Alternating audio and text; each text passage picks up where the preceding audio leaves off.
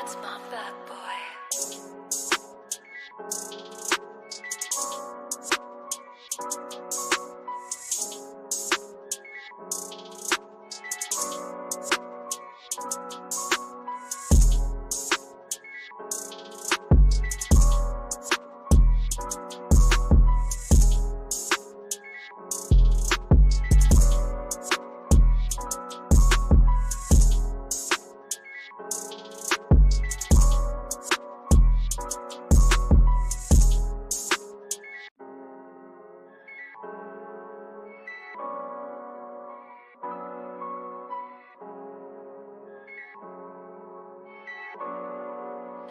That's my bad boy.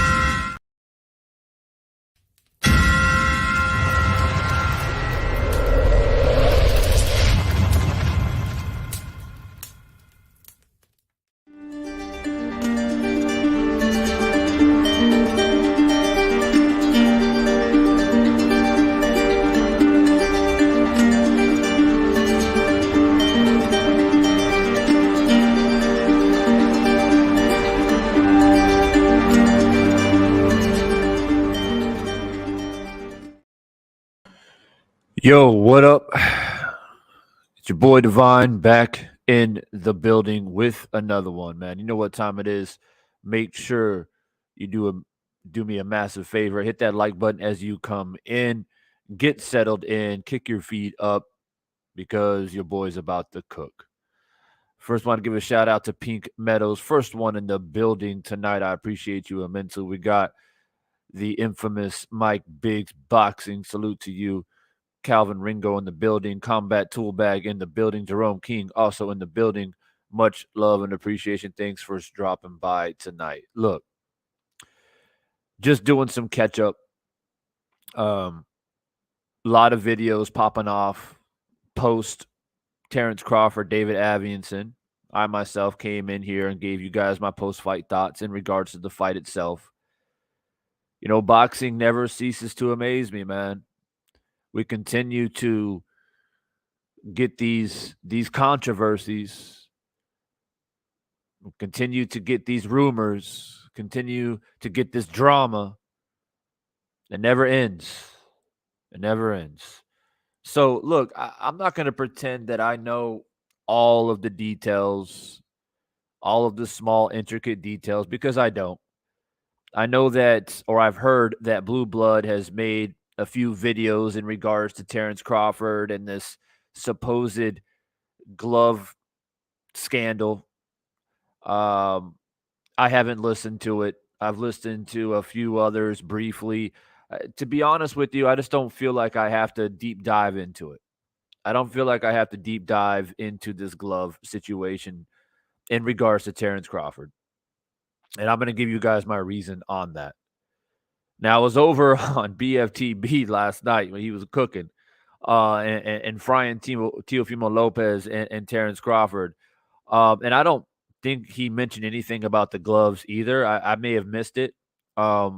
It was more in regards to just the underwhelming. I don't want to say the underwhelming performance, but just the underwhelming kind of aura that is around Terence Crawford right now. And a lot of people, even myself, have every right to feel that way. When you're fighting a guy like David Avianson, who's ranked number 6 or number 7. But that's another conversation. I'll stick to the conversation at hand. So, like I said, there's a lot of rumors swirling around that Terence Crawford had tampered gloves or deflected gloves, or there was some situation with the gloves. You guys saw the thumbnail of this particular live there's a certain part of the glove that was definitely ripped open, torn open. There was definitely a defect, right? I didn't notice it live. Didn't really pay too much attention to it. I remember him going to the corner and they were addressing the glove. There's also people out here getting upset that there wasn't anything really done about the glove being ripped open. And I saw Boxing Ego post something about the round that they discovered that the glove was ripped open was the same round or the next round where he ended up knocking out David Avianson. There's like this black cloud above Terence Crawford on many different levels. Okay, but I'm going to give you my perspective, and I'm going to hit the nail on the head right now. Terence Bud Crawford didn't need a rigged glove or a tampered glove to beat David Avianson. Like, let's be fucking real here. And I'm one of the people out here who I've been criticizing. I've been criticizing Terence Crawford in regards to his maneuvering and his boxing operations out here.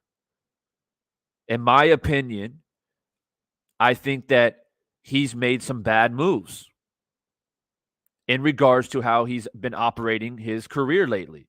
The things that he has said, there's definitely a lot of inconsistencies. There's definitely a lot of things that make me turn my head and question what he's really doing in boxing. I don't feel like he is fighting for legacy anymore. I feel like he feels like he is he's well grounded in his legacy. He doesn't need to prove anything. I believe he still has a lot to prove, but I feel like he doesn't feel like he does, and that is my stance. But in regards to this glove situation, it's ridiculous. It's ridiculous for two reasons. Number one, he doesn't need fucking gloves to beat David Avianson. He could have knocked out David Avianson with fucking 14-ounce gloves. I'm keeping it real. Secondly, these people out here that are comparing this glove situation to Tyson Fury, stop. Stop. And I don't know who's saying it. I don't know who's saying it out here. I don't.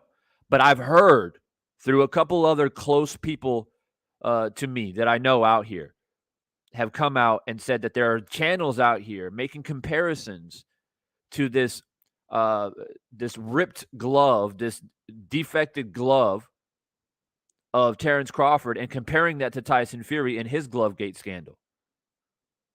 There is no comparison.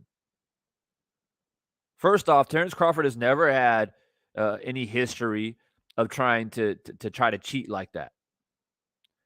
Not fair at all to paint him with that brush. Secondly, and most importantly, Tyson Fury has a long history of speculative shit, right? Long history of PED usage, right? Conspiracies in regards to gloves and different things, different maneuvers and stuff behind the scenes, and his connections with fucking drugs and all kinds of crazy shit, right? We know the laundry list. To put Terence Crawford's name alongside Tyson Fury's name is something that I'm not going to co-sign. Terence Crawford has his own issues that I've been addressing, that I will continue to address, but I refuse to co-sign anything with affiliating his name with Tyson Fury. And if you're doing that to get views and to get clicks and all this other shit, that's fucking pathetic. We got Dwayne Price in the building. Good to see you, Dwayne Price. I appreciate you. Make sure that you hit that like button on the way in, y'all. I need those likes to get up. I need to get back into the groove. Your boy Divine's out here cooking again. We got the Village Brother. Always good to see the Village Brother out here. DP Rocker, the legend, in the building. JC in the building. Woke in the building. Afro Rican in the building. E Unstoppable in the building. And, of course, my man Alfred in the building, dropping in this massive super chat. Much love and appreciation. Let me go ahead and read this. He says, salute. I'm on the road right now, but yeah, let's see if Wilder haters / Fury fans keep the same energy. They said that Wilder was making excuses when we bring up Fury's Glovegate. They can't say nothing now. That's why I hate cheaters and hypocrisy. Salute, Divine. Salute to you, Alfred. And phenomenal point made. And I'm glad you dropped the super chat so I can highlight this. When people got amazing points like this, phenomenal points like this is where super chats are important. So I appreciate you. Let me piggyback off of that. I also find it ironic that the same people, to Alfred's point, the same people that came out here and called a lot of people crazy and delusional and haters and crybabies when the floppy glove pictures came from Tyson Fury, when the floppy glove pictures came about, the egg weights, all the other speculative shit that came about when it came to Tyson Fury, right? The allegations, the accusations that Deontay Wilder brought forth against Tyson Fury. The same people that openly criticized and critiqued and chastised and attacked Deontay Wilder are out here all of a sudden riding the wave of, oh, I guess Glovegate shit is possible. Oh, I guess you can rig gloves. Oh, I guess Terence Crawford is trying to pull a slick one. But you guys didn't have that energy last year or 2 years ago after the Tyson Fury Wilder second fight. Y'all didn't have that energy then. It was all Deontay Wilder's a bum. Deontay Wilder's a crybaby. Deontay Wilder's delusional. Deontay Wilder can't take a defeat. He can't take a loss. Deontay Wilder isn't a man. Y'all attacking his manhood. Tyson Fury would never cheat. Tyson Fury would never load his gloves. Why would Tyson Fury need to do that? Tyson Fury's a better fighter. On and on and on we go. Then you come around and all of a sudden you see a picture surface of Terence Crawford's glove ripped open. And y'all out here talking about Terence Crawford's a cheater.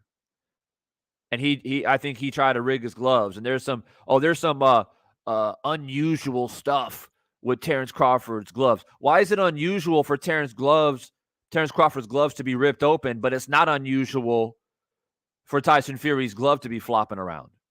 Yeah, I'm just asking a question. Just Do Boxing in the building. What's good with you? JC in the building. Mangus Allen, what's good?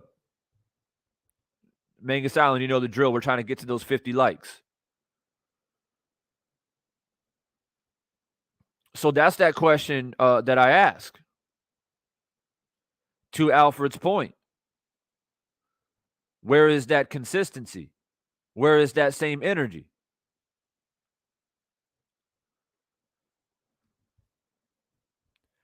And the hypocrisy is astounding. This is why I know. This is when I know motherfuckers are full of shit out here. This is when I know. Full of shit. They act different on YouTube than they do in real life. I mean, I've known this for years. Some of these channels out here, bigger platforms than me, they go live and get 2, 3, 4, 500 people in their chats, and they're talking this bullshit. We got people out here faking deaths or faking like tragic accidents to get super chats and fucking Patreons. We get all kinds of fucked up shit out here. And this is another one, right? I'm putting my energy into the fact that Terence Crawford, to me as a boxing fan, is disappointing in regards to his maneuvering. But that's my energy focus right there. Because like most of us, whether you're a Crawford fan or a Spence fan, at the end of the day, we all have one common objective, one common goal. And that is for Crawford and Spence to get in the fucking ring. So then we're trying as boxing fans to try to figure out a way to entice these two men to face off. But then we get these stupid ass controversies that pop up. It only takes one channel with a decent following to drop pictures of the ripped glove of Terence Crawford and to suggest the fact that he tried to rig the fight or, tamper his gloves or whatever the case may be. And then it becomes a domino effect. But then you look at the landscape of that domino effect and of those channels who are making these claims.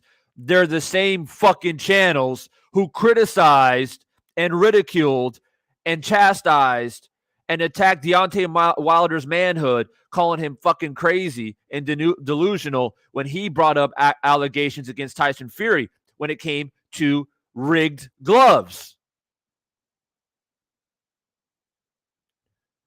But you know what? What goes around comes around. Karma is a bitch. When a lot of people are out here going crazy and losing their mind at the fact that, I can't believe, and I'm talking to Wilder supporters here, straight up. When Wilder supporters were getting upset that people would attack Deontay Wilder the way he was being attacked, right? I want you guys to keep that same energy too. And when you hear channels out here claiming that all of a sudden a glove gate scandal is a real thing now. It wasn't before, but it is now because it's Terence Crawford. But Tyson Fury's exempt. He would never do such a thing. I want you guys to keep that same energy too. And step on these channels' throats. Got my man Platt Boy Plays in the building. What's good, man? I appreciate that super chat. It's always good to see you, man. Yeah, your boy's back.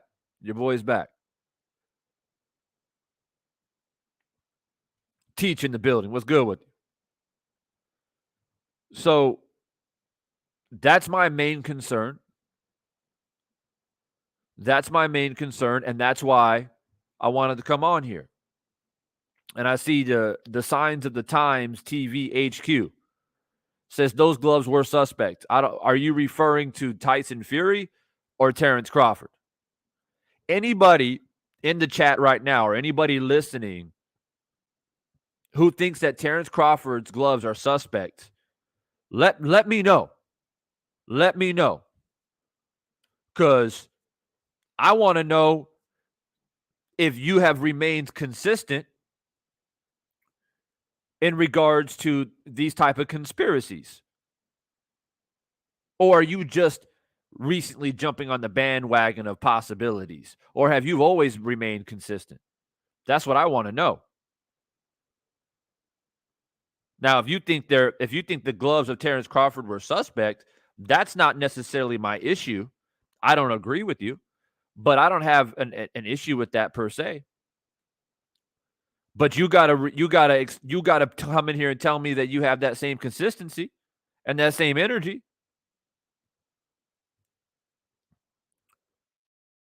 So there's the link right there to anybody that wants to come in and voice their opinion.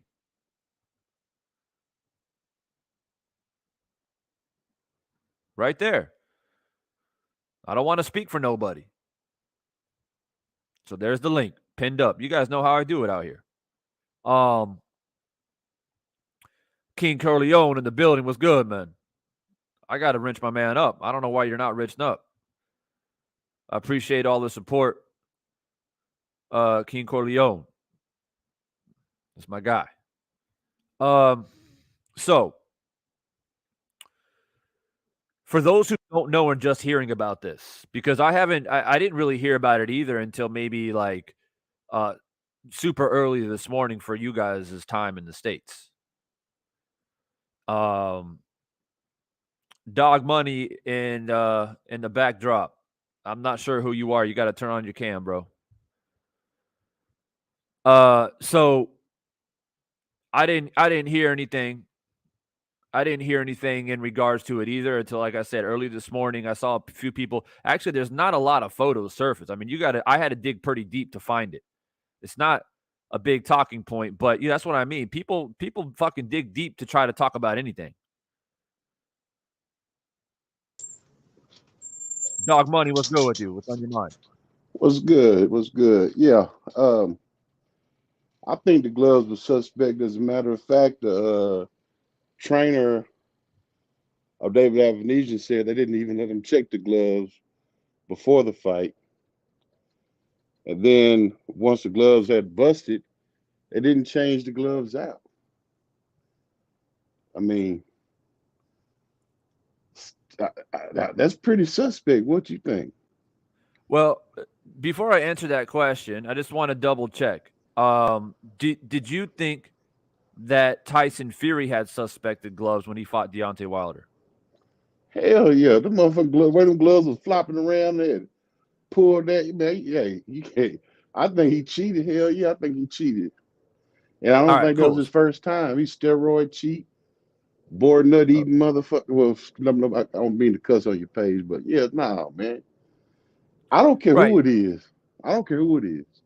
Right. So I just want to make sure that we're on the same page in regards to consistency. My stance is not that glove gates don't happen and gloves can't be sabotaged. Obviously, we have another recent example, like at least in recent memory of Antonio Margarito, right? That motherfucker was caught red-handed. So it does happen. So I'm totally aware of the possibilities. Now, my stance is this. I get what you're saying in regards to why weren't the gloves changed out. That was a strange situation. And then I don't know if it was the same round or the round after that, he goes in there, ends up knocking out David Avianson. And so it's a bad look. But Well, one thing I don't think that the gloves are necessarily the reason why he went to sleep. This is what I'm gonna tell you. On Avenesian's verified Twitter, he's saying that they didn't let his coach check the gloves before the fight. He never seen either pair. They let him see them, but they wouldn't let him touch them. Wouldn't let him put his hands in it. Wouldn't let him touch him. Period. Right. Before the fight, So here's my thing. And a lot that's of this suspect. a lot of this conversation is being sparked because if people came out and just posted a couple of pictures of the gloves being ripped and people complaining that the gloves weren't changed out, I probably wouldn't even make a live. I would just be like, whatever. It's one of those things that happen in boxing. Sometimes boxing commissions, they're like deer eyes and fucking headlights. They Yeah, don't know what yeah. they fucking make mistakes. It's the heat of the moment. Do we change out the gloves and stop the fight? Or do we just tape it up and keep going, right? It's a on-the-spot decision. But the whole reason why I came live is because people were comparing Terence Crawford's glove situation to Tyson Fury. And I don't No, agree with that no. I because don't. I there's a don't. I big don't think that difference either. between a glove having a defect and splitting apart and a glove flopping around, a boxer punching somebody in the face with the palm of their hand, right, and not their knuckles, right? There's a massive difference, and not to mention the history of Tyson Fury. Terence Crawford doesn't have a history of trying to fucking manipulate gloves. Tyson Fury does. Now, I don't mean like proven history for Tyson Fury, but definitely speculative history. Terence Crawford doesn't. The other thing I have to ask is why would, even to your point, Dog Money, the whole thing of they didn't let David Avington touch the gloves and all that stuff. I don't know how true that is, and I understand David posted that. But my thing is, why would Terence Crawford need to cheat against David Avington anyway? It doesn't make any sense. I He don't. He was wouldn't. he was going He to knock his wouldn't. ass out regardless, even if he had 14-ounce gloves on, in my opinion. No, I don't. I don't feel like he had a reason to do it unless he wanted to make the guy look like Ugas or something. But other than that, I don't see any reason for him. I don't. I don't feel like he had to do that in order to win the fight. So I don't. Right. I don't. You ask. When I came in, I heard you ask, was it suspect? Well, Uh-huh. hell yeah, it's suspect. If I couldn't touch the gloves pop. You don't change them out. You know, you didn't. If you don't do things the right way, it's gonna always be questioned, right? Oh, for sure, for sure. And look, this is boxing. It's a corrupt sport. It's riddled with all kinds of conspiracies and referees and judges and gloves and putting fucking muscle relaxers in fucking water, Well, and well, well. the list In goes life, on. in life, look, we do things right that it's just like maybe your neighbor asks you to is in have an emergency situation and asks you to pick his teenage daughter up, and you get pulled over by the police, and shit, you looking kind of suspect. You might not even want to like, man, I'm not picking your daughter up, man. You know what I mean? Even though I might not be doing anything wrong, I don't want to give the appearance that I might be doing something wrong. You know what I mean? I don't even want it on Right. my record. I got pulled over with a little teenage girl, underage girl in my damn car. You know what I Yeah, mean? I feel you on that. I feel you on that. You got to be you got to be aware of your surroundings and be careful of your decision making, especially when it's a slippery slope type situation like that. Now, we got K Rod in here, and I'll let him cook in a second. We also have to take into account, and I'm playing devil's advocate here. Glove defects happen. Gloves are made on an assembly line. Anything on an assembly line can have defects. It doesn't matter. I mean, you can buy your kid a toy, and 5,000 of them could be good, and then one of them could have a defect, right? And so gloves, I've had gloves personally where I use them And, for a workout. The next workout, it fucking splits, or the Velcro doesn't work, or shit happens. Um, does it happen often? No, but it no, does happen. So we have to take that into account as well. Now, I'm going to keep doubling down on what would be the reason, what would be the purpose of Terence Crawford doing something to the glove when he doesn't really need to do anything to the gloves to have an upper hand, right? Completely different situation to what Tyson Fury was suspected of doing. Because Tyson Fury, if you have a floppy glove or if you're accused of having egg weights in your hands or whatever the conspiracy was, that's an allegation of trying to get an upper hand, trying to get an advantage. And I don't, for me personally, by the pictures that I've seen of the ripped glove, I don't think Terence Crawford was doing anything. Even if he did anything to his gloves, I don't think he was trying to get the upper hand. I don't. He doesn't need to. I mean, it just I can't wrap my head around the idea. It's not like it's not like Tyson Fury going up against the most devastating puncher that we've seen in the sport, and he I needs agree. to figure out I a agree. way. I agree with you 100%. But I also want to put a statement on that Everlast came out and made a statement saying that they had some uh, uh, problems with during the manufacturing. That and they were aware of some of the gloves had issues. That's why they sent extra pairs of gloves for in case something like that happened. You know what I mean? Okay, I don't know if they notified them of that they had issues with those gloves, but Everlast did make that statement. So I'm not saying he cheated. I was just being devil's advocate saying, hell yeah, it's suspect when you don't let them touch the gloves. And you don't change the gloves after they bust. You know what I mean? yeah, That's that's that's a fair point to make. Yeah, I mean, obviously, you don't know if gloves are going to split open or in the middle of a fight they're going to have issues and break or whatever. But I see what you mean. Again, it goes back to if that does happen in a fight, what is the protocol? What is the protocol? Is it you fucking just tape it up? Do no, you you stop the do you fight. take you stop the fight, take them off, and change? Damn right. Right. So, and I'm fine with that. Now that didn't happen. I don't know why that didn't happen. Um, but again, does it? Is it a true blemish on Terence Crawford? Did he try to pull a slick one? Is there some weird shit going on behind the scenes between Terence Crawford and the WBO?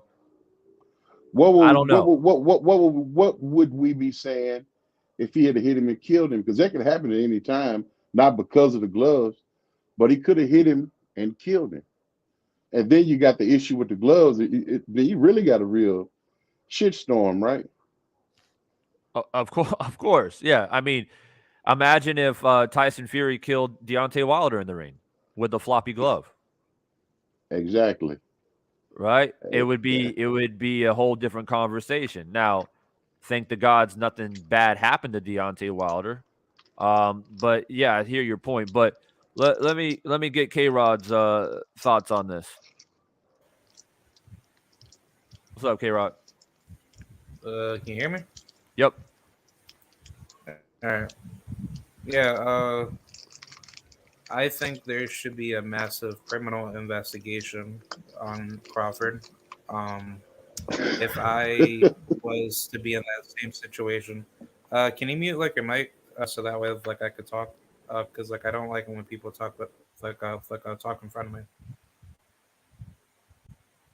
All right. So I think there should be a massive investigation because to me, if I was in that same situation, and let's just say if I was David Avenesian and I was in a position of being, susceptible to potentially die, I would want to have some criminal charges pressed on Crawford because I could be suspecting that out of my own self consciousness.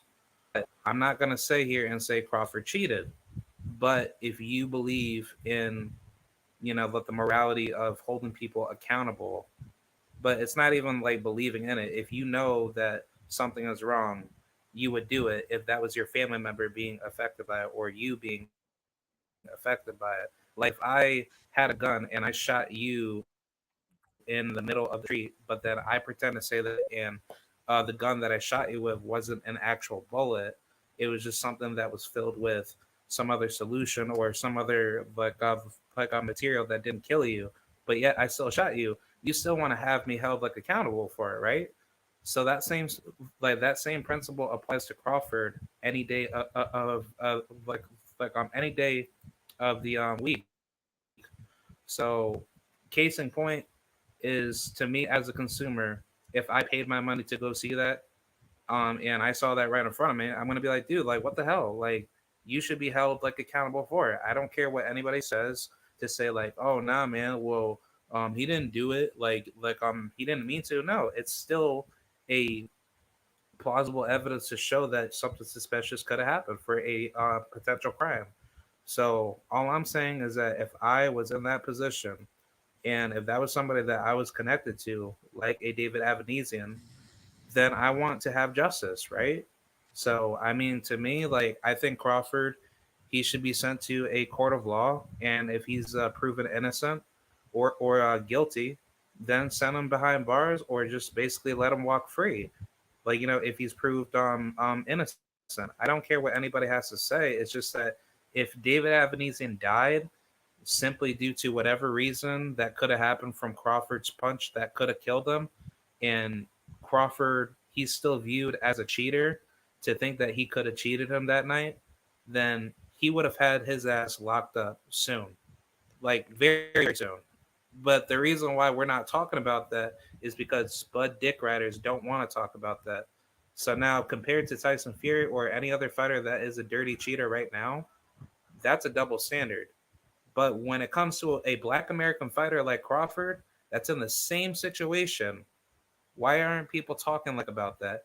But wait, case in point, if that was Errol Spence in the ring fighting Crawford with weird ass gloves like that, that principle would have to apply because case in point, it's all about if you had somebody that you were close to or if that affected you, morality wise, you would want to take action. Because if I try to kill you in a fight with messed up gloves like that, you would view me as a criminal.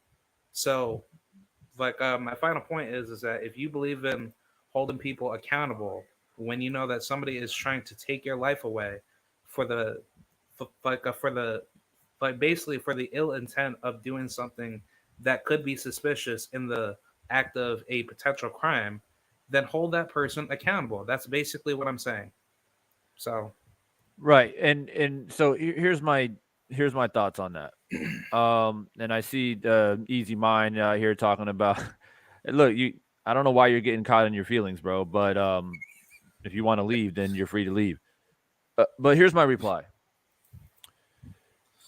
You first off, if you're going to press charges on anybody, you would have to have a beyond a reasonable doubt that Crawford was aware that his gloves were not proper. Like, you know what I mean? Like you would have to come out and say, I have a reasonable suspicion that Crawford was like, he knew that this was potentially going to happen to this glove or there was something wrong with the glove and et cetera, et cetera.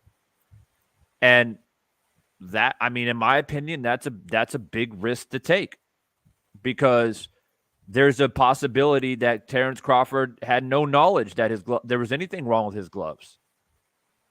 That doesn't negate the fact that something did happen to the gloves and it should be acknowledged. But where is the acknowledgement? Who is actually to be blamed? Because if you feel strongly in your heart that Terence Crawford knew the gloves weren't right, he wore those gloves, and he put David Avinson's life at risk with gloves that are not properly maintained and checked, then sure, that is borderline criminal. But that is a reach, in my opinion, to assume that Terence Crawford would do that when he doesn't have a history of doing things like that.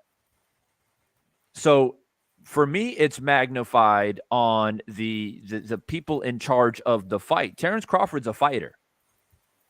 When there is a split glove, if a glove splits open or the tape comes off of where the laces are and the tape is flying around, the laces are flying around, or any type of defect of the glove, it is the responsibility of the commissioning body and the referee to take charge. So, case in point, my man Playboy here says here in the super chat, he says the ref said we'll change the glove the next round, but the knockout happened. So, whose fault is it? Should the referee stop the fight right away and change the gloves? Yes. Is it the ref's fault that he didn't do that and then the knockout ended up happening? Okay, sure. So let's look at the referee then.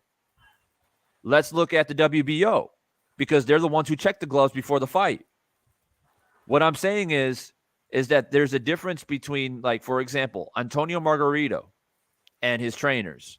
They knew damn good and well that they were putting fucking plaster in his wraps. Margarito knew this. This is why Margarito is banned from the sport.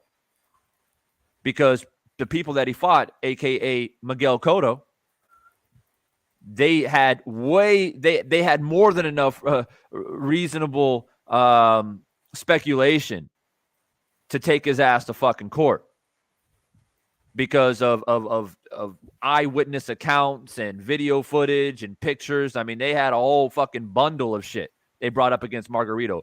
Margarito was fucked, right? In my opinion, this is not that type of situation. You got a glove that split open during the fight. It doesn't happen often, but it does happen. My viewpoint is that the people in control of the fight, aka the referee, most importantly, if you're going to blame anybody, that's who you blame. Because if you don't blame the referee, or you can say, oh, I blame the referee, but it starts with Terence Crawford. Well, you have to assume that Terence Crawford knew that his gloves were fucked up. And he wore them on purpose. But in my opinion, like I said, is a reach to make that type of speculation. And again, this is not the same type of comparison to Tyson Fury, because Tyson Fury has a fucking history of pulling some slick shit. And again, once again, my Plat says in the chat, like, you know, if we're going to go after Terence Crawford, and if your stance is, you know what, David needs to go after Terence Crawford.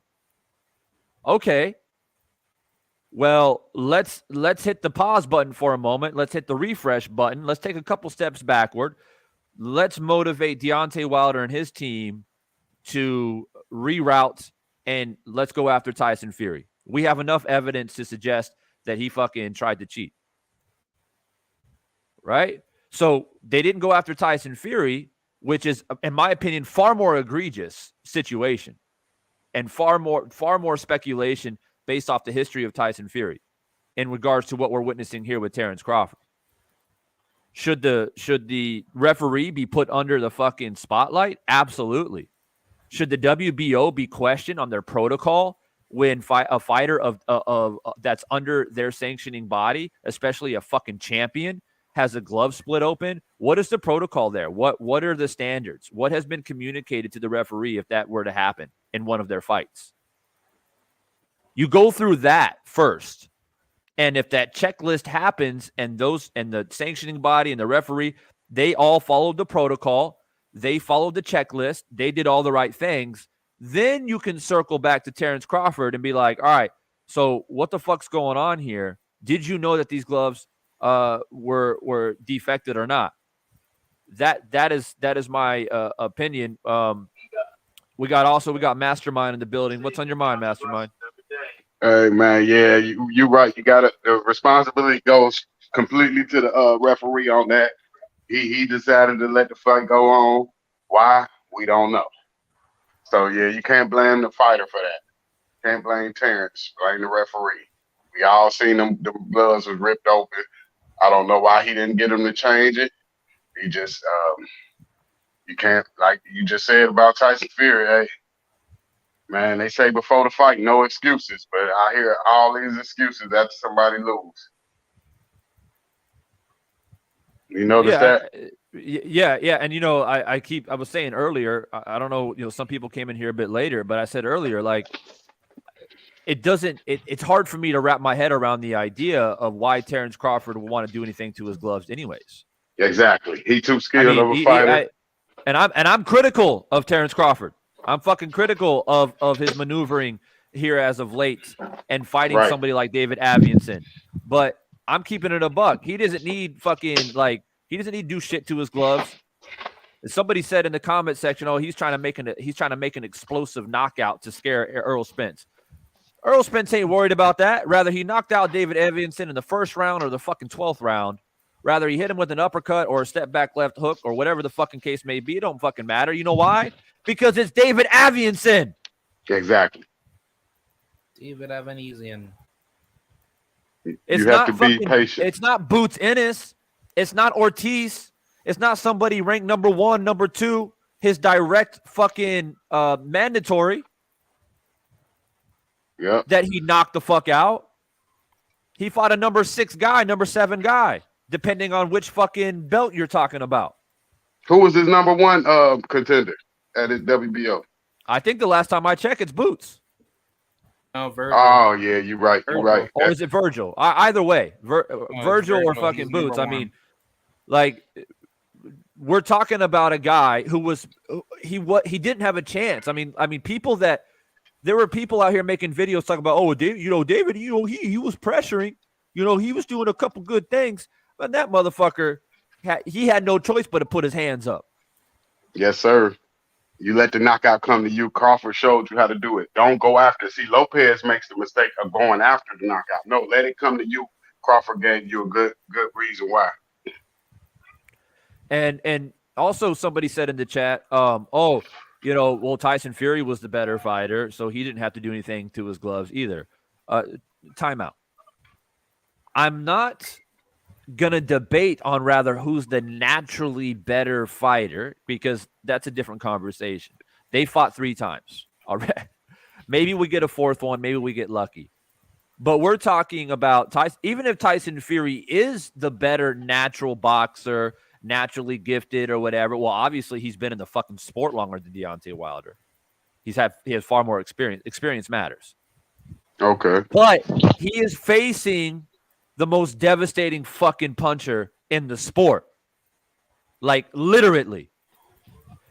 Yep. There is such a thing as getting an upper hand against somebody like that, even if you do have technically better skills or boxing knowledge or experience or whatever the case may be. That would be like Floyd Mayweather, who's a far superior boxer than somebody like Manny Pacquiao or Marcos Maidana. And he's going to come in the fucking ring with floppy gloves on. Mm-hmm. He's going to come in the ring with floppy gloves because he knows Maidana hits harder. He knows that Pacquiao hits harder. So he's going to get a little extra edge, even though he's a better technical fighter. So that argument isn't valid, in my opinion. I agree. Okay? The idea that, Tyson Fury didn't need to cheat because, he's a better fighter anyway. Well, like I said, he was going up against the most devastating puncher in the sport today and possibly of all time. So, and let me say this too. Tyson Fury himself has said multiple times on how nobody's hit him in his entire life like Deontay's hit him. Not only that, he said Deontay knocks out everybody else in the division. So Tyson Fury has already acknowledged the power, and he has a right to acknowledge that and be honest about it because he was fucking knocked down 4 times in 3 fights. And you can argue that if it wasn't for a gracious referee, he would have been knocked the fuck out. Twice. In the first and the third fight. Remember, he got knocked down in the third fight, and the referee made Wilder go to the corner.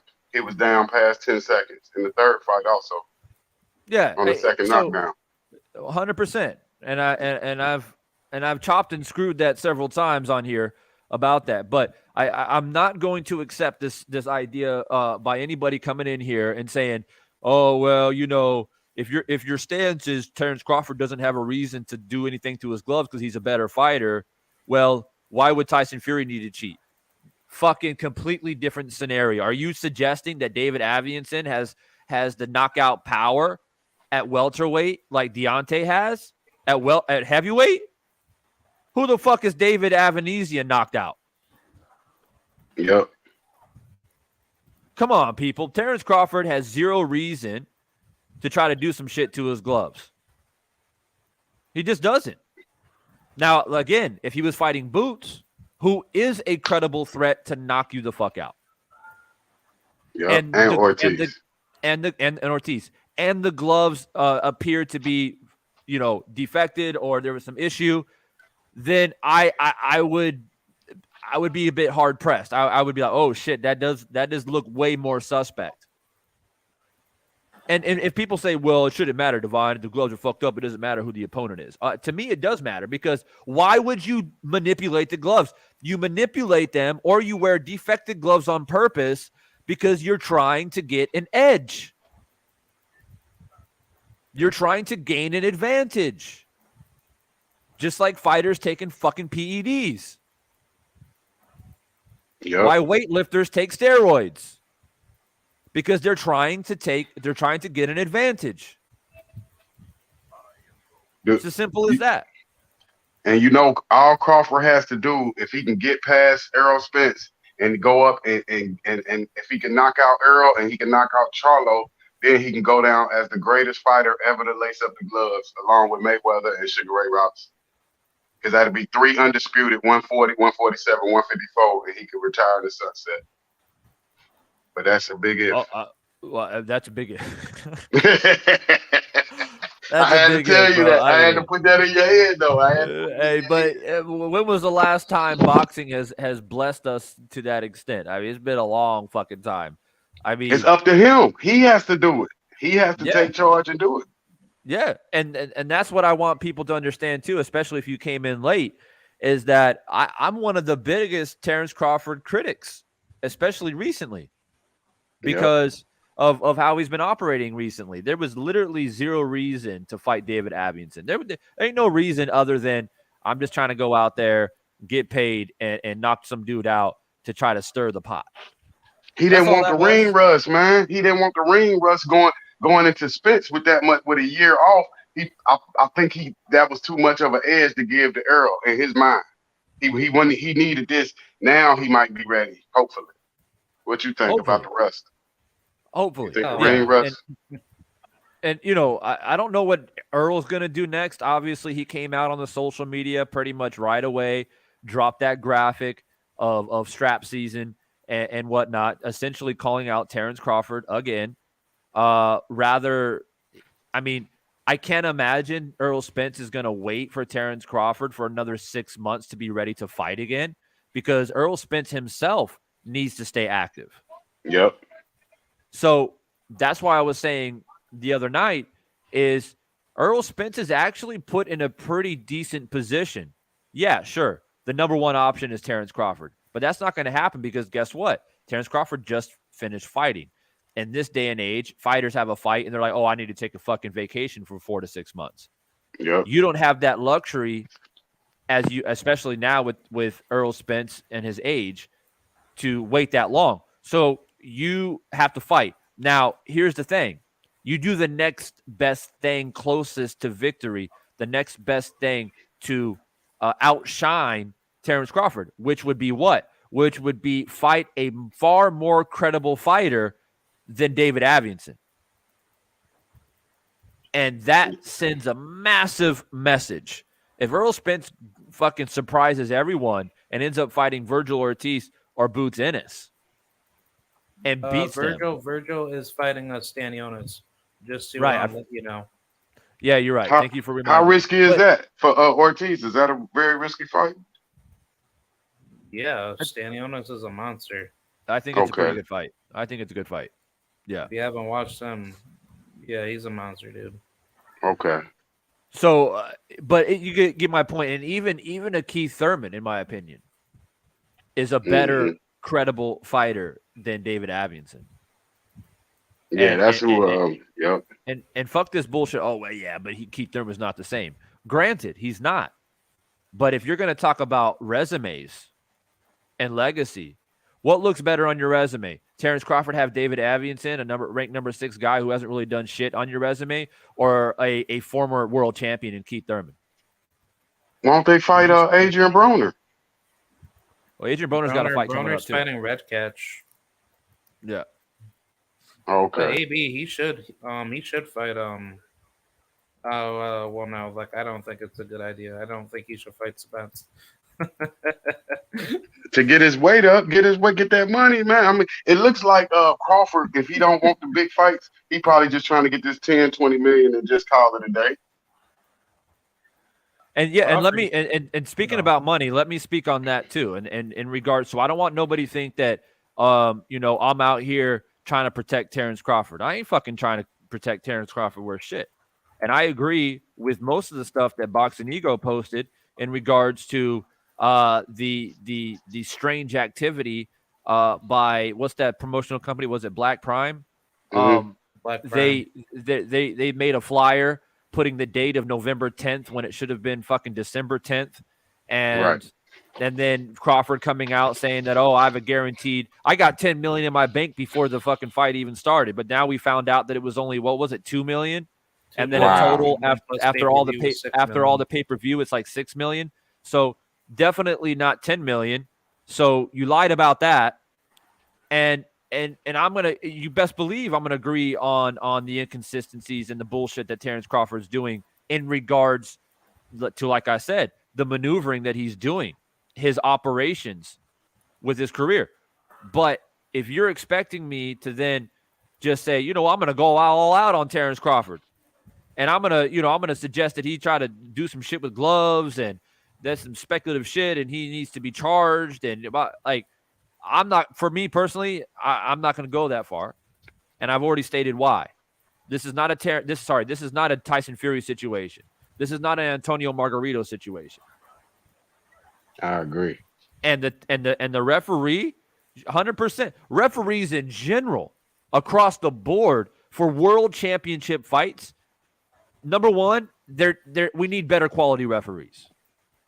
Let's get that out. And judges too. And of course, judges, right? But sometimes we forget to talk about referees. We focus on scorecards and and that type of controversy, which has been around since the fucking dawn of time. But sometimes we forget about how much a referee can influence a fucking fight. We just recently discovered, and I meant to go live about this, but I forgot, about how a referee admitted of giving Manny Pacquiao a long count early in his career. He admitted it on camera, saying, "Oh, I gave Pacquiao a little bit extra time because the arena was full of Filipinos, and if I didn't do it, they would have fucking, they would have went crazy." Who gives a fuck? You cheated, right? And nobody's shining enough light on that. Nobody's taking account that how much of an influence referees have in a fight. I mean, how many times do we have to go down in history? We go back to what fight was that? Chavez and Taylor, right? Was it Taylor? Where there was that knockdown, he got up clearly in time, and the referee called the fucking fight. Right? And then we get situations where Tyson Fury in the first fight against Wilder slams his head off the fucking canvas, his eyes roll in the back of his head, but Jack Reese is giving him a full-on fucking 10 count. When a lot of referees will call the fight. They'll call it right away. So the amount of inconsistencies, the performance of referees, I've openly criticized somebody like Kenny Bayless so many fucking times till my face turns blue. Right? We need enthusiastic, athletic referees who love the sport, and guys like Mills Lane, who recently passed away, rest in peace to him. A guy like Mills that Lane was a good ref. who, by the way, used to be a boxer. I believe in the Marine Corps or something like that. He fought before. So I don't have a problem with referees who used to fight. You're going to sympathize with fighters a little bit because you know how it is to be punched in the face. You might give them a little half a second extra to get up and do those type of things because you know how it is. But we need referees that are willing to be held accountable, that have responsibility, that have a knowledge of the sport, that have athleticism, that have the ability to let fighters fight, but also call out and see dirty shit. And who gives a fuck about the crowd? Who gives a fuck about the media and what they're going to say and how much they're going to ridicule you? If a fighter's cheating, you disqualify that motherfucker because that's your job. And we don't have enough of that. We don't have enough of that in the sport, and we don't talk about it enough. My Jerome bad. My bad, Divine Sense. Yeah, no, I got you, bro. Jerome, what's good, bro? What's on your mind? All right, can you hear me? I hear you, bro. Okay, good. But yeah, man, I really didn't watch too much of the fight. I only caught glimpses of it because I was switching back and forth between the Crawford fight and the T.O. fight, of course. But as far as the glove situation is concerned, do I think that Terence Crawford and the Tyson Fury situation is the same? No, they're not. Because yes, the opponents were completely different opponents. And that part I completely get and understand. So yes, the opponents were different. Now, another thing I will say is this: yes, glove defects do happen in gloves. It happens. I mean, it doesn't happen often, so you're right about that. That part I do agree with. They don't happen often, but they do. Gloves can tear. I've seen gloves tear in sparring. I've seen it happen. Yeah. So I mean, it does happen. Yeah, it does. Now, as far as how it was handled going forward, I didn't agree with. I didn't agree with how it was handled after they got torn. Do I think it would have changed the outcome of the fight? No, it wouldn't have changed the outcome. Absolutely not. But but the thing is, when we talk about Tyson Fury and his glove situation, yes, he was fighting the most destructive puncher in the sport. Given that, point taken. Now the thing is, with that, he did have his advantages in the fight, which I don't agree with, and I do still believe that he cheated, regardless of what. I still believe that he cheated. Now, do I think that did have an outcome or a change in the fight, or did that change the outcome of the fight or help in the outcome of the fight? And that fight, absolutely, it did. That's my personal opinion. But does it affect how this fight played out? No, it doesn't. Because if he would have put on a different pair of gloves, he still knocks that man out. Whether it be the round after he changes the gloves or a round or two after he changes the gloves, he still knocks that man out. But that's pretty much what I got to say about that. Yeah, I agree. I mean, he could have been wearing 14-ounce gloves. Divine Sense, the point you was making on the referee is, see, that's tricky, just like Mills Lane. If you notice when Holyfield was undefeated, Burt Cooper knocked that man, had him silly, and Mills Lane jumped in and saved Holyfield and called it a knockdown where he was going to mess around and pummel Holyfield. So I think with the rest, it's about who you're biased. Like what you brought up, Medrick Taylor Chavez. That's Don King.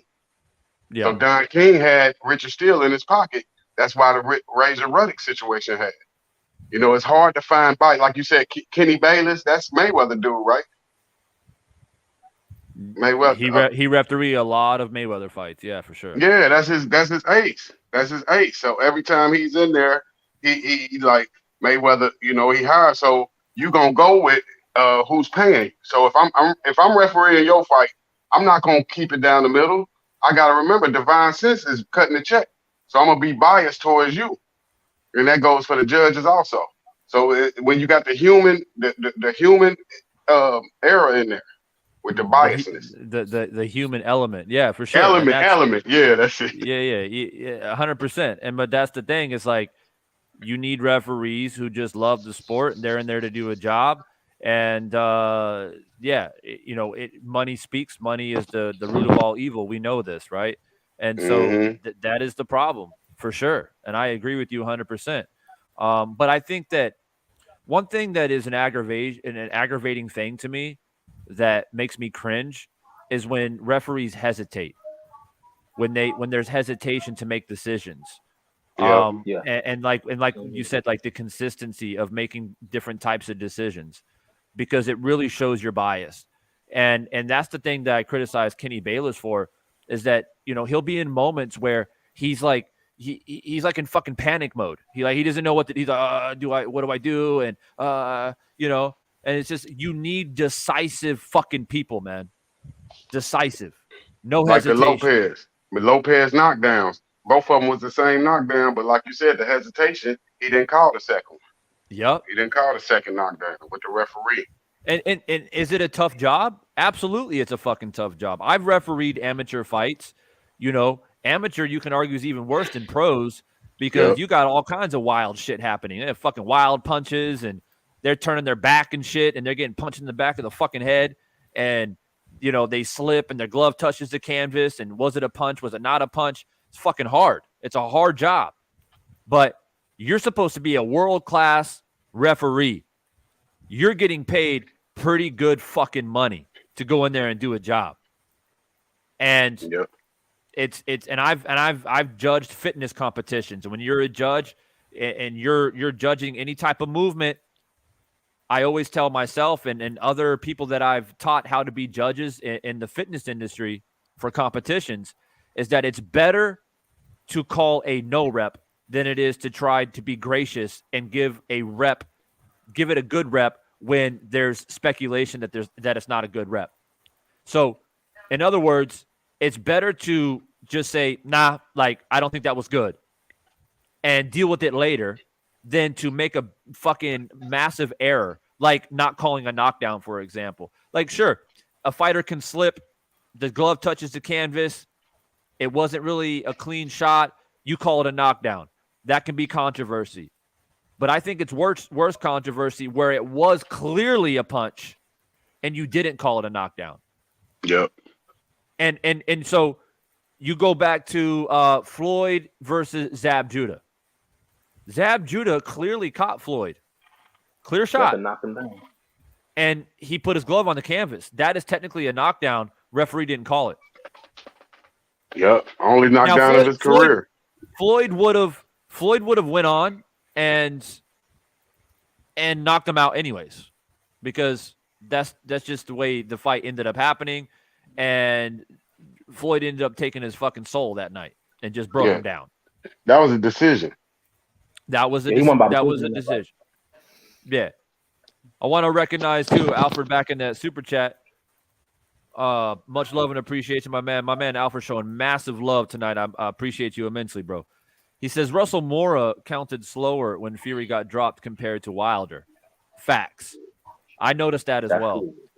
His reward was a Canelo plant fight, and then retires and gets hired by the WBO.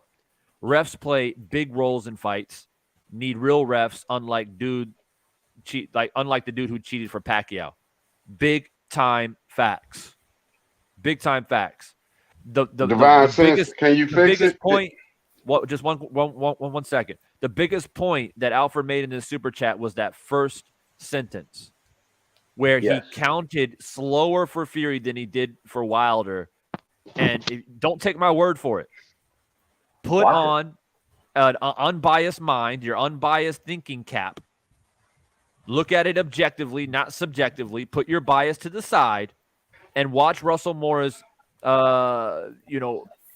his count. Watch his physical attributes on how he makes the count.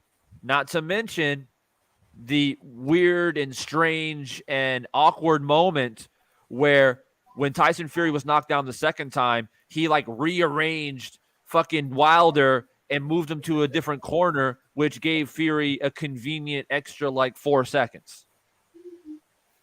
Now, I've already said live multiple times that the fault is not on Tyson Fury.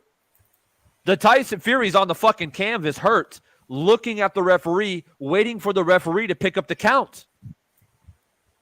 Tyson Fury's going to move if he can get up. If he thinks he can get up, he's going to move off of the count of the referee. So it's not Tyson Fury. Like, Tyson Fury has nothing to do with a long count or a slow count. That's on the fucking ref. Not to mention, to further Alfred's point on this, Russell Mora is the same guy who years prior refereed a fight. I can't remember the fighters in the fight. There was at least one credible fighter in the fight. But he allowed a fighter to punch the other fighter in the fucking balls like 20 times. Lomachenko. Literally 20 plus times and never took a point. How in the fuck does a guy like that still referee? Number one. Number two, how does he get a big fight like Fury Wilder? And let's not forget the last minute change, ladies and gentlemen. Yeah. There was a last minute change with the referee for Fury Wilder 3. The Godfather, Bob Arum. He's a beast. Literally the Godfather. Hate him or love him. Right, he the Don. You know, he inherited from the Don. Don was number one for years, but Bob still in it. And he's still number one out there. Bob is the only guy who can be like being around interviewers and media with all the big channels and media outlets out there, and then just turn around to a reporter or someone in the media and say in front of everybody, shut the fuck up. Right. And nobody does shit. Everyone's just like, oh, damn. Right? He's the only guy. Imagine if Eddie Hearn did that. If Eddie Hearn told a reporter to shut the fuck up, he would get chastised in the media. Like, they would go after Eddie Hearn for sure, or any promoter for that matter. Mm-hmm. But Bob Arum, they're like, oh, man, this motherfucker's 110 years old. Like, leave him to it. It's like your granddad. Like, I was alive. I was like in high school when my great grandfather was still alive. My great grandfather died when he was like 97. Right? So he's old school as fuck. He's like, you know, from the Great Depression era. These people were like, you know, buying potatoes for 5 cents to try to survive. And you know, these are hard people, right? And he would just go on a rant at fucking 90 years old and tell people to fuck off and whatever. And people are just like, you know what, man? He's 90. It is what it is. Like, you ain't gonna tell him shit, right? Right. Nope. The only person is maybe your wife to be like, oh, hey, honey, calm down, you know, and that's about it. But nobody else ain't gonna say shit. And I thought that was funny that Mastermind pointed that out, because it's true. Like, Bob Arum can pull major fucking strings, and he is the Godfather right now. Hate him or love him, and trust me, I don't think very much of Bob Arum. Okay, I think that he's done a lot of shit that should have been recognized and brought to the forefront, and it wasn't. I mean, he literally raped Manny Pacquiao for years. And I told people all the time, like, yo, Manny Pacquiao, as great as he is, Bob Arum is milking this dude to the fullest extent. I mean, and but it took him so long to realize it. He finally left Bob Arum towards the end of his career. Because he didn't want to give him the $20 million for the Terence Crawford fight. That's the only reason. He like, all I need is $20 million. I'll fight you. I'll fight your new king. He didn't want to give it to him. Yeah. So it just goes much deeper than a boxer himself or the boxer's team trying to manipulate shit and before a fight. What's funny is you go back to Margarito, and I keep using that as an example because we all can remember that. And I'm assuming if you've been following boxing long enough in the past 15, 20 years, you know the Margarito situation, right? So in the Margarito situation, what I find funny is the only why he was caught was because of God rest his soul, Nazim Naseem Richardson. Yeah. And Richardson was like, yo, hey, so there's something not right with those raps. Right? And that's actually sad, to be honest. That's actually sad. Well, thank God Nazim Richardson had an eye for it and caught it. But it makes you wonder about these sanctioning bodies, man. When they have these people in the fucking locker room, in the dressing room, when fighters are getting their hands wrapped. And like it takes the other coach or the other trainer to fucking see it. I mean, we all got eyes, right? We all see the same shit. We see the man's getting his hands wrapped. Y'all supposed to be experts. So you called it, Defines it. That's how you do it. You pay your trainer to catch the gloves. Mark Breland, they supposed to catch that. You pay them to do that. He just did his job. If you're not catching it, it's on you. You the millionaire. You got millions at your disposal. So you have to make sure your trainer is gonna check them gloves. If you're not doing that, that's on you, man. You can't let the dude come in there with tampered gloves. It's ultimately on you because you got to take the punches. It's not. Yeah. Don't leave it up to the sanctioning body because they not for you. They getting paid off too. Hey, that's true. And but a lot of people did mention when I have to throw this out there for argument, is that when people were speculating that Tyson Fury was manipulating gloves, a lot of the Tyson Fury supporters and or Wilder haters, because there's plenty of those too, they came out and said, well, if that was happening, why didn't JD's see it? Why didn't JD's point it out? Why didn't Deontay Wilder fire JD's, but he fired Mark Breland? Yeah, that was a bad firing. I didn't agree with that termination at all. So, I think he did well. Now, how did you feel about Mark Breland? Was you a fan of his? Indifferent. I mean, I feel like when you look at Deontay's career, you can't throw Mark Breland under the bus entirely, because Deontay Wilder under Mark Breland became a heavyweight champion. For what do you know? So that you can't take that away from Mark Breland no matter what.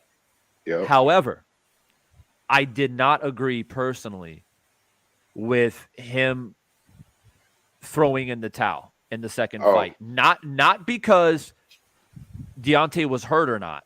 I didn't agree with it because later on I discovered through people close to Deontay that I have contact with is that Deontay made it explicitly clear that no matter what happens, I'm going to go out on my shield. That's the first point. Now, people will say, well, that doesn't matter. The trainer's there to protect the fighter no matter the ego or pride of a fighter. That's fine. But here's another issue. At no point in time in that second fight did Mark Breland warn Deontay coming to the corner. Deontay Wilder didn't look right from the very first fucking round. Let's be real. So exactly. Mark Breland had plenty of opportunities from round one until when the round was stopped to be like, hey, Deontay, I know you told me not to stop the fight, but you're getting fucked up in there. If you don't show me something, I don't give a fuck. I'm going to stop it. He never communicated that. Great point. And he all of a sudden just throws the fucking towel in. Now imagine if you're Deontay Wilder. Right. You got to look at it from his perspective. Yeah. So that is my perspective. And at the end of the day, Deontay Wilder is the employer and Mark Breland is the employee. Right. If you break some type of code, then you can get fired like any other fucking job. So yep.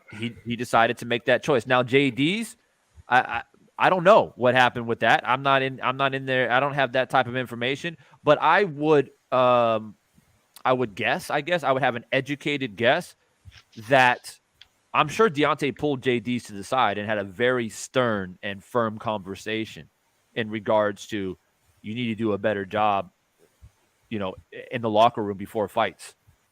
Yeah, Deontay Wilder and maybe he felt like JD's has been there since the beginning. JD's has never done anything to hurt or harm Deontay. He made an honest mistake. So Deontay's a forgiving man. But there are certain things like principles that you just can't forgive. You know, it's like if I like I got a boy, right? And I got so one of my boys, I feel like he might be trying to hit up my chick. And I go to him and I say, yo, dude, like I see you kind of checking out my chick. It don't look right. Like maybe I'm tripping, but I'm just here to tell you, like, I notice it. So just like, you know what I'm saying? Like kick back a little bit. Mhm. And then fucking 2 weeks later, what do I find out? The motherfucker, he out there, he fucking my chick. Now, of course, my chick is done, right? She's going to be held responsible too because it takes two to tango. But on a man-to-man level, we ain't boys no more. Nah. Because I done fucking told you. So Stern warning. it's that type of code. That's the shit you can't forgive. So in divine sense. That's my idea. That's my point on that. But this now, you know, let's talk about the real reason he lost those fights. The only reason he lost to Tyson, it was messed up from the jump. You went in at 233, then you went in at 237. You don't go in there, you're trying to bulk up and get more power to get him out of there early. No, you stay slim. You don't go from Kevin Garnett to LeBron James. You stay slim. You need agility to beat a big Goliath like Tyson Fury. That was his mistake. He don't have the stamina to go with all that muscle mass on him. If he would have stayed slim, if he would have fought him at the way he just fought this last guy, he given himself a better chance. That's why he had to draw in the first fight. See, if he would have stayed in that 210, 215 range, then you could beat Fury. But you can't beat him trying to match his power. I've pointed that out several times. I think that there's definitely some strange and eerie things when it comes to Tyson Fury. I've never accused him of cheating, but I have done a film study of the second fight. There are some strange fucking shit going on in that fight. I don't know what it is. I film studied it. I pointed certain things out, and I let the people decide for themselves. But I do agree that coming in at 240 was a bad decision. And to be honest with you, I think Deontay realizes that now. Hence the point, when he came and fought Hellenius, he was back to that slim, athletic body, and we saw what happened. So he learned from that mistake. And if they do, for whatever reason, fight for a fourth time, I'm expecting Deontay Wilder to come in at 215. 220. But how do you make that mistake in the rematch in the third fight? How do you do it back to back? One simple reason. And some Deontay Wilder's name, they may not like to hear it, but I'm going to say it. Pride, ego, and fixated on vengeance. Yeah, I agree with that. There's no other reason. So you think that he thought that was a better method? And I wholeheartedly believe that Malik Scott, leading up to the third fight, probably told Wilder, like, I don't know if this body weight's a good idea, bro. But it got to the point where fucking Malik Scott said, you know what? Like, Deontay's he's in a different realm. Well, I can't convince him of doing shit. Like, he's in a different mindset. He's going to do what the fuck he wants to do, and I'm just going to leave him to it. And I'm just going to try to be the best coach that I can and be his brother, be his friend, and be there for him. And it's too late to change him now. But after the defeat and after going through that experience and gassing out early in that third fight, he gassed out really early. He started well, gassed out early. You know, of course, Deontay's going to go back and say, yeah, you know, I was probably a bit too heavy. And Malik probably said, hey, man, I try to tell you, bro. I try to tell you. And Deontay probably said, I got you. All right, next fight, I'm gonna listen. I'm gonna listen a little bit better. Like, I'm moving on from this. And then, of course, they made that adjustment, and we saw the results against Hellenius. So, do you think it was natural COVID weight from the rematch? Was natural COVID weight for being off all that time from COVID? Do you think that's how he put on all that weight because he was off for that COVID? No. Possibly. I mean, Deontay Wilder was clearly he was clearly lifting a lot of fucking weight. He was clearly eating he was posting his nutrition and the shit that he was putting on he was putting a shitload of calories into his body. Right. He was We- definitely trying to build and put on muscle. He was like making videos of smashing the fucking heavy bag and doing bench press. And he was trying to send a message to Tyson Fury, like, I'm gonna come and knock your fucking head off. And you know, for Tyson Fury, he's like, good, I want you to come in heavy. Because when I fought you the first time and you weighed 215, you were difficult to handle because you were fucking fast. I had to be careful. So yeah, good. Come in heavy. That works in my favor because I can walk you down. I can walk you down if you're heavy. Yeah. And that's what he did. We got Jimmy in the building. What's up? Salute, bro. I hope everyone's doing well. See, my thing is this: I feel like tactically there are some benefits of putting muscle on, because with Deontay, the muscle he put on was really lean muscle. Yeah, it was good muscle. So I think like when you're outweighed by 70 pounds, which is damn near 10 weight divisions, like by the smaller weights. I don't know, man. I feel like there are benefits to it as well, because you won't get mauled on the inside as much by Fury, who's probably, I mean, that dude's about 20 stone at least, 285. I don't know, man. Coming in 60, 70 pounds lighter than someone, I feel like Wilder was like, there were reasons why he wanted to put on muscle. Just, so if it got physical, he could handle himself and do more physical damage. So, just like anything in life, right? There are benefits and there are drawbacks. Yeah, that was a good. It sounded good, but he needed the agility. He needed the legs to get away, so he don't have to infight with him. That's why I think the slim is better. He could use his feet better and get and use more movement against Fury instead of just be in there hanging, letting him maul. Genetically, Deontay Wilder has a lean and athletic body, and it just so happens that he's 6'7". Garnett. He's Kevin Garnett. And so, yeah, like him putting on muscle was counterproductive because he went to LeBron James. Right. So if Kevin Durant hit the weight room and put on 20 pounds of muscle, maybe he can rebound better, but he's not going to be a faster, better player. Yep, it's going to take away from him, ain't it, Divine? Yep. 100%. 100%. So you play to your strengths. But Divine, what about age though? As heavyweights mature, don't they get heavier? But he came back lower, and it's not last fight. Not always. Okay. He came back to his natural weight in his last fight. Hold on. Before I continue, I want to say this because Jimmy, I was meaning to say this to you before, but I didn't have a chance. But what's up?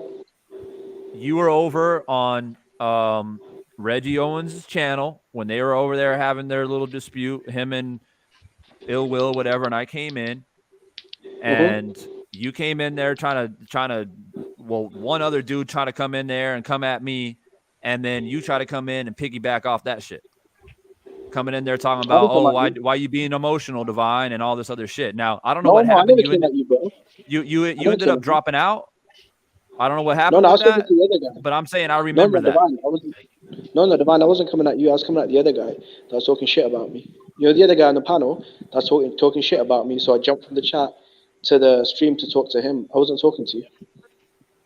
Okay, I'm just making clear. Because I came in there and I'm getting fucking attacked by some dude and whatever, and all of a sudden you come in talking about emotional. So I wasn't sure who you were talking to, but I wanted to clear that.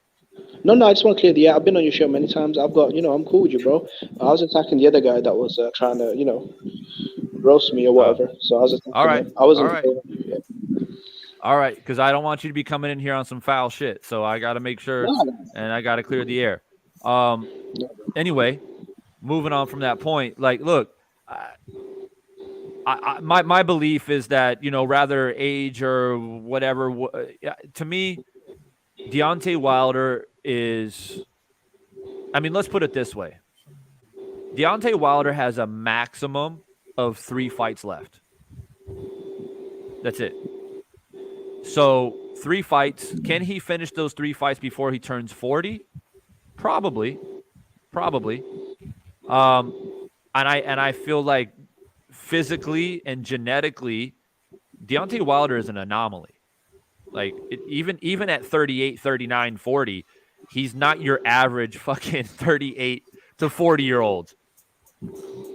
The dude is special. And I think that he can still be very dangerous and more dangerous at 120 than he would be at 240. That's just my opinion, because and to your point, Jimmy, yeah, you're right. As heavyweights get older, they get bigger, they put on muscle. Obviously, Evander Holyfield, it seemed like the older he got, the bigger he got. But the thing is that Deontay Wilder has made a career off of explosive power, right? He doesn't need 12 rounds. He needs, with Hellenius, it was 1 round. With a lot of his fights, it was less than 5 rounds. Yep. So when the more weight you put on and the less speed and explosive power, which is your number one attribute, then that weight starts to bear down on you. And that's what happened in the Fury fight. By round 5, he was completely fucking gassed. And it wasn't just, Fury was wearing him down. That was part of it, but it was certainly Wilder came out in the first couple rounds and fucking was like loading up with full power body shots. Like he was stepping in with the jab to the body with his whole fucking body weight. And it surprised Fury. Fury was like, "Oh shit, I didn't expect this." But that type of energy expenditure at 240 plus pounds, when you're not genetically built that way, it is going to gas you out. And that's what happened. I think Joshua also suffered from the same thing as well. I feel like when he was fighting Carlos, even before the Ruiz fight, when he fought Carlos Takam, he didn't really look like he won the fight clearly, but I don't know, man. He looked a little too clunky and he looked weird. When he fought Ruiz, obviously, he really badly gassed out in that fight, and then he lost a lot of muscle and showed improvements against Andy Ruiz. Against Pulev, even in the Usyk rematch, even though obviously he was outboxed, showed a lot of improvements as well. He went 12 rounds, and he put it on him as well in the later rounds. So I feel like, I think he made a good point. For me, Joshua, I mean, it's more mental with Joshua. I mean, he's just not mentally there anymore. He's in a whole different headspace. When you go out there and lose to Usyk in the rematch and grab the fucking mic and go on a whole fucking like monologue about some random shit, you're clearly not mentally like stable. Crying like, as well. There's some shit going on, right? So in a lot of people were concerned about Wilder and losing by knockout twice. Is he going to be mentally like rejuvenated? Is he going to be okay? Helenius is a big, strong guy. He's motivated. He can just walk down Wilder if Wilder's not mentally stable. But obviously, Wilder silenced those critics, and I think he came in looking better than I've seen him in a long time as far as what his body looked like. His training videos, he looked fast again. He looked motivated again. And that's the thing in boxing.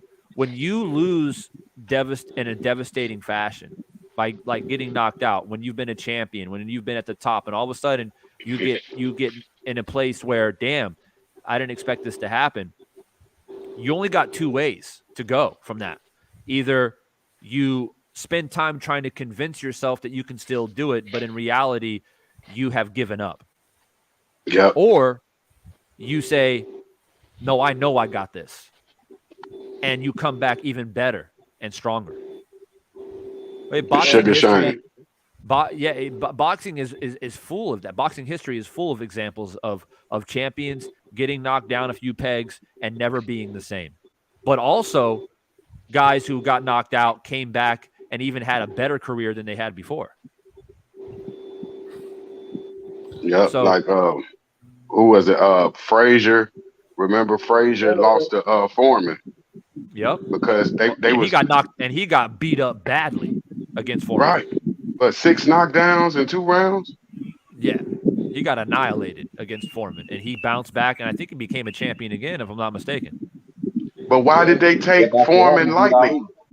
Ali. Foreman is a gold medalist coming in 36-0, 35-0 with all Right. those knockouts, and they took him like Ali was looking past. He's like, okay, he gonna get past when he beat Foreman, then we gonna have our rematch. Right. No, he can't beat Foreman, and that's why they thought Foreman was gonna kill Ali. Right. And then what did fucking Ali do? He's like, oh, all right, I'll fight Foreman then. And everybody thought that Foreman was going to destroy Ali. Because of what he did to Norton and Frazier. See, he destroyed those two, so people thought, oh no, he looking at him like, nah, Styles. I still say to this day that Ali beating Foreman is one of the best victories in boxing history. Yeah, he should have retired right then. He would have been okay. He should have retired right then. That would have been it. That was it. Yep. And he took a lot of damage in that fight against Foreman. A lot of damage. Yep. A lot of damage. And it's it's one of those things when you look at mental fortitude, either you have it or you don't. You can have all the physical. I mean, look at fucking Joshua.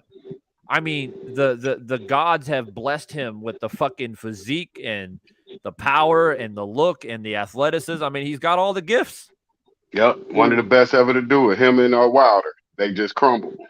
But Joshua wasn't gifted with the mental fortitude. When he got knocked down and knocked out and stopped by fucking Ruiz, you just saw this complete mental fucking breakdown.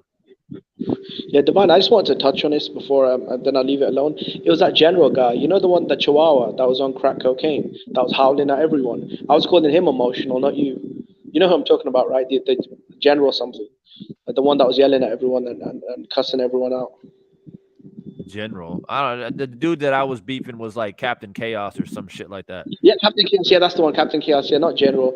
Sorry, Captain Chaos. Yeah. I've always had issues with him on different panels. So I was caught because he is emotional, right? He's like a Chihuahua on crack cocaine. So my issues with him, I wasn't going back and forth. Oh yeah, I mean, he's got some issues with Drew, and then he tried to bring that shit on me, and I'm like, why? That's why I was calling him emotional. Why aren't you fucking hitting up Drew? Like, you coming in? Yeah. Anyway, like whatever. I just, I wasn't sure. And so just double checking, man. There was a lot of chaos on that panel, bro. There was a lot of chaos on that panel. That's why. Hey, Divine Sense. Yes, man, sir. Do you think that I think you was overlooking that AJ was possibly poisoned? That was his first fight in America, in New York City. Maybe they put something in his water. Remember when he came out, he was crazy coming out. So remember, I think they had it flip-flop. It wasn't Wilder that was poisoned. It was AJ that was poisoned against Joshua. Against Ruiz. Remember, he came out in that fight. He was acting crazy when he walked on the walkout. He sparred someone called Joey DeWaco, and he came out and said that AJ suffered a bad concussion in sparring. And I think that's why he was funny heading into the fight. The problem with that fight is that was AJ's American debut, right? And he was humiliated and destroyed so horribly that mentally, I think it took a lot out of AJ. And also, this guy's worth over, $200 million now? So, I don't know, man. Maybe just mentally he's not in the same place because people say Joshua doesn't have dog. I disagree. Against Klitschko, he was hammered to the floor. He got up and went after Klitschko, right? He won by knockout against, what's his name, Dylan White. He got hit with a big left hook. And Joshua bit down and started slugging it out with Dylan White. It was after the Ruiz fight. I think mentally something, I don't know, man. Something happened. You don't think they tamper with his water in New York? Maybe. He did look a little First funny, fight though. in America. That was his first fight in America. You got to look at all that. He could have been possibly poisoned because, he's a trustworthy guy. He going to drink that water. Kroger brand. Divine Sense, you know it. They got him. They got the foreigner, man. Don't do it, Mastermind. Don't do it. Don't open another can of worms. God damn, man. Hey, man. Oh, shit. Well, I had to hit you with it. I'm putting all that in your brain, Divine. I'm like, I'm hitting you with all kind of theories, man. You ain't heard before. I can see that. Man, I'm tired. We got enough fucking conspiracies out here in the world, man. I don't need right. You're right. You're right. I don't know.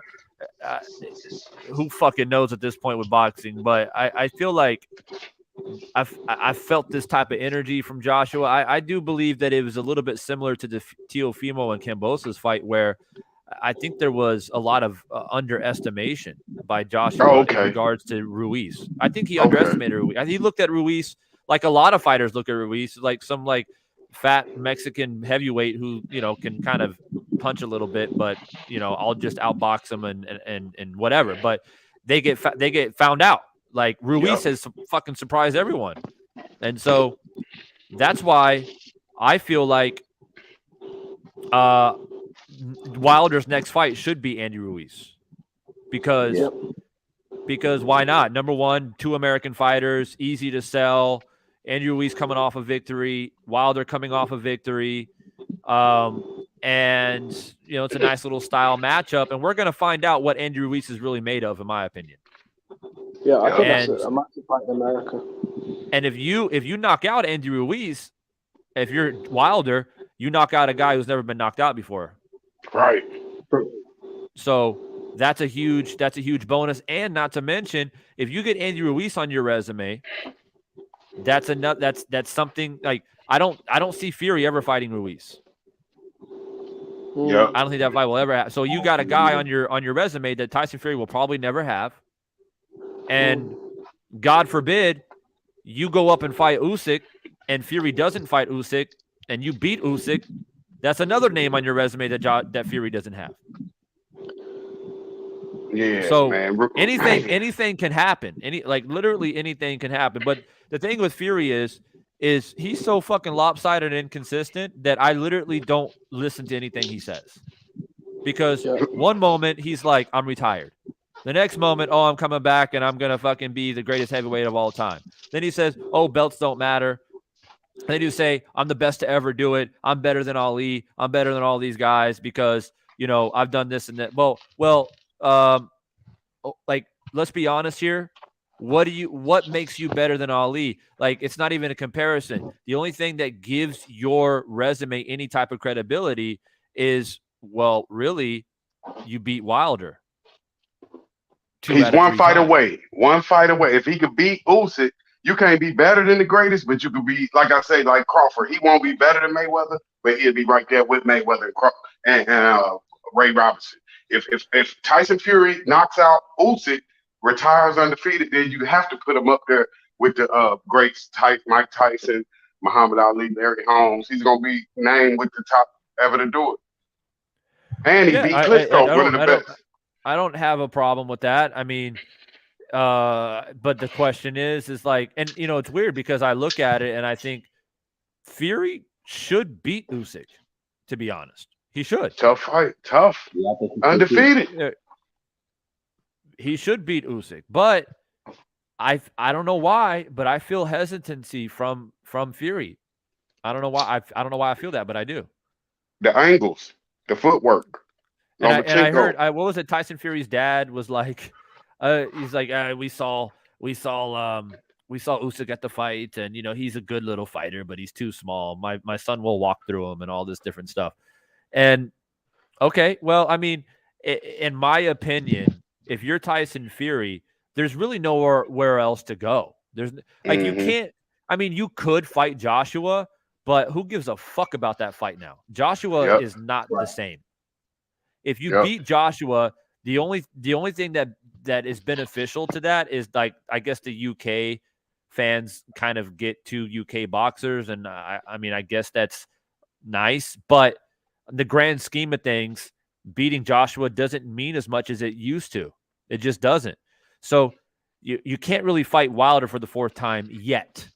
There needs to be a couple more fights going on to try and sell that 4th fight, because a lot of people are still not convinced that 4th fight is worth it. So you need Wilder to knock out Ruiz. You need Fury to knock out Usyk. Then maybe you can entice that 4th fight. So really, there's only one way to go for Fury, in my opinion, and that is Usyk. That's it. I think I would ill-advise him to fight him. If that happened, I would retire. I wouldn't give that guy opportunity to take my own Wilder. That's crazy. I beat him twice. Knockouts? Nah, that's too risky, man. He hit too hard to go in there 4 times with him. I He mean, gonna get you once. That's crazy. That's see you was that Divine Sister, same one trying to get Lennox Lewis to come out and fight Klitschko for that rematch. I bet I'm she wanted telling that you, bro. rematch then. My grandpa used to tell me, you play with fire, you're gonna get burnt eventually. Right. Don't give it now. You I'm already beat him twice. I'm out here chasing all these females out here, bro. Eventually, you're gonna get burnt. Yep. You know, yep. yeah, 10 of them might be fire. 10 of them might be dime pieces. Must be great, but you can get that one. She gonna be that psycho bitch knocking on your fucking door. No, that's why he was trying to get Wilder to fight Usyk, because he's like, knock him out, man, so I can fight Joe Joyce or something. He know Usyk is the toughest guy. Oh yeah, I heard Joe Joyce. I heard yeah, that's what Fury's dad said. Big Fury. He was like, oh, we're looking at Joe Joyce. Is it a bad fight? No, it's not. But is it the same magnitude of a Usyk fight? Like, of course not. And this idea that, well, Usyk's too small and it's an easy fight, well, then fight him then. Right. Yep. If Usyk is too small and Fury's too big and powerful and he's going to walk Usyk down and all that boxing skill don't matter, go in there and take those fucking belts then. Yep. Wilder need Usyk. See, that'll put Wilder right back to where he was at. He have all 3 belts. He need them more than Fury need. See, my thing is this though with Tyson Fury. I feel like Usyk is never an easy fight for him, because if Usyk was an easy fight, you wouldn't have gone life and death with Steve Cunningham or had a tough fight with Otto Wallin. And guys like them, I mean, come on, let's be honest. Are they even B-level guys? Like, for honest, Steve Cunningham at that stage of his career, lower cruiserweight, who was, at the back end of his career, and Otto Wallin, who, I'll be honest, man, he's okay, but he's nothing special compared to Usyk, who's actually an elite level guy, who's talented and skilled. I think that's a very dangerous fight, and Tyson Fury knows that. That's why he keeps making excuses to belittle Usyk. So a lot of the casuals will, and buy him. Oh, he's a little guy. What's the point? With the Fury and Wilder, or Fury and AJ fight, I think those fights don't make sense. I think Joshua needs to rebuild his career and the star power before that fight makes sense. And with the Wilder fight, Divine's right. A lot needs to happen, and I mean like a lot, before that fight makes any kind of sense. Joyce, I think that's a very difficult fight for Fury. He's never fought anyone like Joyce, that kind of size, that engine, that kind of relentlessness, the power, and the Olympic background. I think Joe Joyce, I'd actually pick him for the upset to beat Tyson Fury. I'm a big fan of Joe Joyce. Anthony Joshua, if he gets mentally right and comes back, that's still a tough fight. That's a guy that can punch with both hands, real speed, good skills. Usyk is a difficult fight. I think Tyson Fury, instead of talking about it, he needs to be about it. Yeah, that's why I don't. That's why I don't listen to anything he says anymore. Like I have a pet peeve when it comes to inconsistency. I feel like I'm in a room full. I'm in a room with the person that suffers from like ADHD or fucking bipolar or some shit. Like I can't stay in the room for too long.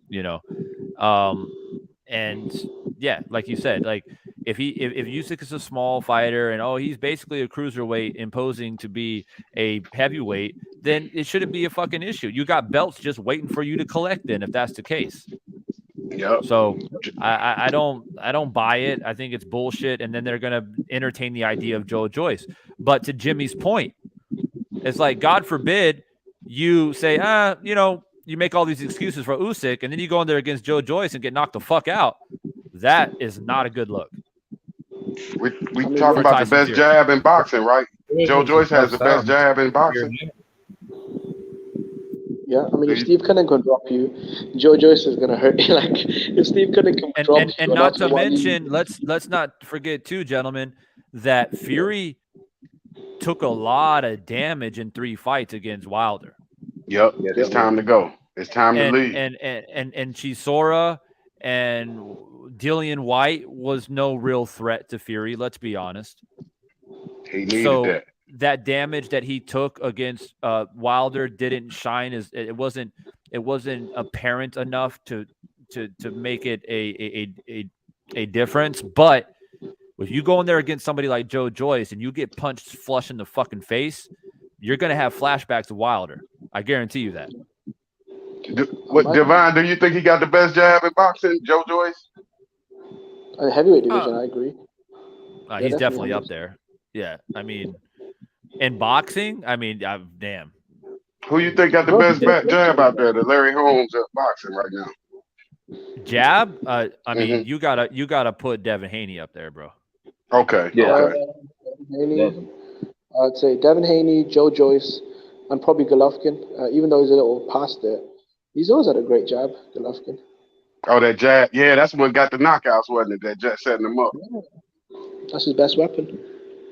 Man, Yeah. I ain't never thought about that. Devin Haney do got a killer jab. He win Devin fights Haney, with it. that motherfucker Yeah. throws like 60 jabs around, man. Like, and he's not just throwing it out there. Like he broke up Kambosos' face with the jab. That's why they don't want to fight him. That's exactly why they don't want to fight him. Too many jabs and too much Well, footwork. but that's why Teofimo doesn't want anything to do with Devin Haney. Because of the jab. Oh fuck yeah! Yep. He struggled with Kambosos' jab. Mhm. Teofimo struggled with Kambosos' jab. Yep. See, Devon, I think Fury's actually capping, as the Americans are calling it, right? Capping about Joe Joyce.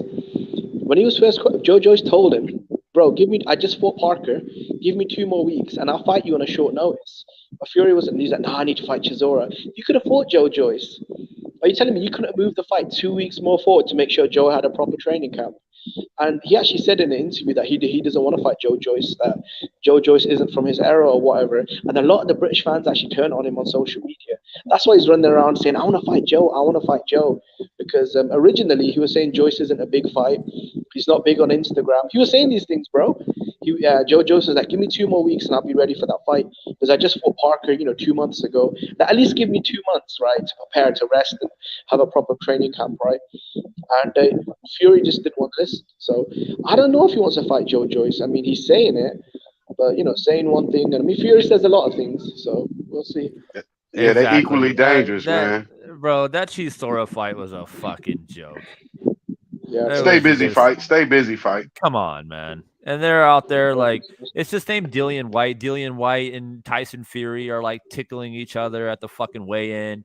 And then Chisora, they're like fucking buddy. It's just like, man, I don't want to see that type of shit. Divine, that's a paycheck though. You just letting your brother eat. You just making sure we friends. I'm putting a little money in your bank account. Chisora said that after the fight. First of all, I want to thank God and then thank Fury for the payday. I'm like, fucking hell. Yep, that's what it's about. Jesus Christ. But look, another thing is too, I got to throw this out there. All the people that came out, and there were a couple specific channels out here that actually suggested that Hellenius took a dive against Wilder.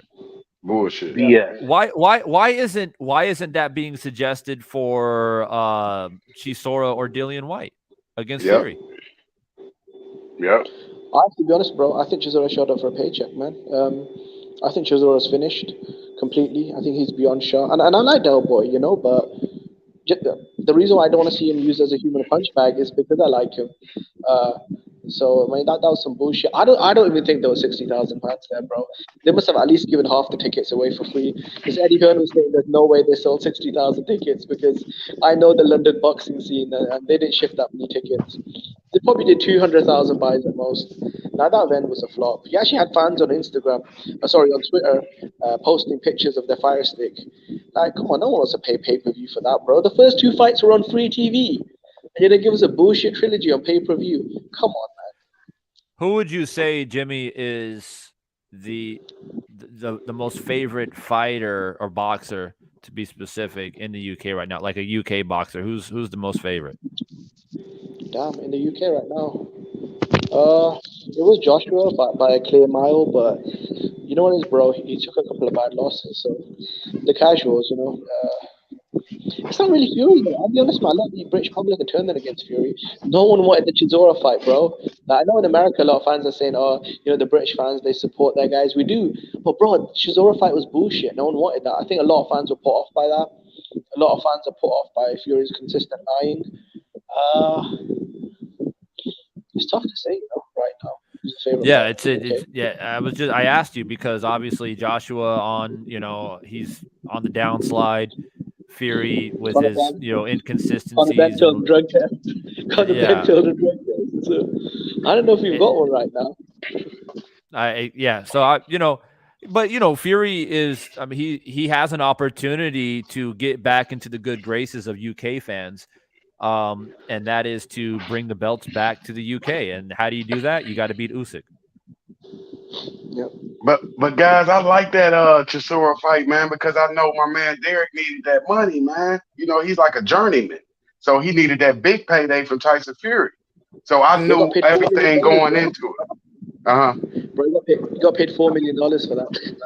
See, there you go. There That's you go. crazy. That There is you fucking go. crazy. Earned that money, didn't he? Yeah, but you know what's crazy? When people suggest that Hellenius, I mean, I went on somebody's fucking panel and I went ape shit. But they were like saying, "Oh, I think Hellenius took a dive," and I'm like, "Look, man, why? Like, even if let's play it right. Let's play devil's advocate. Let's assume you're right." And Hellenius and Wilder talked behind the scenes and said, "Hey, man, I'm gonna throw a right hand. I want you to put your face right there, and then I want you to just go down. All right, let's stage it." Who in somebody's fucking right mind would volunteer their face to be punched in by Wilder stepping forward? Thank you. Like, are you it's fucking not human. kidding me? It's not human. You can't even do it if you try it. If somebody pay, it's just like if Mike Tyson said, "Man, I'll give you $10 million to let me hit you with a uppercut." You're not gonna do it. You're gonna fake. He gonna miss something, and you're gonna go down, just like he did with Bruce Seldon. If Wilder came to me tomorrow and said, "Hey, man, I'll give you $5 million if you let me just punch you in the face." Like, I'm gonna treat you like a heavyweight, and I'm gonna punch you in the face. That $5 million, that's my life right there. Right. Yep. That's my fucking life. I'm gonna be like, hey, Deontay, man, hey, I'm good, bro. I'm good, man. I'm good with that. I'm good with my little income right now. That's that $5 million.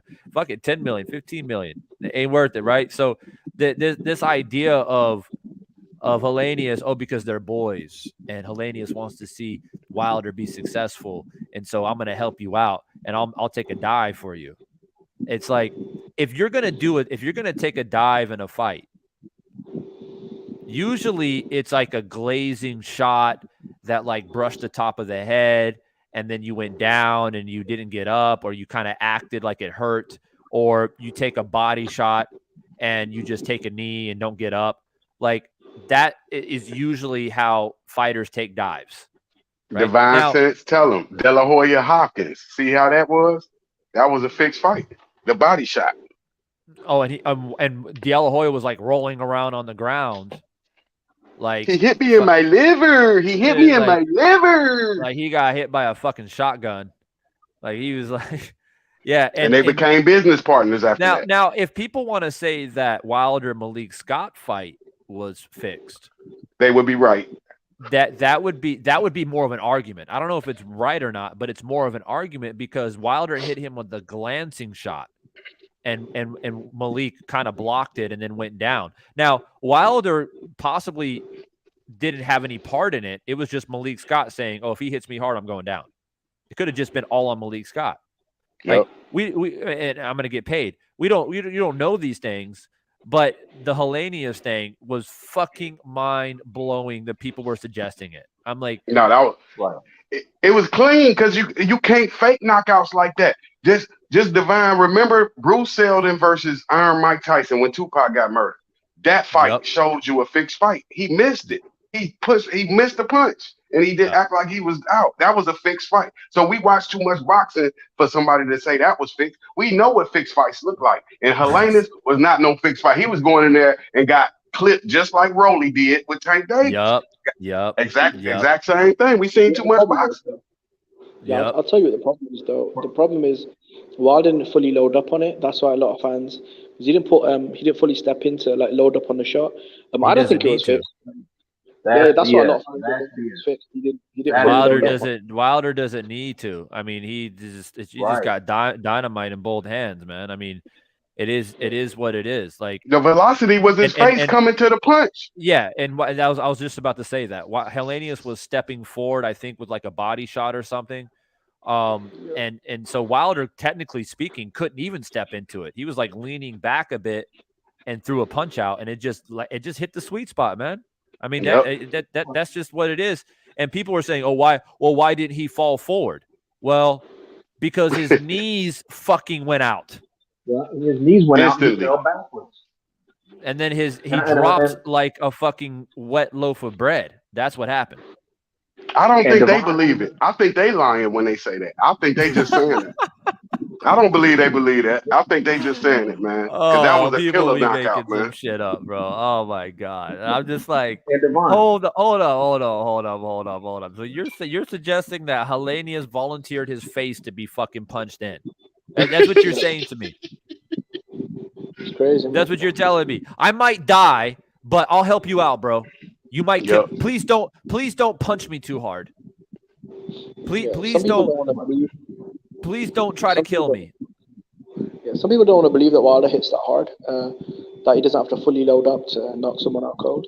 Well, 78 was saying, and 78 spent time with Wilder in his camp leading up to the Helenius fight. Like they were hanging out in Alabama and shit like that, right? And he said that Wilder was just playing around, like doing shadow boxing, and he punched 78 in the arm. And 78 said his arm was dead for like 20 minutes. I couldn't move his arm. And he said Wilder was just playing around. Yep. Like the True dude, statement. I mean, some people are blessed with fucking power. Like you can improve your punching power, but there are certain things in boxing that you're born with, like a chin. You can't train a chin. You can build some punch resistance. You can get better defense. But some guys just have a fucking iron chin. You're born with that shit. Iron Mike Tyson had an iron chin. And he been knocked out a few times. But remember the Buster Douglas fight? He should have been knocked out from third, fourth. He was catching them with knockout blows, catching Mike Tyson. He kept coming. He took some crazy shots from Buster Douglas, man. And the thing about it is, it's like, at the time, I was just a little kid when that fight happened. But as I got older, I go back and watch. I've seen that fight so many times, and it's very clear that Tyson was just this motherfucker was out in Tokyo having orgies every night. Yeah. This dude had no legs. You can tell he out there fucking. He out there fucking all night. But he was good though. He would knocked out guys training like that before. He was because he was so naturally fucking gifted. He made the fight like he made it a fight. And the reality is if he wasn't out there having all these orgies, which I'm not making, it sounds funny, but he actually came out in documentaries and said that that's what he was doing. He was out there in Tokyo fucking all night, every night. So, and you know, there's an old boxing, you know, saying, right? that, you know, out there fucking like that, like makes men's knees weak, right? So, the point of the matter is that if Tyson, you know, was disciplined in Tokyo, he would have knocked out Buster Douglas in 3 rounds. There's no fucking I disagree. You forgot Douglas had the motivation. His mother had just died. I understand, but hold up. That doesn't help you win a fight. Hold up, though. Don't forget that Buster Douglas was dropped. And not only was he dropped, there was a lot of controversy that there was a long count. About that count. Yeah. But remember, like you started off this show, that wasn't on Douglas. That was on the referee. He went with 100%. The referee's count. 100%. 100%. So I don't think he would have got knocked out on that. 100% that's on the referee. But my point that I'm trying to make is that Tyson Fury was Mike Tyson was clearly not himself. Like he was slower, he was lethargic, and that was because he was drinking, partying, and fucking. That's the fact. So what I'm saying is if he was fresh and he stayed disciplined and he came in there like we've seen him do multiple times, he would have knocked out Buster Douglas cold out. Like there would have been no count. It would have been a wrap. Because let me further that point. What happened in Buster Douglas? Literally, he becomes the heavyweight world champion, right? He shocks the world. What happens in his next fight? Holyfield. There you go. And remember that contributed to the bad training because Holyfield was set for June 16th. It was the next fight set after that. So that might have been like this the little tune up. Then he probably would have trained hard for Holyfield. And another reason Tyson messed up his career was getting rid of Kevin Rooney. You never get rid of when you undefeated. Tyson Fury did it, but I think Mike Tyson did a bad thing by getting rid of Kevin Rooney. You keep that man. I agree. I feel like the universe was against Tyson that night. He fired Kevin Rooney, and it wasn't just him fucking bitches, bro. He was having major problems with his wife. Yeah. At Robin. that time, Robin Givens. Again, the And they cut the model orgies. fast, too. Which is probably why he was fucking so much, because his wife was doing his head in. Yep. Yeah, there you go.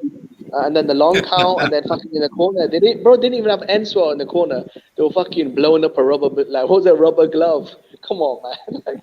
There's like rare footage. You might be able to find it on YouTube if you search, but there's like footage of when Mike Tyson landed in Japan, right? And he's like, the Japanese news media were like, filming him going around Tokyo and socializing with the people. I mean, the Japanese people fucking loved Mike Tyson. He was like a god, right? But there's like a scene where he's like surrounded by like 20 Japanese girls. Yep. And he's got this big ass smile on his face. He's like 20 years old. Could you imagine like being 20 years old, the heavyweight champion of the world, and you got like 20 like Japanese girls who think you're a fucking god? The first thing that pops into my head when I saw that footage was like, oh, he took all those bitches back to the hotel. There you go. Divine, I think you underestimating the supreme shape that Buster Douglas was in. He was in the top shape of his career. Older fighter, I think he was 29 years old. He had that jab popping, big guy. He was ready, man. I don't know if he would have got him out in 3, man. I think you might be underestimating. All right. He would have got him out in 6. Yeah, it was the best version of Buster Douglas versus the worst version of Mike Tyson. Right? I think that's fair to say. You had the best version of Buster, and you had the worst version of Mike. But Mike knocked out. So you don't think Mike, when he struggled with Tony Tucker, he knocked out Tony Tubbs. That was his first fight in Japan in 2 rounds. I think he trained like that before. Ever since Kevin Rooney was out the camp, he was training like that and knocking guys out. That's what led up to Douglas. That wasn't the first time he trained like that and fucked all the women. Yeah, but there's a reason why it's the biggest upset in sports history, though. Right. And like what Jimmy said, it's kind of like the universe in a way was against Tyson that night. I mean, it was meant to happen. The long count was meant to happen. The whole theatrics to it was meant to be. It was fucking fate. It was destiny, and it is what it is. And now Mike Tyson, he ends up going to prison. He comes back. He has a few nice little comeback victories, but then he gets demolished by Lennox Lewis. But it doesn't really matter because he's the fucking youngest heavyweight champion of all time. He's Iron Mike Tyson. He has etched his name into boxing history forever. And now he's got a fucking podcast talking about ancient civilizations and aliens and smoking fucking weed every day, living life. So fair play to him. No, it's funny. Mike Tyson has more. Divine. Can I say something real quick? Yeah, go ahead, K-Rod. Yeah, I was going to tell you this, Ayla, a little bit earlier when y'all were talking about Mike, but I'm actually I know. Well, I ran into one of Mike Tyson's stablemates when I actually got into boxing like 3 years ago. His name is Tony Marshall.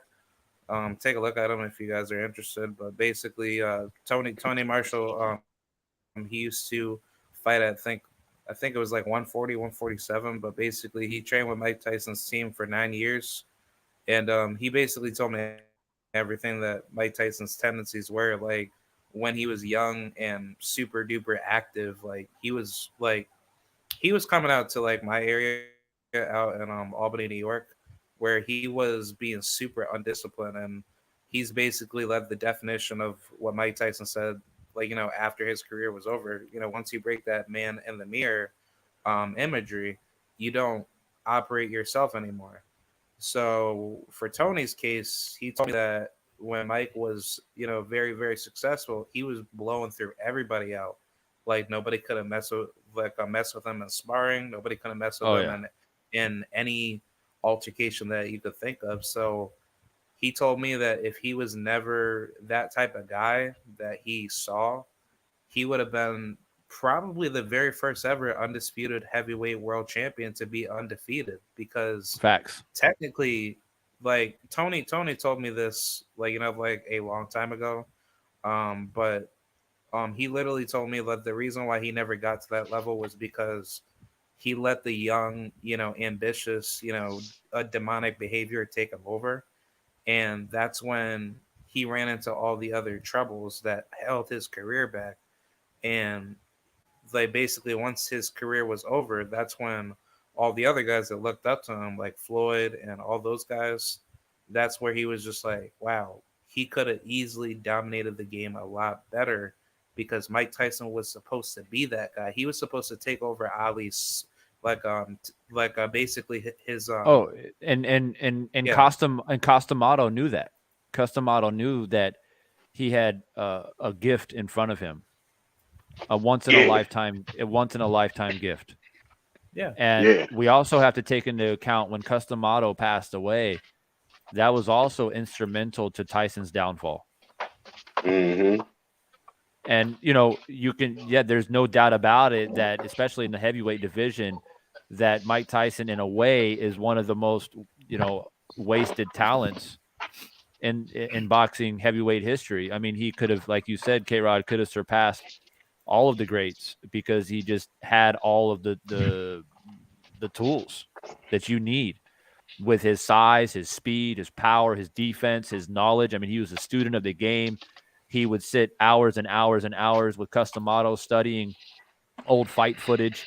And he was a true student of the game. And a lot of boxers even today can't say that they really are.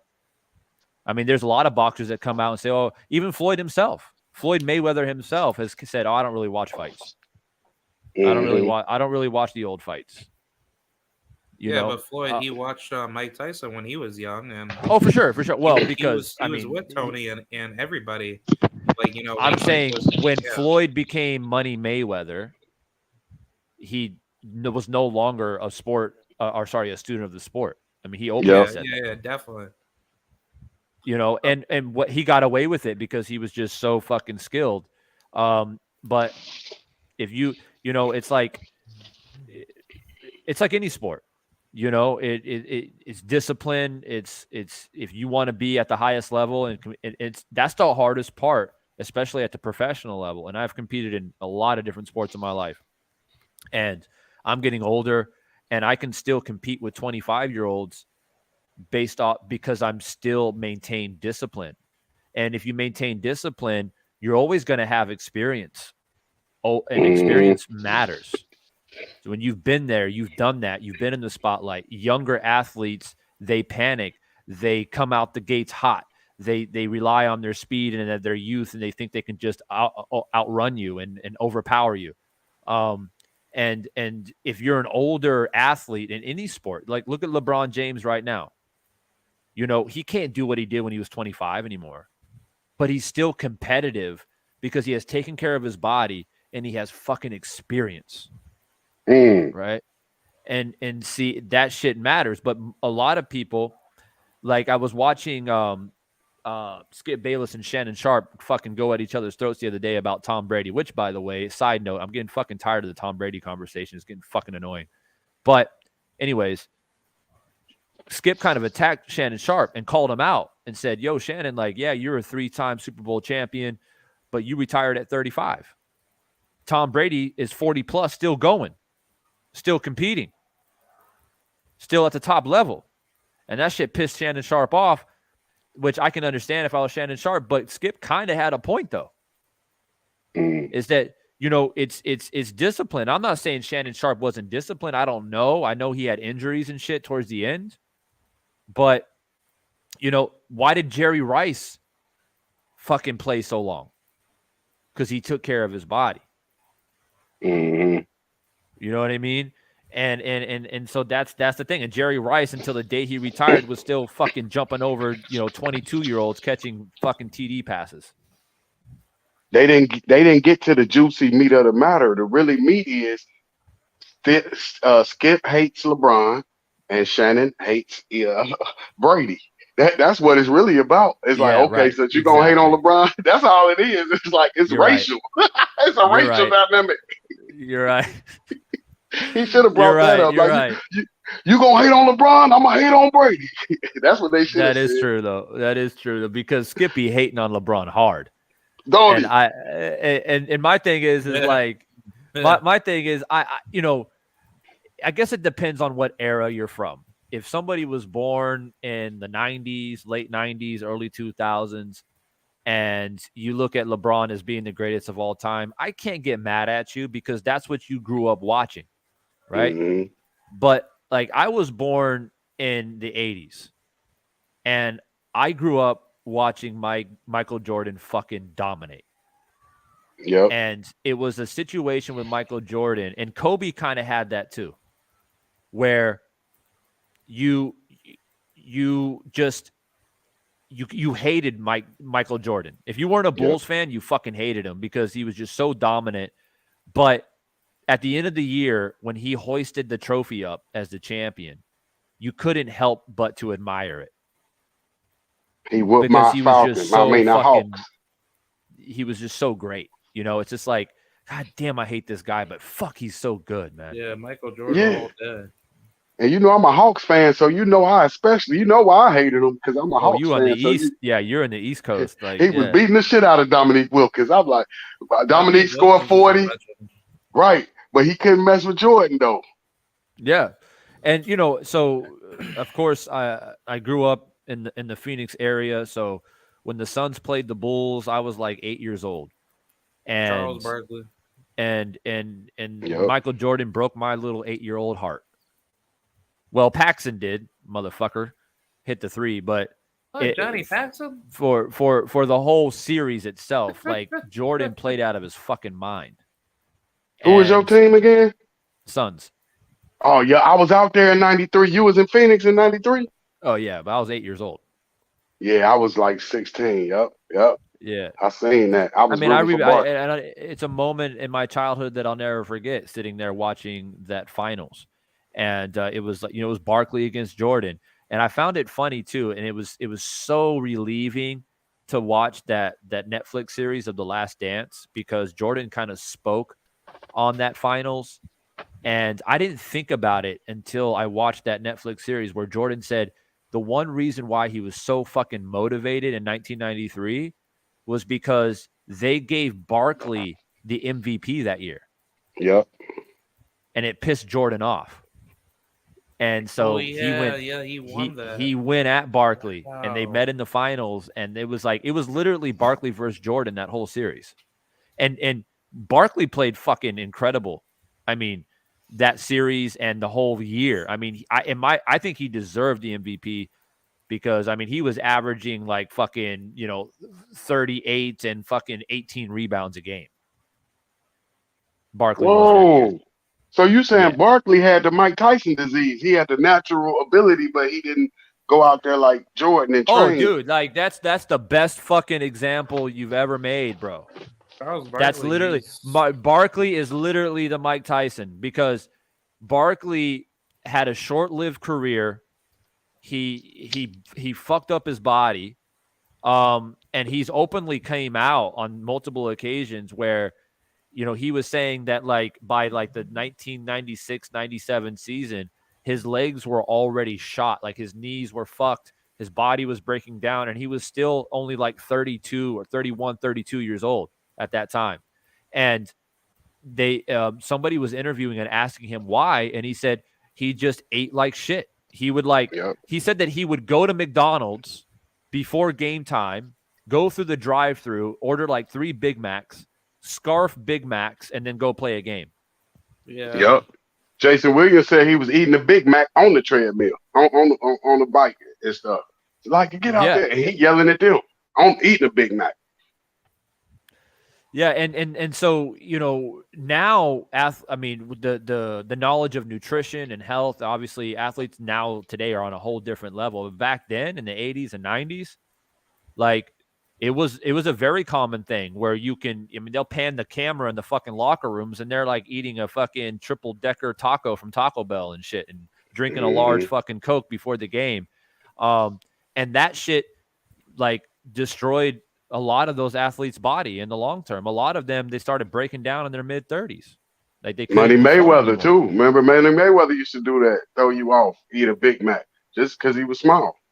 He'd just eat it in front of the camera, but that's not how he was really living. Hell no, that's not how he ate. He did that shit for Yeah, publicity. it was like for But Barkley 100% he loved his fucking burgers, boy. Let me tell you. But He be eating that Mayweather shit. throw you off, throw the opponent off, because you know he was a smaller guy. Yeah, So for right, sure. he can add on the weight right before the fight, like with a Big Mac. Man, motherfucking Mayweather and his mind game. That motherfucker be drinking. What did he say? What Man. fight was it? It was like, was it Guerrero, I think, or one of those 24/7 Guerrero. series? It was And that he was like drinking he's like, yeah, my favorite drink when I'm training hard is a nice cold Sprite.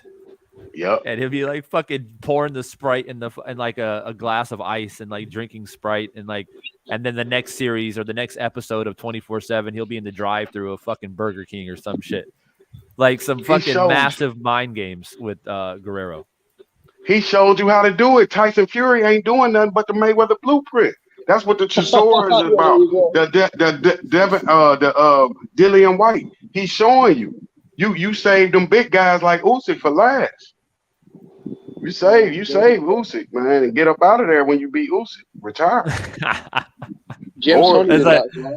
It's like what Mayweather did. What Mayweather did with Pacquiao. Yeah, he saved him for last. That was beautiful, man. And we were saying he was scared. Nah, he was saving that big money because he got offered $40 million when it first started. Then you make $300 million, $250 million. Come on, man. And on that, I mean, he slow played it. And if they would have fought in 2009, it was worth less money. It was still a mega fight, but because you prolonged it so long, people were just willing to pay anything to watch it. Yeah, I feel like it damaged the quality of the fight, though. In my opinion, I feel like when Pacquiao fought guys like Miguel Cotto and Hatton, he was more of he looked like a serial killer in there, and I think he was a favorite as well. I feel like after but with that being said, and I'm going to ask the panel here. I'm actually going to end this live with a question, and before I ask it, I'm going to say this. When a lot of people have suggested in the past and even now here in the present that if they would have actually fought in 2009, 2010, that, Manny Pacquiao was at his peak. He had the best chance to beat Mayweather. And a lot of people still think that Pacquiao would have won. In my opinion, Mayweather was also a very, very good fighter in 2009 and 2010 as well. And he was younger. And so anyway, that is my question for the panel, just for the sake of entertainment. Who do you think would have won in 2009, 2010 between Mayweather and Pacquiao? And I'll start it off by saying I think that Mayweather still would have won, but it would have been closer than what we actually saw 5 years later. I think Floyd still would have won. I think Pacquiao would have won. I think in 2008, 2009, 2010, Pacquiao was way more offensive. He was throwing way more power shots. He was, willing to walk through fire. I think after the Marquez knockout, he was more technical, which, he improved his defense. But I feel like there was a time where Pacquiao looked like unstoppable. When he's fighting Hatton and Cotto and just bludgeoning everyone. And you're right, Mayweather was old as well, but I think historically defensive fighters like Mayweather age a lot better than offensive guys like Manny Pacquiao. And I think he would have just, I think he would have beaten, bro. I think instead of getting Sugar Ray Leonard versus Roberto Duran 1, you got Sugar Ray Leonard versus Roberto Duran 3. K-Rod, who do you think would have won in 2009, 2010? Floyd, Manny. Mayweather still. Because Mayweather was just a way better boxer than Pacquiao. And knowing that Pacquiao, he's a southpaw, and Mayweather, he's never fought that many southpaws, at a dangerous level. Um, Pacquiao is not in that category because he's just not schooled as a southpaw because most of his schooling really comes from just basically how should I say, come forward and use a lot of speed and pressure type of fighting. He doesn't really turn it up technically, on a defensive level to try to break down like a fighter, like a progressive way. And that's Pacquiao's biggest weakness. He tries to wait for the best opportunity to let his punches go off in bunches for him to be successful. And Floyd Mayweather knew what Pacquiao was very good at doing. Just by seeing like how Pacquiao operates. So it's not like Floyd was ever going to have that much of like a problem from like a prime version of Pacquiao to how should I say, ever lose on a toe to toe, inside of the pocket type of like a fighting style.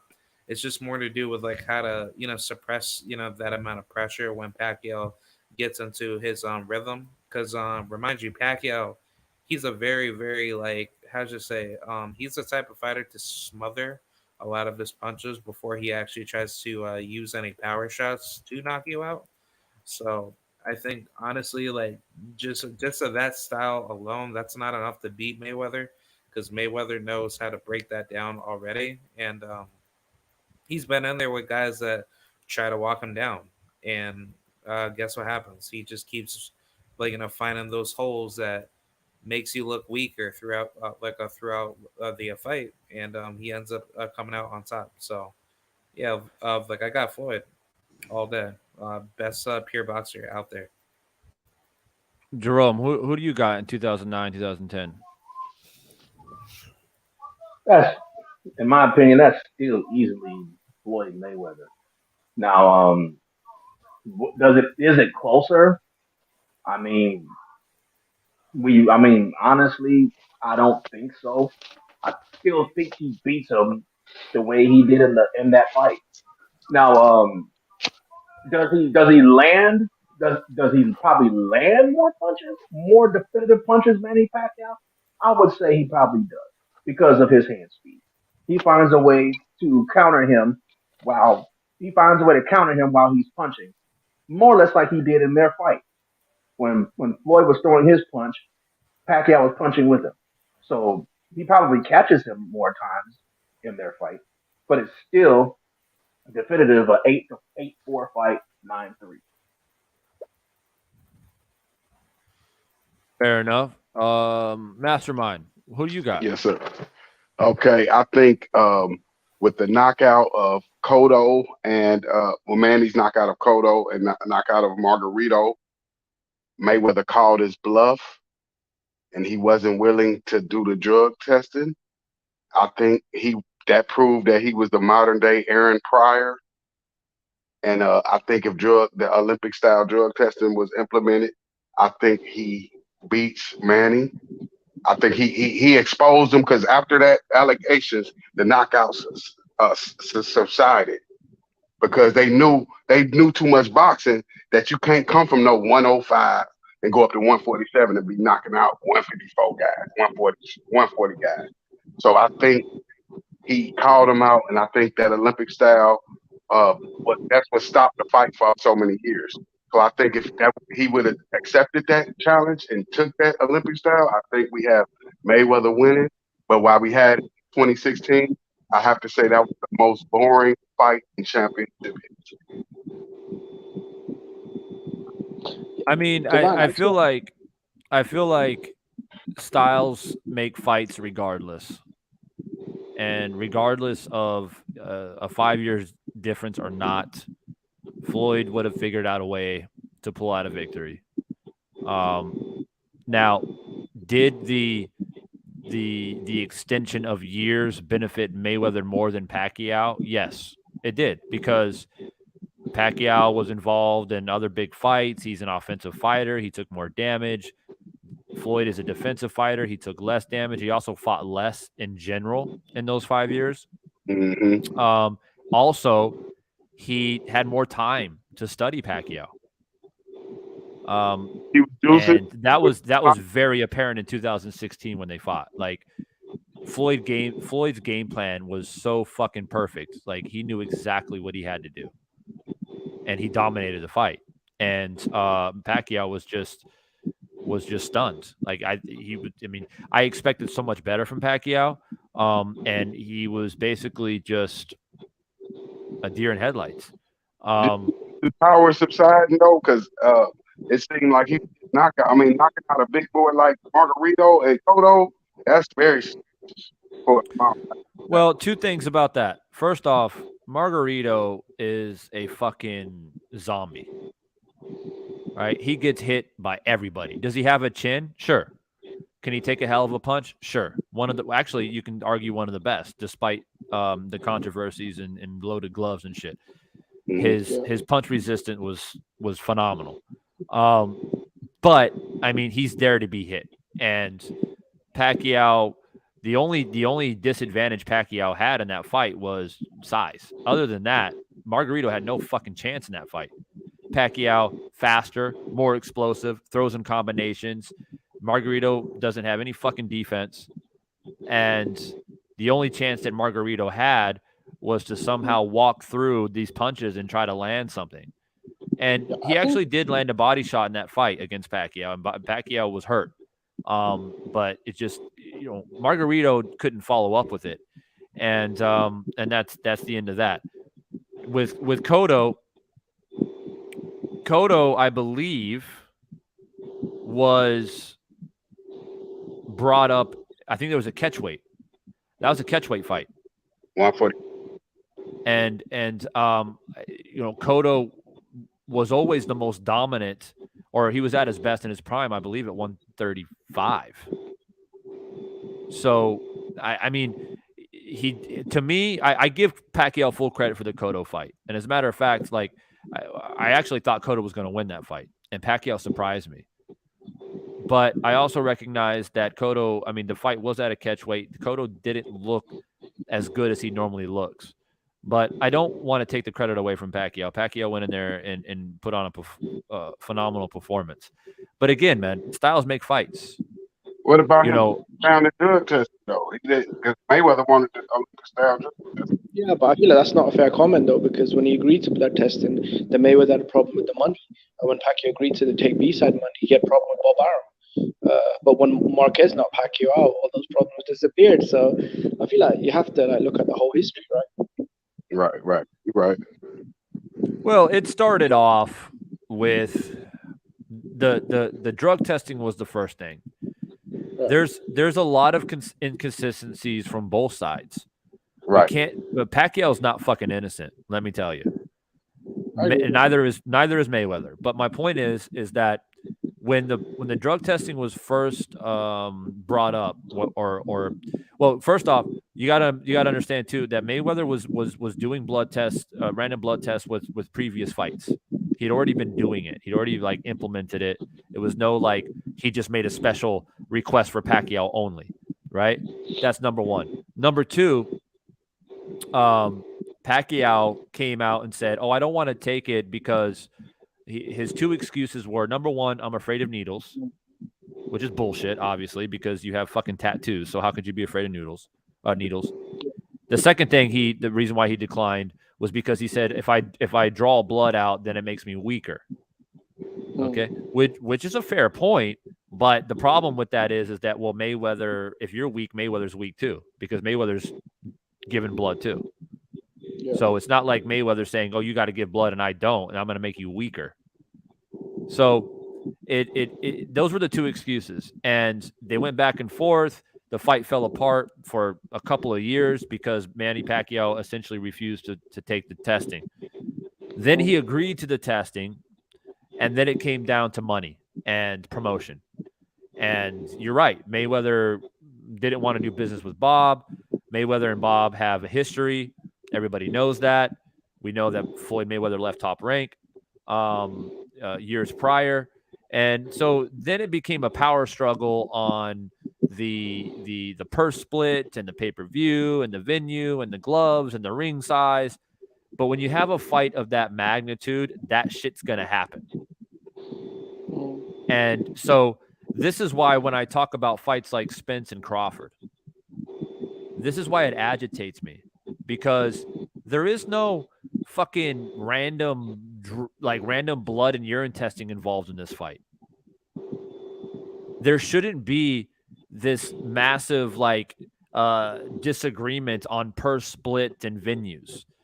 It's a massive fight. Don't get me wrong. One of the biggest fights for sure to make right now.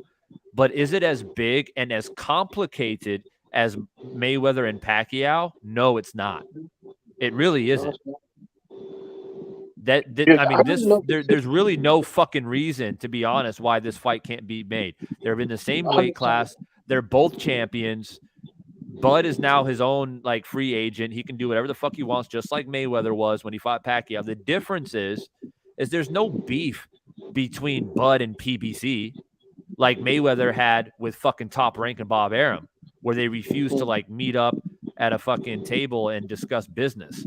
Like Floyd used Leonard Ellerbe to do that because he didn't want to deal with fucking Bob Arum. Bud doesn't have that type of history with PBC. He throws shade at them here and there, but he doesn't have any fucking history with them because he was a top rank fighter. It wasn't like he was with PBC, left PBC, and he fucking hates PBC and Al Heyman. So there's no bad blood. There's no bad history there. And the purse split is not fucking rocket science, in my opinion. Right now, currently, Errol Spence is the unified welterweight champion. Okay? Bud has one belt at welterweight. Sure, he's pound for pound. He's moved up in weight classes, but you're coming to challenge. You are the challenger. Yep. You are challenging Spence's unified belts.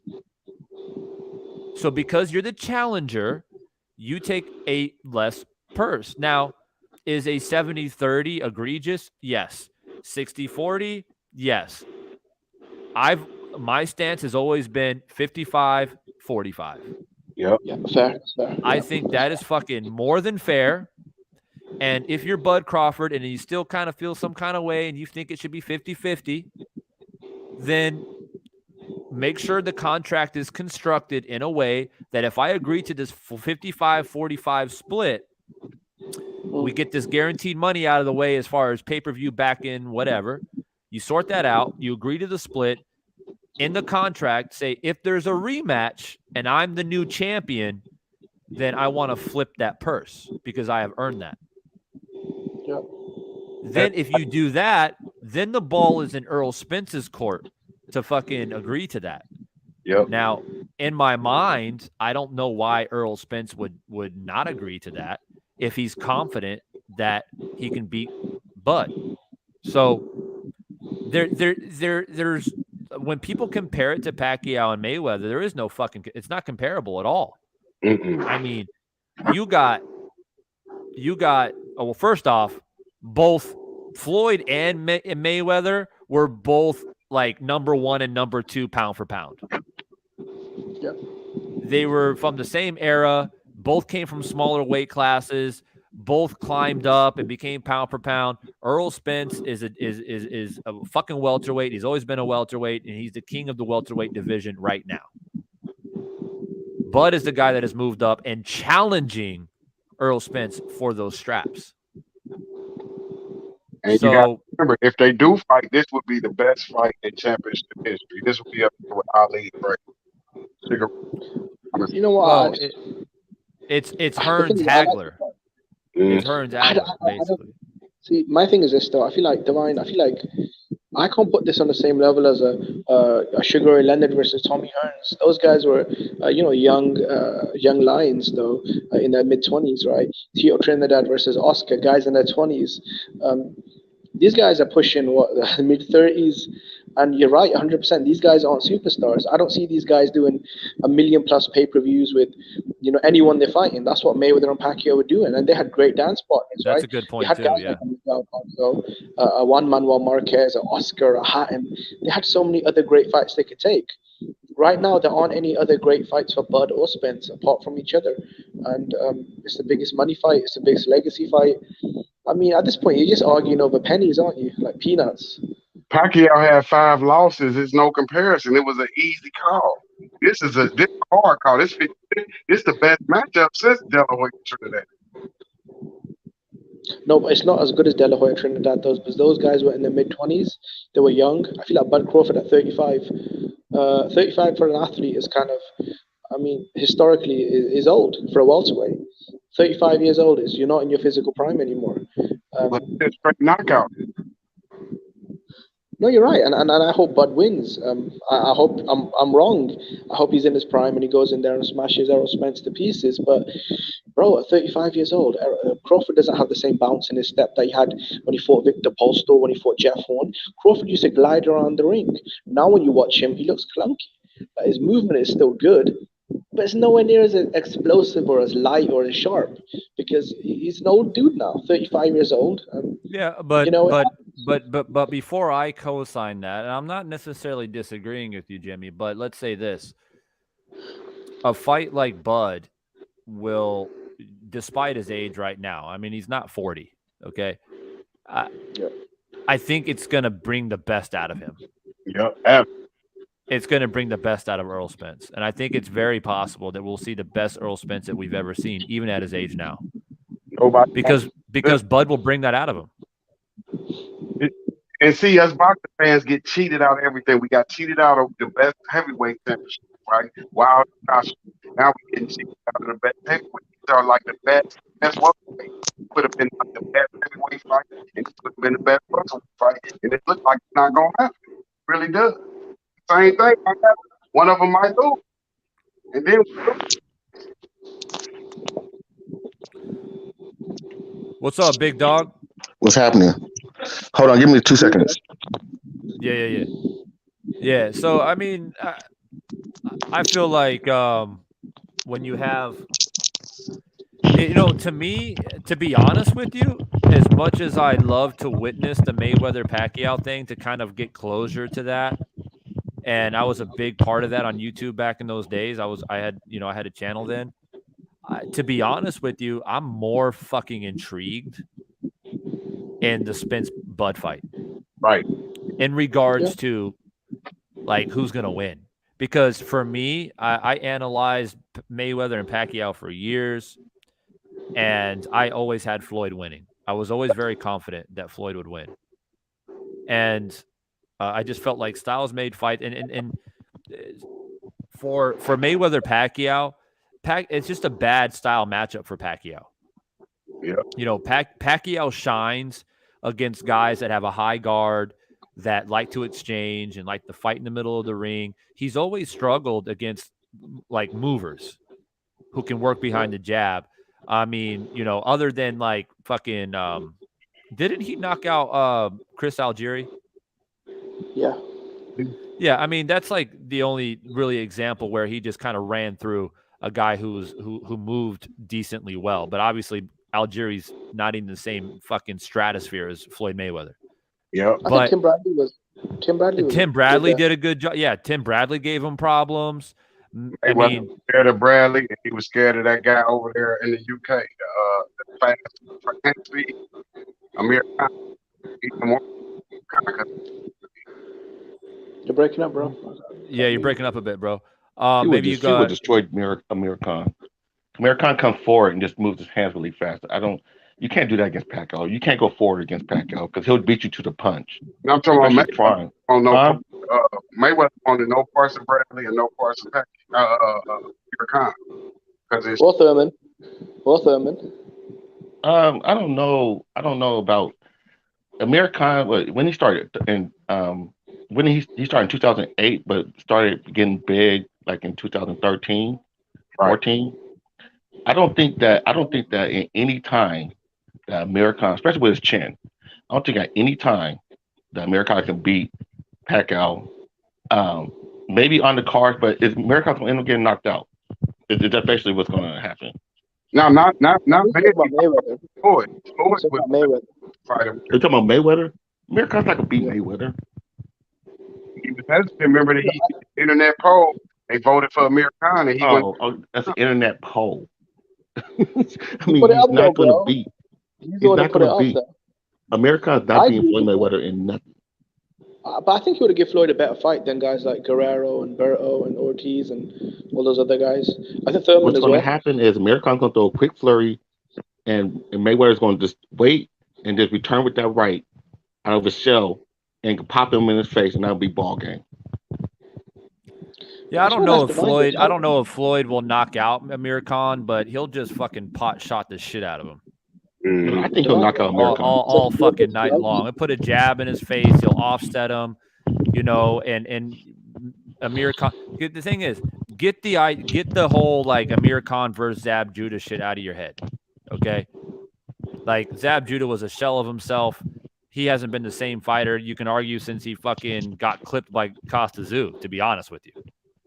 And he had a couple victories here and there after that, but he clearly wasn't the same after Mayweather. And it was, the reason why I mentioned that is because Zab in his prime was a guy who had great hand speed, and he had pop too. Like he fucking knocked dudes out. Amir Khan mauled Zab Judah. But Mayweather's a whole nother fucking animal. We know this. It's going to be a shoulder roll, catch, shoot. And every time Amir Khan tries to fucking flurry, that's what it's going to be. It's going to be roll, catch, shoot, body shots, jab, step back right hands, check left hooks. He's going to offset fucking Amir Khan all night long. I don't really see. I mean, will it be more competitive than like a Floyd against Guerrero? Yeah, just because Amir Khan obviously is a better boxer. He's got better hand speed. He'll have a few moments where he might get Floyd like really defensive. But it's like, I just don't see any fighter of Floyd's era that can beat Floyd. I mean, I just don't see it. A lot of people have thrown like random fucking names out there, like Paul Williams and some others. Like I can't think off the top of my head, but I mean, it's just Margarito. I mean, come on, man. Come on. I've heard some people even say Winky Wright. Rinky Wright, Vernon Forrest, maybe before Vernon Forrest was taken from us too early. If he would have fought Mosley in Mosley's prime, you got a lot of maybes there. If he would have fought De La Hoya in De La Hoya's prime. Right. Okay, yeah, a lot of maybes there, right? But I think that at the end of the day, Floyd, I think I hate to say this because it sounds a little bit facetious, but either you know the sweet science or you fucking don't. That's just the bottom line. And Roger Mayweather said, you people don't know shit about boxing.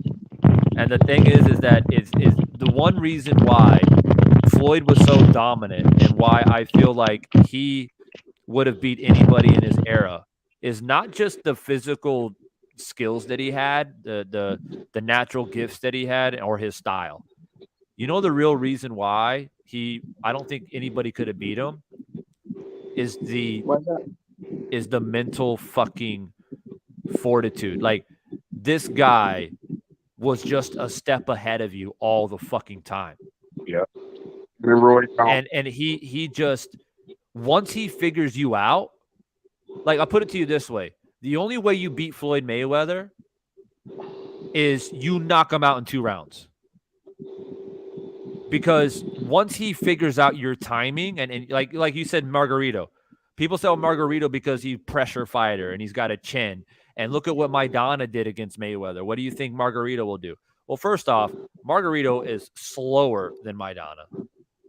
Secondly, Margarito will just be, I mean, look at what Cotto did to Margarito in the rematch. Cotto beat the fucking brakes off of Margarito. And Cotto is not as precise and as accurate and as quick as Mayweather is, and he picked Margarito apart. So there's no fucking way that Margarito stands a chance against Mayweather. So people say, "Oh, pressure fighters, they're the ones that do it." No, pressure fighters like Maidana and a few others, like Guerrero would try to pressure Mayweather, and they just get offset and fucking beat to the punch all night long. So then they say, oh, well, no, it's got to be a speed fighter like Pacquiao. Well, what offsets speed? Timing. And so that's not an argument. So really, the only, if you were going to throw anybody out there to have a boxing match with Mayweather, would be somebody like Winky Wright or somebody with fantastic boxing ability who can exchange jabs, who can counter just as good. Like, like a Pernell Whitaker versus fucking Mayweather is like a dream matchup, right? Because they're both defensive, they're both fucking boxers. It would be a fucking chess match. Who you If said? you Hey, basically, you need another legend to go against him to make it yeah. So you can't just have these random cats from his own era. A lot of people say Paul Williams, but he would beat Paul Williams because what's the title fighter that he fought in? He passed away in a motorcycle accident. He fought Castillo. Yeah. You know what I'm talking about, right? The guy from there. Well, Castillo himself died in he died in an accident. The other guy he fought. Oh, Corrales. Yeah, Corrales. Yeah. Corrales was taller, and he had the blueprint to beat Paul Williams the same way he beat Corrales. I don't think that. Bro, everybody. See, a lot of people weren't around that time, but a lot of people, the media, the fucking boxing fans, before YouTube and all that shit, right? It was all on ESPN and all that. A lot of people thought that Corrales was gonna fucking run through Mayweather. Yeah, that's facts. True. Diego Corrales was undefeated at that time, and knocking dudes out, just wear and tear, beating people up.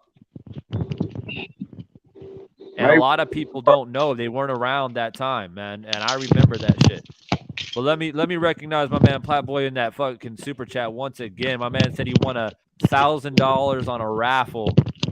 That's what's up, man. And I appreciate you giving me a little piece of that 1,000, Platboy, man. I appreciate it. I know you've been chilling, just listening to the podcast. I know you love this shit, bro. And I appreciate your endurance and your interest in what I got going on, man. Much love. Someone back. You want to know one of my dream matches that I had with Floyd Mayweather? One of my dream matches was actually Floyd Mayweather versus Erislandy Lara. Complete. That'd have been a weird star clash, though. You got two slick defensive boxers. Well, it makes it interesting because Lara is a southpaw as well. So yeah, I mean that's an intriguing fight. But before we continue to cook, and I don't want to be on here too much longer, guys. I hate to break it to you, but we got Dirk Banks, man. What's on your mind, Dirk? There's somebody, Earl Spence. I feel like that's the type of style that could give Floyd trouble. Yeah, he would. Smart pressure fighter. Fundamentals. Yeah. Bigger. Gas tank. Because also Terence Crawford. Because there's very few times Floyd got in the ring and he was not the most athletic guy in the ring. The one time I think he did was Zab Judah. And he gave him a little bit of trouble until he ran out of gas at the end. Yeah. That's a fair point. I mean, I think, I haven't even thought about Floyd and Earl or Bud, but now that you mentioned Sergio Martinez versus Floyd, that would have been a great fight. That could a lot of fans wanted it as well. I think Sergio's too big, though. I think Sergio. He's like a true middleweight. It's a reason he fought Berto instead of Keith Thurman. He was intelligent enough not to challenge them young guys. That's when he was lost, trying to fight the young guys. He let all them build up their own. See, he let Canelo be the star. See, he didn't let the brothers get a chance to become a star off the field. He let Canelo. Hey, that's a perfect example why styles make fights. We all know Canelo's a better fighter than Maidana, but Maidana gave Floyd a harder fight than Canelo, because Canelo at his basics really is a counterpuncher, and Maidana's a true what do you call it? Pressure fighter and brawler. Yeah. I don't think Canelo was back then what he is now. I don't think Canelo was the finished product. I mean, he still has some of the same weaknesses. I don't think he had the pressure fighting skills that he's got now. Pre-Golovkin too. I think after the Golovkin rematch, or heading into the Golovkin rematch, because I didn't think he was going to win that fight. I think he's improved quite a lot. I think at that time Maidana probably was a tougher fight. Well, it was a tougher fight. Yeah. Well, Maidana was like, you know, he was on a like in the pinnacle of his career when he fought Floyd. Like, Yeah, he just knocked out Adrian. Well, he didn't knock him out. He knocked him down. Yeah. Yeah. But he performed really, really well. And that kind of gave a lot of people confidence because obviously, you know, Adrian Broner kind of emulates a Floyd Mayweather style with the shoulder roll. Yeah. And so people were like, oh, if he can do that to Adrian, what is he going to do to Floyd? Well, they found out that Floyd and Adrian are two fucking different levels. Right. And so that's what it is. But going back to your point, Dirk, about Mayweather and Spence, for example, I guess it would depend on, we would have to say like prime for prime, right? So prime for prime, yeah. I mean, I think that Errol Spence could potentially be an issue for Floyd for sure, just because of his body punching ability as well. Yeah. And I think that Earl is fucking phenomenal, if not one of the best body punchers in the game. And he may not knock you out with a body punch, but he fucking breaks you down. And a lot of people who fought Floyd, for whatever reason, just never went to Floyd's body, really. They all try to fucking hit him in the chin. And it's like, it always blew my mind. Like, why don't you ever go to the body against Floyd? When Floyd is like one of the greatest fucking defensive fighters of all time. He knows how to protect his chin. He's like one of the best to ever do it. And you just keep fucking headhunting him. Like almost every fighter that he ever fought just tried to break the Philly shell. It's like, when are you going to fucking realize it can't be broken? You know what I mean? Like, do something else. Like, the rib cage is still open with the Philly shell rolling with that left shoulder. It is still open at the below the sternum. You can still get solar plexus shot on a Philly shell defense. I think Earl's just too basic for Floyd, though. I think Spence, I think Floyd. I think Spence would do well, but the problem is that I think Spence is slightly too flat-footed, and I think Floyd will implement it. It would be a bit of a battle of the jab a little bit, but I think Floyd's in and out ability is better than Spence. Like, look at Sean Porter. Sean Porter ain't a fucking boxer. But he troubled Earl. Why? Because the motherfucker's like bouncing in and out, jumping around, and at times Earl gets caught flat-footed, you know, getting defensive. When Earl can move forward and pressure you, he's fucking dangerous. But honestly, I think Sean Porter could rough up Floyd. I'm sure. I think Floyd will figure him out eventually. But Sean Porter is just a tough style for anybody because the dude is just he's all over the place. It's hard. Do you know what Floyd? You know what? Do you know the punch that Floyd would use against Sean Porter that would probably drop him? Is the check hook? Nope. The fucking shoulder roll. The shoulder roll coming back with the right uppercut. You think he'll drop Sean Porter though? That's a big dude, and he's got a hell of a chin. I think he would.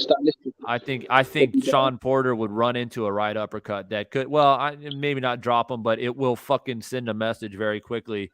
And then what will happen is he'll be reluctant to jump in, and then Mayweather would just pick him apart. That's how Terence Crawford got him. He stepped back with that uppercut. He had the legs. I think Keith Thurman kind of had the legs and the power and the speed and an awkward style. I know he lost to Pacquiao, but those guys kind of slugged it out. That was back and forth. Mayweather doesn't fight like that. And to be honest, Dirk, like, you're right. Styles do make fights. And although I think that, in my opinion, Floyd would beat Earl, but I also think, here's the crazy thing, is I think Earl edges out Bud. But I think Bud has a better chance to beat Floyd than Earl does. Yeah, that's true. That's just because Bud's length. That's he's a chess longer. match right there.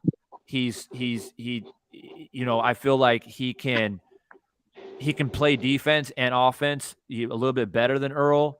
The reason why I give Earl the edge over Crawford is because I think there's one factor in that fight that a lot of people aren't considering is there's a shitload of ego, pride, and bravado between these two guys. Yep. And it's going to come down to one thing. who will be the most disciplined? Who will stick to the game plan, not allow that pride and ego to get in the way, and fucking and execute a game plan?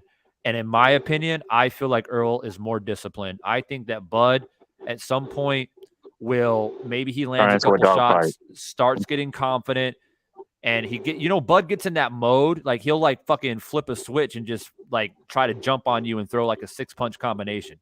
Yeah, he'll say fuck it. He'll say fuck it. Let's say he catches Earl. Earl's he's hittable. You can hit Earl. Definitely. So let's say he catches him with a flush shot.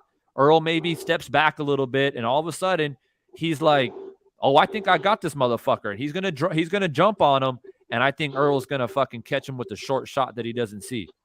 And we've seen Bud do two things. Number one, we've seen him get hurt, and we have seen him fight with his chin up in the air. And when you fight with your chin up in the air against Earl Spence, we saw what he did to Ugas. He beat the shit out of that dude.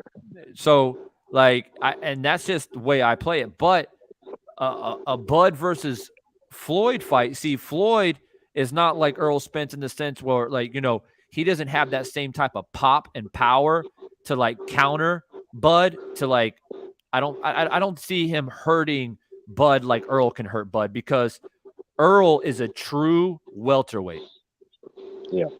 He's a fucking true. He's a big welterweight. Floyd is a small guy, and I just don't see him hurting him the same way that Earl can.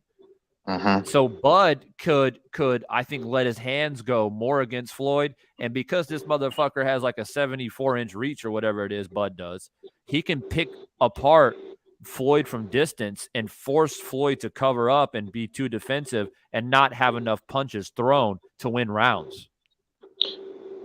Yeah, but what about if he runs? What about if Bud, like, the way he fought Victor Postal, and he kind of ran around the ring? What about if he used those tactics against Earl, where he was trying to fight more of a defensive, sort of on your bike, running around the ring? Could he not kind of outpoint him? Say that again one more time. Sorry, I got distracted. No, I said, what about if he chose to sort of kind of use movement more, or running, as some people say, the way he fought Victor Postal, right? He only jumped on his bike. He was on his bike the whole fight. If you fought Earl that way, just, pot shot, move, grab, clinch, if you use those tactics, do you think you could beat Earl on points? You mean Bud? Yeah, Bud, yeah. If you did that against Spence. I'm expecting, and I hate to talk about a fight that these motherfuckers refuse to sign, because I feel like I'm wasting my energy. But for the sake of conversation, in my gut, I feel like it's gonna be another Hearns Hagler fight where first round, ding ding, these motherfuckers just go at it. But you just said it yourself. Buzz got way too much pride to try to. I don't know why. I don't know why I feel that way. I feel that like strong. Like I feel like ding ding, here comes Bud, like fucking Hearns did against Hagler. Hearns jumped all over Hagler in their fight in that first round. Boy. And I don't know why I feel like Bud is going to come out. He's like, you know what? Fuck this shit. I'm going to come out here and prove a point. Although I don't know why. But to your point, Jimmy. If Bud comes out and says, you know what, I'm going to work behind the stick. I'm going to jab Earl. I'm going to force Earl to like not allow him to set his feet. And if he tries to like work on the inside, I'm going to tie him up. I'm going to let referee break it up, keep the jab in his face. I mean, I would be shocked to see Bud do that.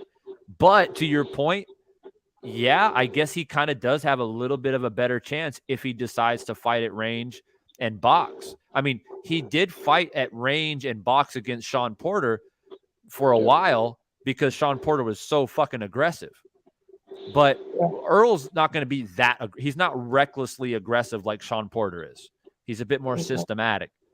So it'll be interesting. But like I said, I don't know why, but I feel it in my gut that in this situation, Earl's talking a lot of shit right now, trying to get the fight. I mean, he's making his social media posts and whatever. And Crawford seems like the more subtle one. But in reality, when you get down to the grain of it, I feel like Spence is actually the more calm one. I think he's the more reserved one. He's from Texas. He's got that Southern hospitality. He's a chill dude. and that's going to be shown in the fight. I think Bud has some extra shit going on. He's got more to prove. He's tired of people talking shit. He wants to prove that he's pound for pound. And because of all of that, those personalities, I think, will show in the fight. First, the press conference is going to be fire. And you'll see it in the press conference where Terence Crawford will probably be the one talking shit. And Earl's going to be smiling and saying, yeah, well, whatever, man, you were fucking ducking me. But he's going to be chill. And that type of energy is going to show in the fight where first round, Earl's going to come out, get in his typical stance, get in his positioning, and fucking Bud, I just feel like it's going to jump on him. And it's going to come down to Earl, can he weather that early storm? If he can, then I feel like Bud could potentially be in trouble, just like Hearns had trouble against Hagler. Once that attack didn't work the way Hearns thought it would, then Hagler just walked him down and knocked him out. Yeah. What about Spence though? He got hurt quite badly against Ugas, a guy that can't punch. And I think Bud Crawford. Well, he fucking lost his mouthpiece, bro. Yeah, but he went crashing into the ropes, right? I feel like if Crawford gets him in that situation, do you not think he could finish him? I don't think that's a mistake that Errol makes twice. Yeah, I mean, that was a weird situation. Very, very, like, out of the ordinary for Spence. I mean, his mouthpiece came out. And it's weird because normally when a fighter loses their mouthpiece like that, they become super defensive, right? But for whatever reason, he got confused where he thought the referee was going to stop it. And he's looking on the canvas trying to find his mouthpiece, and Ugas punched him in the face. And I feel like it was more of an off balance kind of surprising shot that put him in the ropes. But the crazy thing about Earl, see, that's the thing, is Earl took it, and then he fucking surprised everybody and bit down. He got his mouthpiece back in, he bit down on that motherfucker and took it to Ugas and beat his ass up after that. And see, I just feel like Spence he's got that dog in him. Not to say that Bud doesn't, but it's just a different type of dog. It's it's hard to describe. Bud is, I feel like when I watch Bud's fights, I gotta disagree with you there, but I'll let you finish. I feel like Bud has this when I watch his fights, he boxes here and there, he fights on the inside here and there, and then all of a sudden he'll just fucking let loose on you, right? And a lot of that is he finds his range, he finds his timing, he gets a bit more confident, he finds what works, and then he tries to finish you. I do like that about Bud. Where he has you hurt, he tries to fucking finish you. He does have that killer instinct. But with that being said, Earl, I think if it gets deep into the fight and it's a wear and tear fight and they got to go toe to toe, I just feel like that's where Earl is going to become the grave digger. And he's just going to dig into that body. And I think he can just dig deeper in a fight like that. And that's just my opinion. I don't see Bud winning a 12-round decision. I just see Earl outworking him. If it goes 12, I just don't see it. I don't see it going 12. I don't think it'll go 12. I don't see Earl stopping Bud. Like you said, you were talking about the dog. Like, I know it was just sparring, but I've seen Bud spar somebody 12 rounds and then immediately switch sparring partners. And it wasn't just any sparring partner. It was Carlos Adames at 160. And he was just taking his shots, eating them, hard shots too. And then eventually he started, hitting him back. And eventually Adames said no more, or his corner said no more. I'm like, that's when I knew Bud is different. So he's got all the skills. We know he can switch hit. We know he can box. But he definitely has dog in him too. It's just a different type. He's not like a pressure fighter, so it looks different, if that makes any sense. AZ Cartel, what's up, man? What's up in your mind? Why are we still talking about this Spence versus Crawford?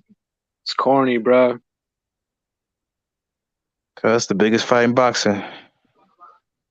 Won't even outsell Canelo Triple G3, bro. Nobody cares about that fight. That shit is over with. Bro, no one cares about this fight.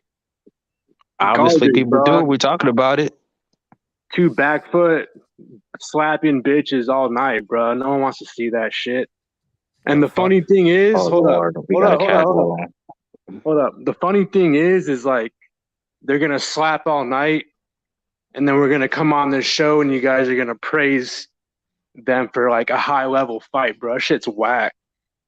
So Earl Spence is a back foot fighter. That's the first time I heard this. Right. No, but he's Yeah. too big for 147. He should have already moved up. But you literally just said that they're 2 back foot bitches, right? They'll fight like that. They're Earl too Spence afraid is to never. take any risks, bro. Okay. And then We you don't guys take be like, any oh, risks. like, yeah, they're so skilled. And it's going to be a Wow. slap fest. So tell me, since you know you obviously you know who's skilled and who isn't, who has skills, bro? Dimitri Bivol has some skill, bro. Okay. Actually, he's a fighter that can fight on the outside, that actually really fights on the outside intelligently. But he doesn't take risks either. Then Bivol does. I mean, he's not exactly a knockout artist, Yeah, and he does fight on the back foot. What risk is Bivol taking? He's taking none.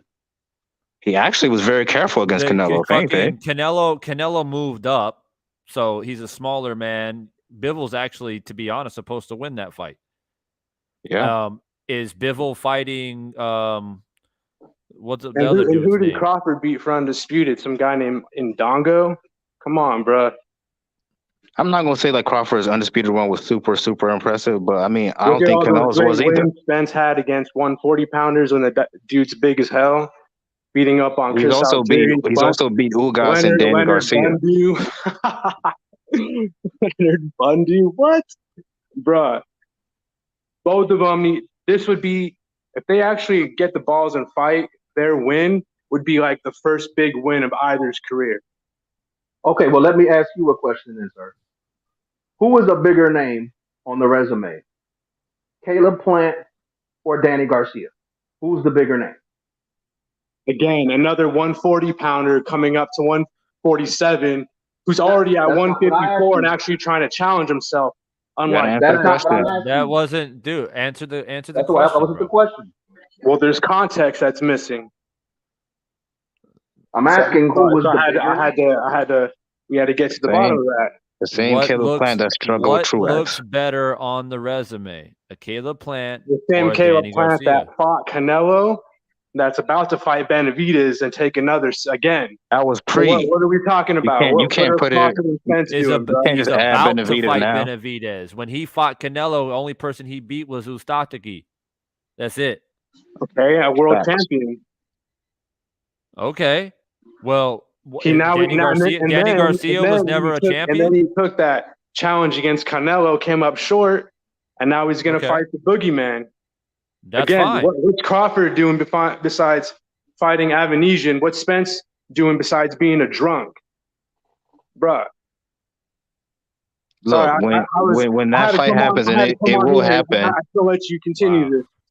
Hey, when that fight happens, and it will happen, either Spence or Crawford, whoever wins, that's a better name than anything on Canelo's resume. That's a fact. And speaking of Canelo, they offered Canelo $55 million to fight Spence. Dimitri Bivol is already a better name than if whoever wins. If Crawford and Spence even fight, bro, which they probably won't. No, it doesn't. Well, you didn't win the fight, so it doesn't matter. You don't get credit for losing the fight. You can't be afraid to lose an O. See, that's the other thing. That's the other thing. These guys are too scared to take risks. They got you guys thinking that having an O is like this big thing, bro. We can break down resumes all day if you want. We could really find what's O's and what's not. Earl's beating on one. He's all beaten up on 140 pounders. So what should he do in your opinion? You're saying what? So he should go up to 154. He should have moved up already, bro. And fight who? Charlo? What about Jaime Munguia?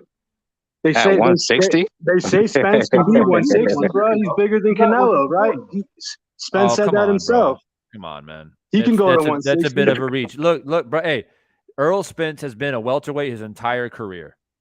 Just because he has a naturally big frame for a welterweight, he's been making the fucking weight. He's never come in overweight, unlike Benavidez, who you mentioned earlier. Okay, he's always made 147 fair and square. All right, and he's dominated the division. He's a unified champion at welterweight, and and I'm talking about Spence. So I'm not quite. If you want him to move up, that's a fair argument. However, I think it's not justified to tear apart a man who's been at one division the whole time. Dudes are calling him out. They're calling him out, going into his weight class, trying to take his belts. So if you're the champ at 147, what do you do? Then let's make the fighter move up. Well, he made the fights. He fought guys like Mikey Garcia, who called him out. He fought Danny Garcia, who called him out. Another lightweight that moved up 2 weight classes. But you're missing my point. Couldn't even knock him out, bro. He is at 147. He is the unified champion at 147. Take a real challenge to fight someone that's making the weight at 147. See, you can't criticize a man because he looks naturally bigger. That's a stupid fucking argument. He's got to make the weight class, bro. And I'm going to debunk your point about Mikey Garcia. Before he fought Robert Easter at 135, he was the WBC and IBF champion at 140. So he did not go up 2 weight classes. He only went up 1. He's a former lightweight champion, bro. But that debunks your point. So there we go. Up 2 weight classes. He only went up 1. He went up 2. He's a natural 135 pounder, bro. How about he's actually a natural 126 pounder? How about Spence? How about Spence fight somebody a real natural welterweight, or have him move up for once and actually fight a bigger fighter, kind of like Canelo. Ugas is a natural welterweight. Spence is older than Canelo. Still, let's talk about that. Let's talk about that, risk, bro. Isn't Ugas a natural? Isn't Ugas a natural welterweight? That's a decent win. That's like one okay win, bro. Hold on. How's that an okay win? Ugas is a legitimate welterweight. Number 1. Number 2, he beat Pacquiao. And before you say, oh, well, Pacquiao was past his prime, which a lot of people try to say, nobody was saying that when Pacquiao beat Keith Thurman, who's also a legitimate welterweight. Facts. Exactly. So then why was Spence not wanting to go into that fight with Pacquiao? Dirt, can you hear me? Yeah, I can hear you. But he did want that fight with Pacquiao, but his eye got injured. Did you forget that part? No, I remember that. But then he was acting like Pacquiao wasn't a big deal when he was like selling the fight. Bro, if you're a Pacquiao fan, you should thank God that fight never happened. Then what's left to do at 147? Let's move up, bro. No, there's no reason to move up when you still got unfinished business. How about he fight Jermell Charlo? Why would you move up when you have unfinished business when he wants to be undisputed? Does he really? Yes, he wants to be undisputed. But he's been in 147 his whole career, bro. Why is that fucking hard for you to understand? He's a unified welterweight champion. He's got one more belt to collect. Who has that belt? Terence Crawford does. So you're saying, fuck that belt, fuck undisputed, in a weight class that you've been in your entire career, go up to 154 and let the whole fucking boxing world criticize you because you refuse to become undisputed and fight the guy that everybody wants to see you fight. It doesn't matter what the fuck you want. The majority of boxing wants to see that fight. Well, then if that's not happening, then because of Terence Crawford, then it's time to move up and take some risks. Let's go. I agree with you. I agree with you on that. But let's. There is a kid from Philly that he could fight. I'm just saying. But let's call it what it is. Exactly. There's also a kid from Texas, bro, his own city. Yeah, Virgil or Boots. Him and Crawford holding up the division. We don't. This is bad for boxing, bro. Well, hold on. So Stanionis and Virgil Ortiz are about to fight, right? That's a good fight. Great fight. The winner of that fight could potentially fight Boots Ennis. The welterweight division is stacked regardless. If we're irritated at Bud and Spence, I mean, because they have the belts, but we have all these guys. Eventually, something's got to give, bro. Right? You have Virgil Ortiz and Stanionis. Once that's done, you got Boots. And once you get those victories done, you're going to have a legitimate and undisputed fucking title contender. So if Bud and Spence doesn't fight each other, someone's got to visit either Boots, Ortiz, or Stanionis, whoever comes out on top between those three. Something's got to give, bro. Either one of them are in a rush to take that fight, bro. So again, because they're trying to fight each other, bro. You got a unified champion and you got the WBO champion. They got the belts. They got to fight each other, bro. That's the way it works. The champions fight each other to find out who is the undisputed champion.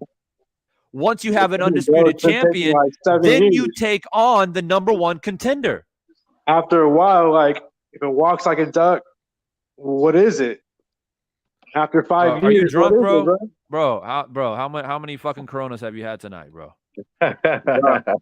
you sound drunk. Jesus Christ, bro! I'm sober as a judge. Well, you ain't talking like you're sober.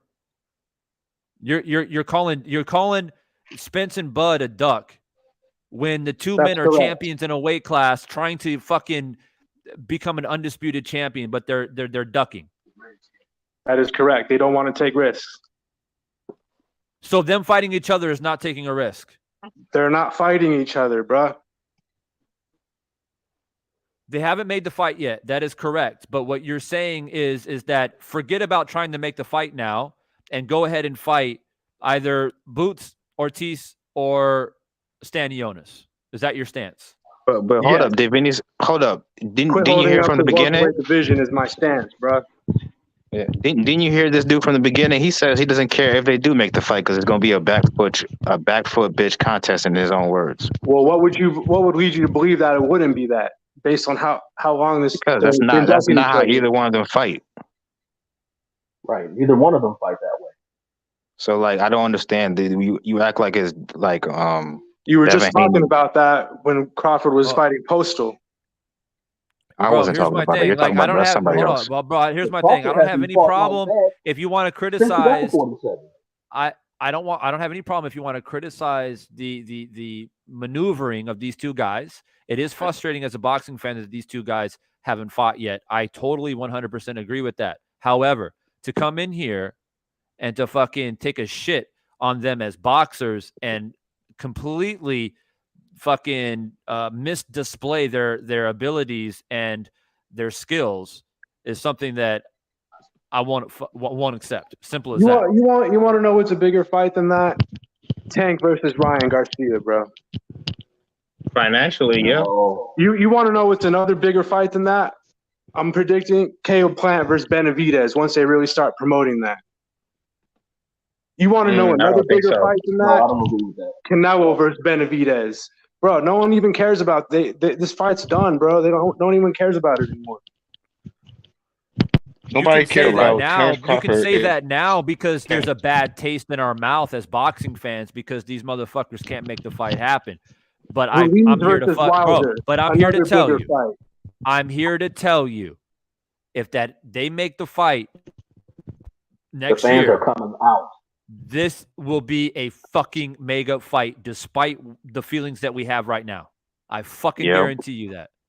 Because we had the same sour taste in our mouth. We're going to forget all that shit. Look at how they came out. Do you know how many times, bro, in AZ Cartel, I don't know how long you've been watching boxing, right? But I've been commentating on boxing for more than a decade.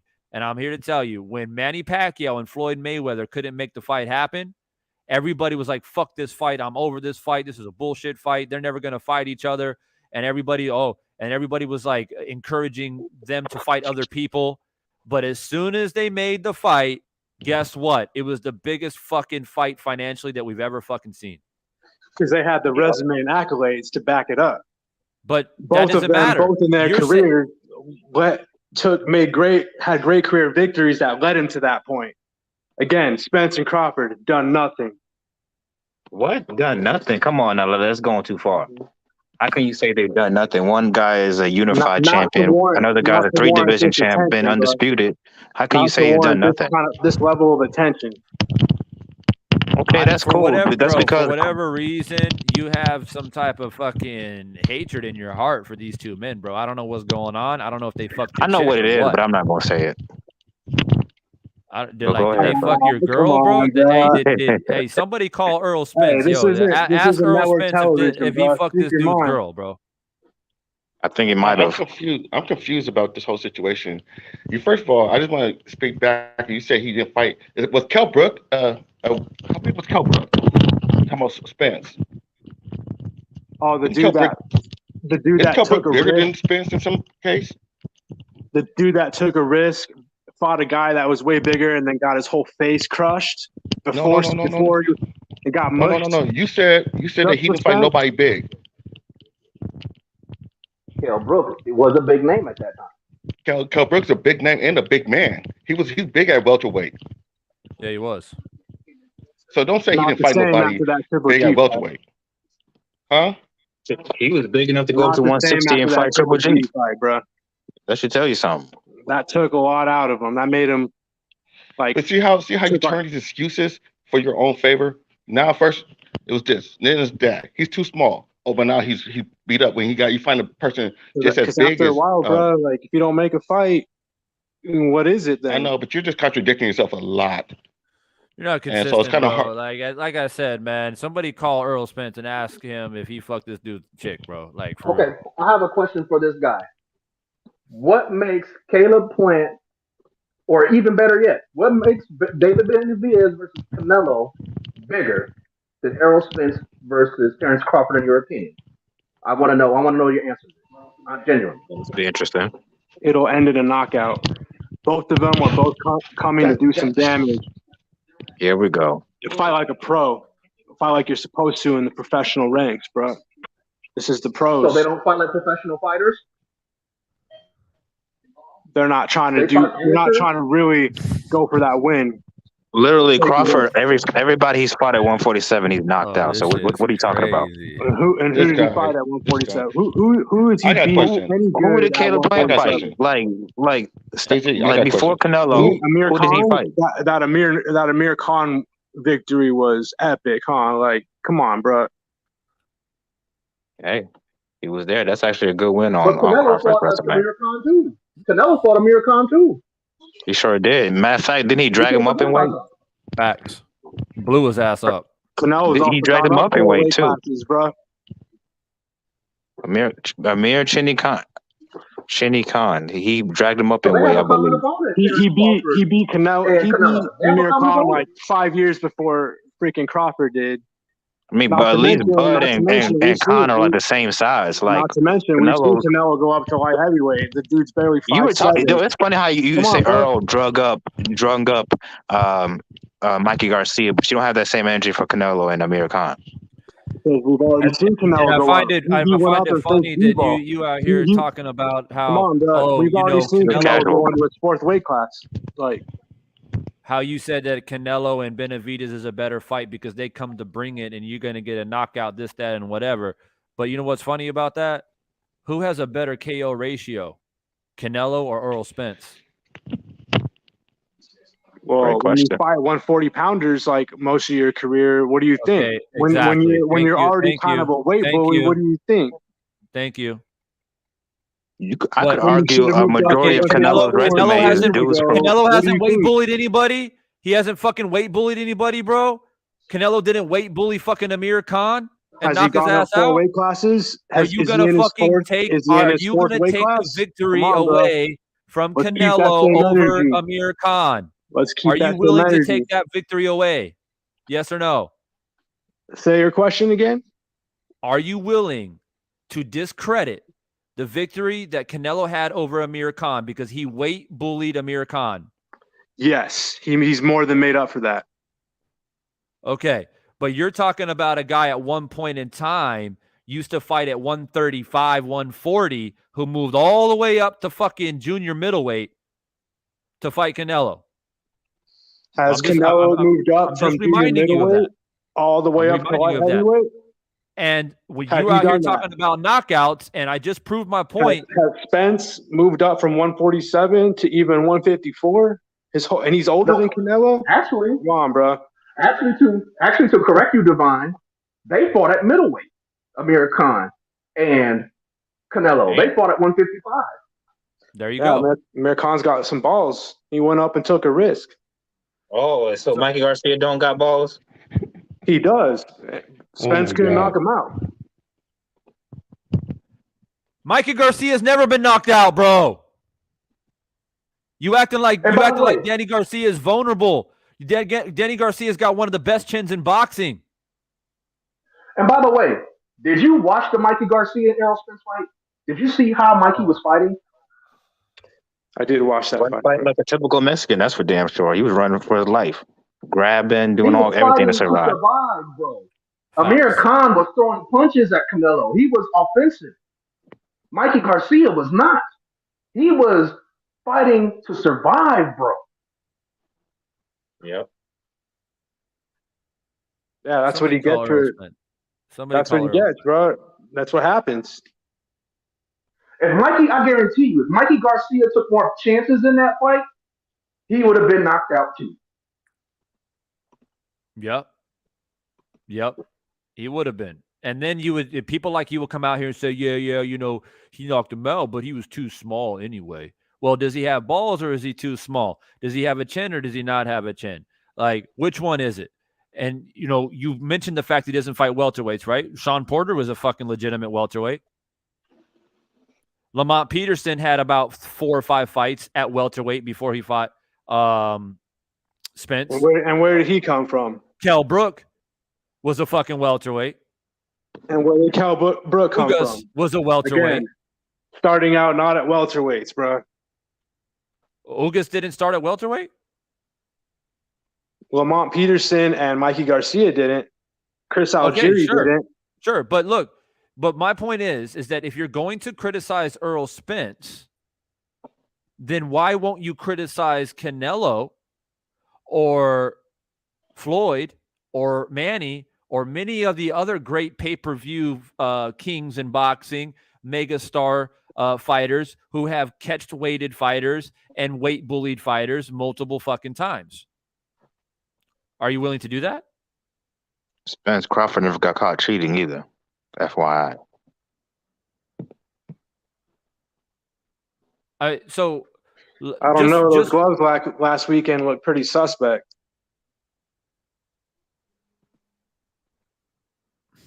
Well, I was on here for 2 hours before you came on here talking about that shit. So I'm not going to revisit that because you came in here with a whole nother objective. So I'm going to keep focused on that because obviously you have some let's type not of talk about that. you got what is there to talk about? What is there to talk about? Like I said, I've already talked about it for 2 hours. You're going to come in here fucking 2.5 hours later wanting me to revisit it. Go back and watch the fucking tape.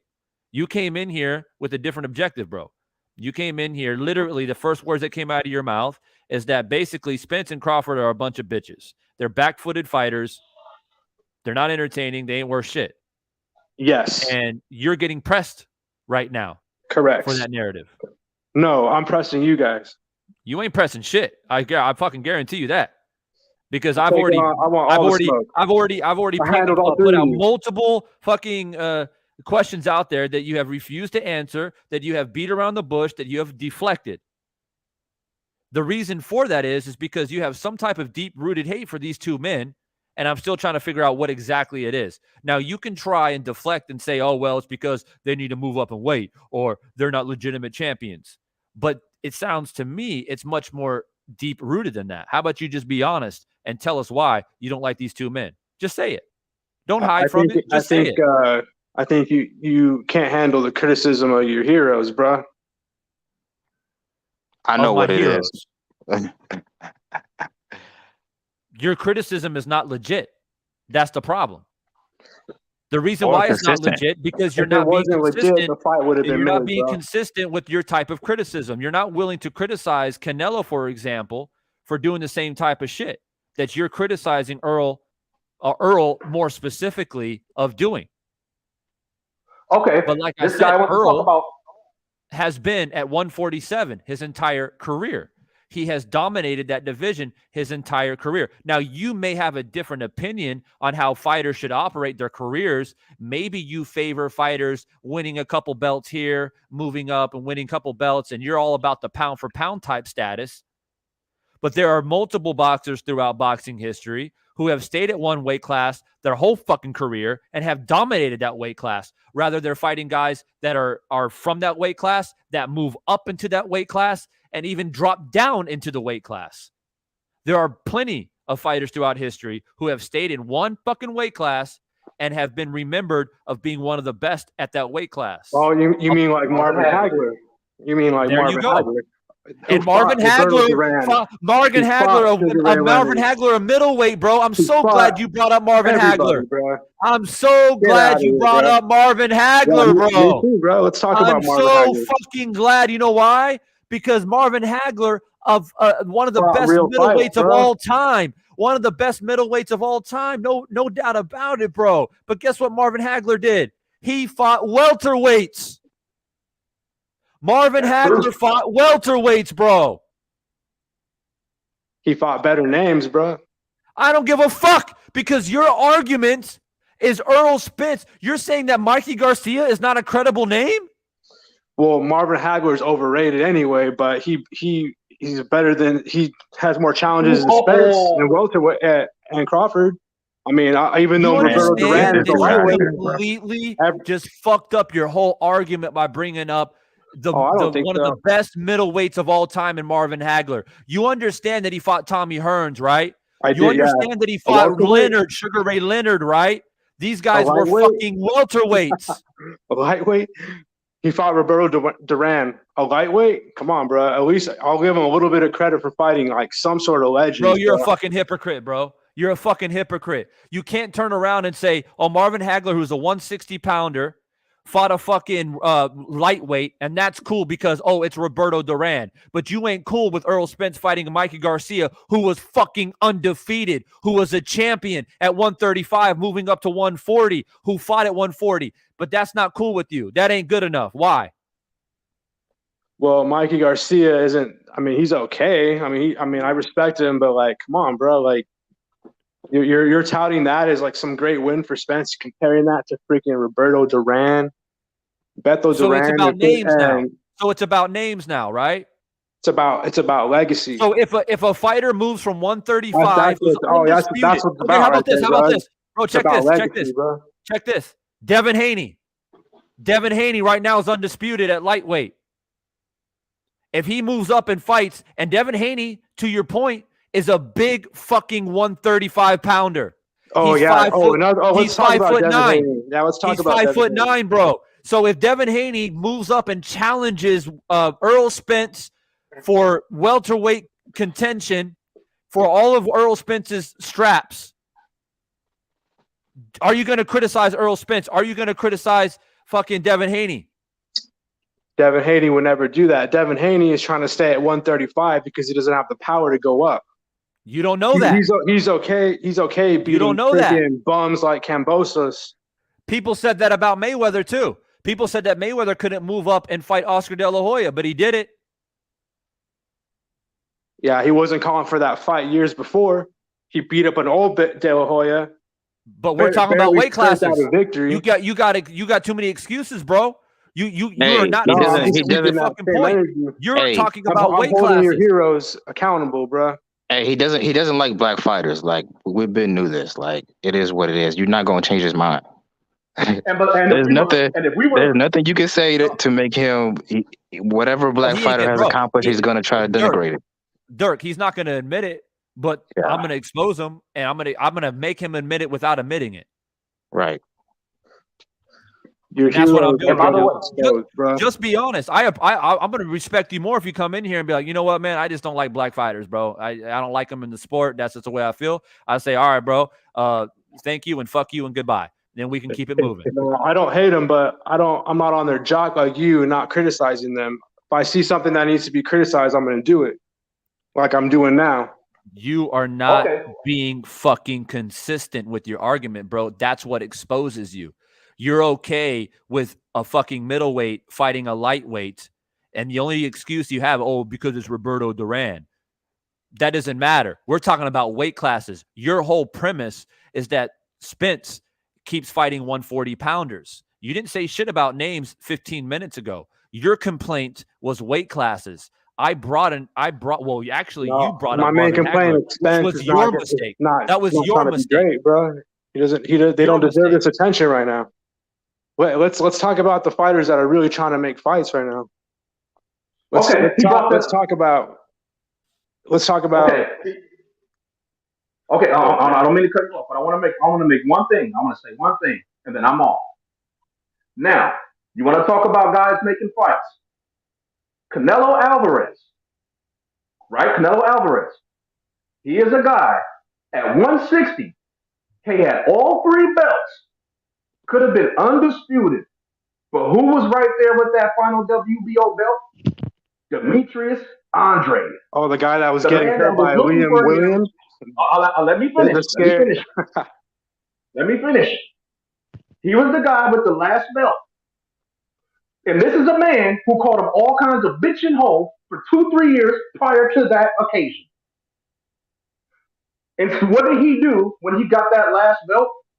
He moves up and fights a Sergey Kovalev, a guy that got knocked out by Andre Ward and admitted on camera that he fought him because of what Andre Ward did to him. This is a man in Canelo Alvarez. He could have been undisputed in 2 weight classes. The first male fighter to do that, but he didn't do it.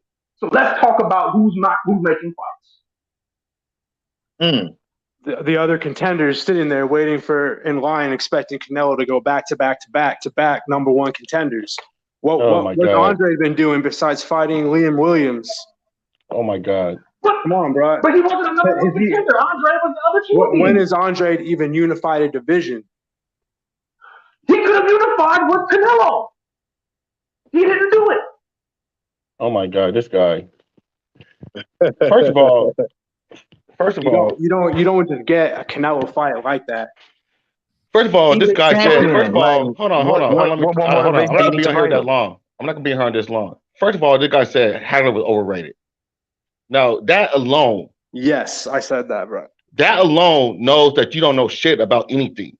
When I never heard anybody in my lifetime say that Hagler was overrated. I said that, bro. Yes, and you're the only person on planet Earth who says something like that. Well, get some people that won't tell you everything you want to hear. I never heard anybody else say that. Never. This guy's a fucking hater, bro. You're a fucking hater, bro. I tried to give you credit, bro. Listen, I tried to be. I tried to let you come in and voice your opinion. Handling all 3. How many people? Now there's 4 people. All right, so it's cool handling all 4 of you. And if I check back on this channel and I hear some BS, I'm gonna be on your ass again, bro. I can't wait for it, bro. I can't wait, bro. Like you came in here exactly. Yeah, that's what I thought. That's what I thought. Did he really say that he didn't want to fight back to back number 1 contenders? Andre was the other champion. What is he talking about? Bro, he's a casual. Some people are not really boxing fans. They're what you call race fans, and that goes for both sides, by the way. But yeah. I just can't believe he said Hagler was waiting. overrated. He's been waiting for his moment. And he thought he was going to get some shine, but he came to the wrong place. Like, we can talk boxing all fucking day long. You know what I mean? Like, man, here's my thing. If people don't like the fact, I don't know if it's because people are irritated that the fight hasn't been made yet. So people are just making comparisons now of what other fighters are doing that Spence and Bud is not doing. That's natural. I'm ready to have people come on the panel and express that frustration. But there's a clear difference between that and then coming in here and saying that Spence and Bud are bitches and they ain't shit and nobody cares about them and et cetera, et cetera. And the thing about it is I was going light. It was light sparring. But as soon as he mentioned that Marvin Hagler, it was a fucking game over. I had to go for the fucking knockout. Right. Yeah. Like that's not going to be acceptable over here. No fucking way. No fucking way. Middleweights today don't even come close to Marvin Hagler. Absolutely not. Oh, Don't hold a candle to him. I don't know where he And came with that one. He just had tried to get a rise out of us. But Marvin Hagler is one of my favorite fighters. That whole era, all four of them, the four horsemen or the four kings, that was the top of the top. People say, "Oh well, Duran came from 135." Duran whipped people's ass at 160 and 154. So Yes, he did. I don't know where he's coming from. He's just trying to hate or something like that. But you can't say Duran's overrated. you mean That's Hagler? like that makes no sense. He said This is a man Hagler's who over. hurt Durant He fought said for 1 Hagler's second. overrated, but Duran's not. Like it's just stupid. I mean, when you cut it and slice it, like Dirk said, we know what time it is. right. We know what time it is, and we Yeah, saw the names. He come in here and said, "Oh well, Canelo and Triple G." When you use that as your fucking foundation that's of what I said. argument, are you kidding me? Canelo and Triple G number 3? Are you fucking kidding me right now? And anytime, let's call it what it is. Anytime a black fighter was mentioned, he took it personally. So Yes. we just know what time it is. And but like I said, man, I'll expose you and I'll make you admit that you are a fucking hater without you actually admitting it. And that's exactly what I did. Divine. If you're gonna criticize Earl and all these other dudes, I'm waiting for your criticism against Canelo, against all these other non-black fighters, to be specific. So Canelo, Divine. He got me Divine. So it just frustrates me. But so he is taking away, saying black fighters not good. He's taking away from Duran, who beat Sugar Ray Leonard. He's taking away from Canelo, who beat, I don't even know what black fighter he fought. Rose and Lara. He taking away from these for his fighters that he loved, or that he said that were real fighters, and they beat black fighters. He's taking away from their legacy too. Do you not understand that? Yep. No. That's a good point. It's like Duran beat Sugar Ray Leonard. When Sugar Ray Leonard was coming in, he was all Mr. and Miss America. He won the Mr. America. He won the gold medals in the Olympics. Yeah. Coming in, whooping everybody's ass. And Duran's one of my favorite fighters of all time. Duran whooped his ass in that first fight. It was close, but Duran put it on him. Then when Sugar Ray came back and Sugar Ray did what he did, messing with Duran's mind. Great victory. Duran, man, I don't know what's going wrong with these dudes. Don't even know shit, but it's frustrating because these guys come on the platform and just talk craziness. Well, I've said it multiple times before.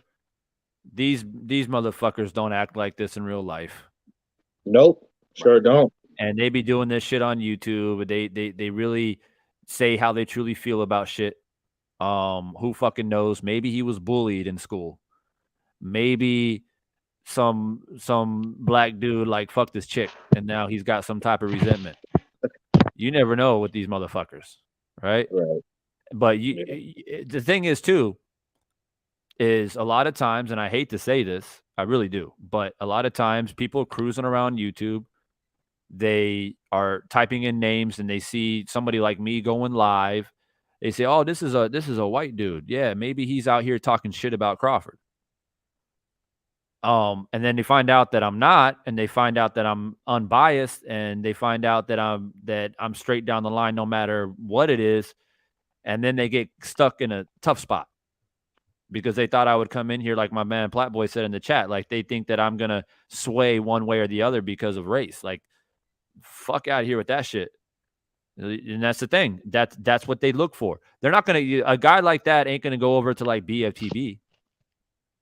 No, he won't last 1 second. Right, exactly. So they keep that dude alive.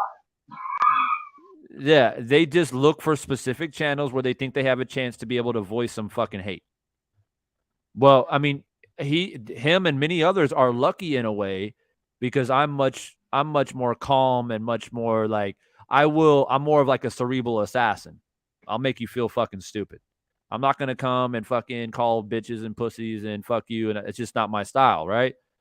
But the thing is that people feel like they have a fucking chance. They feel like I got a little hope. Oh, maybe this platform is the place where I can fucking spread my bullshit. And Yes. yeah, and so obviously So that's why he left. Divine. So the old YouTube used to be the barbershop. Can you imagine him walking to a barbershop in like Harlem or LA talking the shit he was saying? Oh He Jesus didn't make it Christ! out. Because Oh, it's not what it was like. He wouldn't have a chance. It wasn't just the fact that he's being covertly racist. It was the fact that he was saying things that he doesn't believe. Right. And I He don't. yeah, It's he like didn't he really wouldn't have be an able to argument. survive. He didn't He really said have it's an on argument. YouTube because nobody knows where he's at. But he was in a barbershop sitting with us saying that.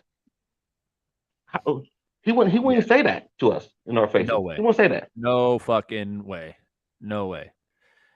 And you know, I can feel like he was holding back. I feel like he wanted to go even more, like more hateful, and I can feel that he wanted to come at me because he did say like, "Oh, you riding your hero's jock," but basically, and I've heard this before. He's basically saying like, "Oh, I'm protecting the black man."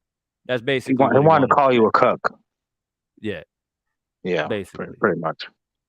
But I know, and I was just sitting back waiting. I'm thinking to myself, if he says that, then I will fucking go in, right? But he hesitated. He hesitated, and he tried to make it boxing. But that's the thing. As soon as you're a racist, you already lose. True. Yeah. You already lost. As soon as your platform is, I don't like this fighter or that fighter based off of race, you've already lost. And to Big Dog Willie's point, if you go into a barbershop and you say, "Hey man, what do you guys feel about Bud and Spence? I think they're a bunch of bitches." People are like, they're gonna do that 360 look. Like what? Right. Right? That double take. Like what?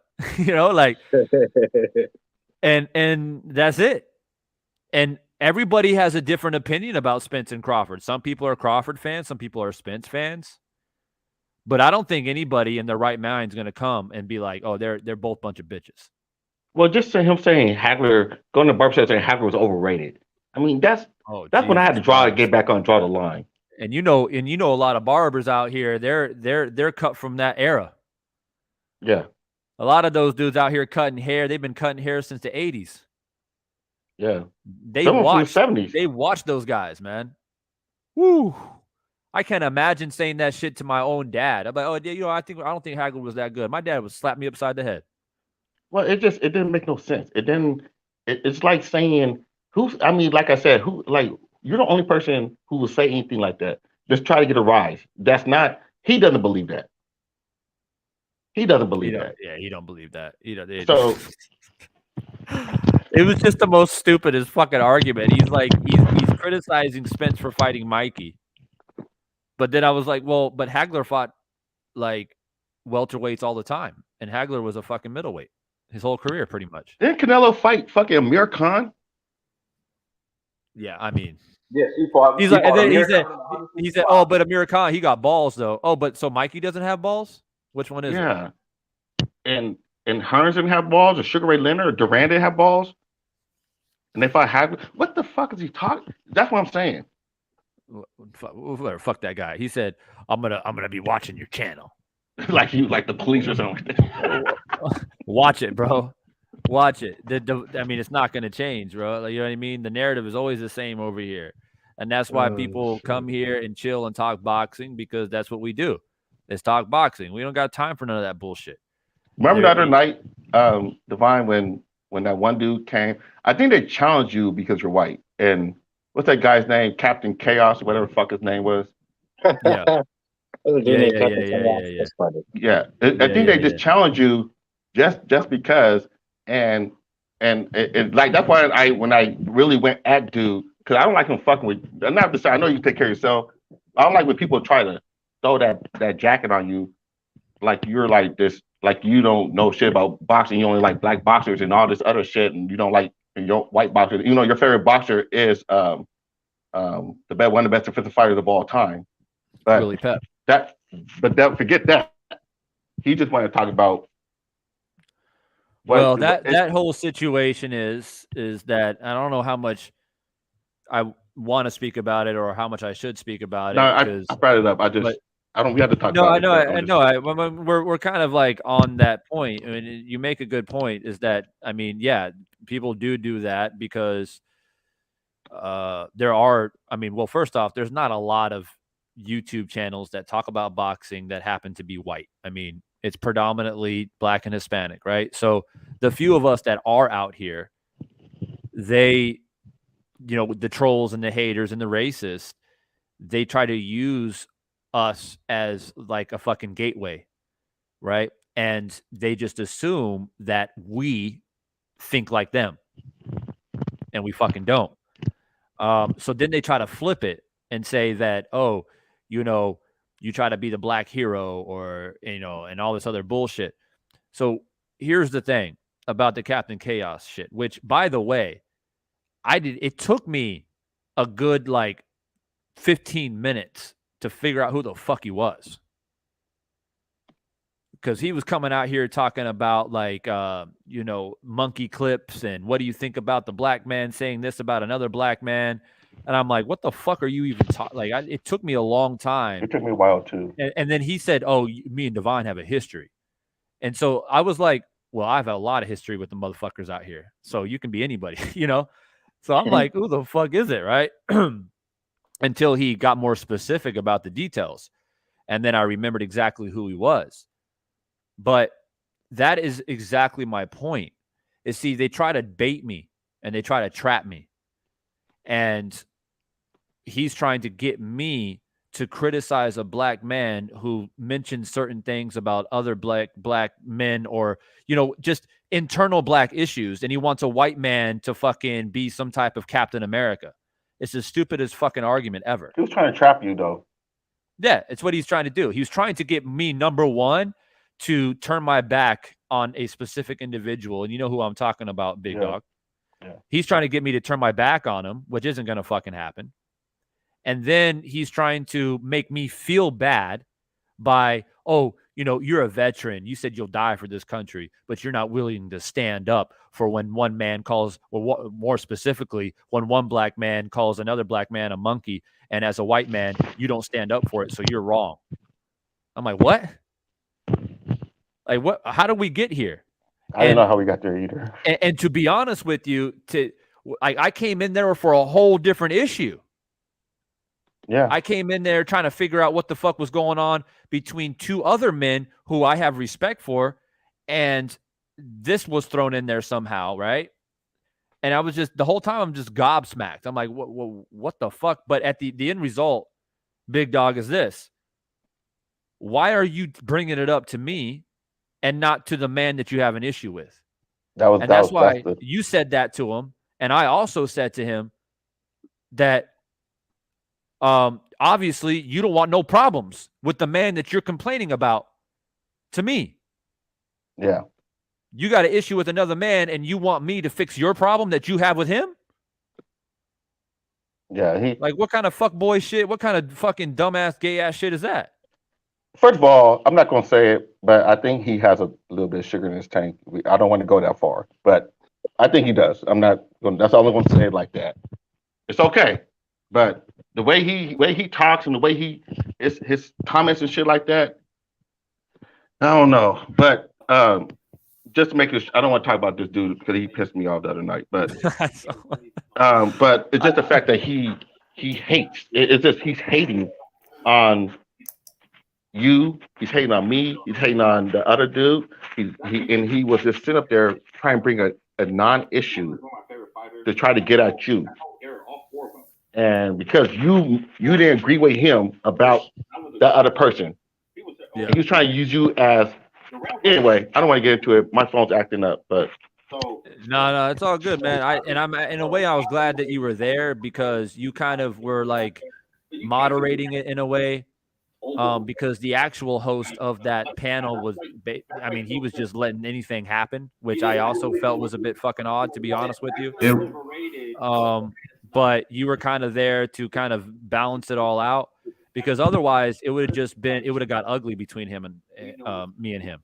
Yeah. And so it was good that you were there, to be honest. But who we got in here? Was it Aries Newman? He come in here and said, Hello? Hello. What's up, man? What's up? What's on your mind?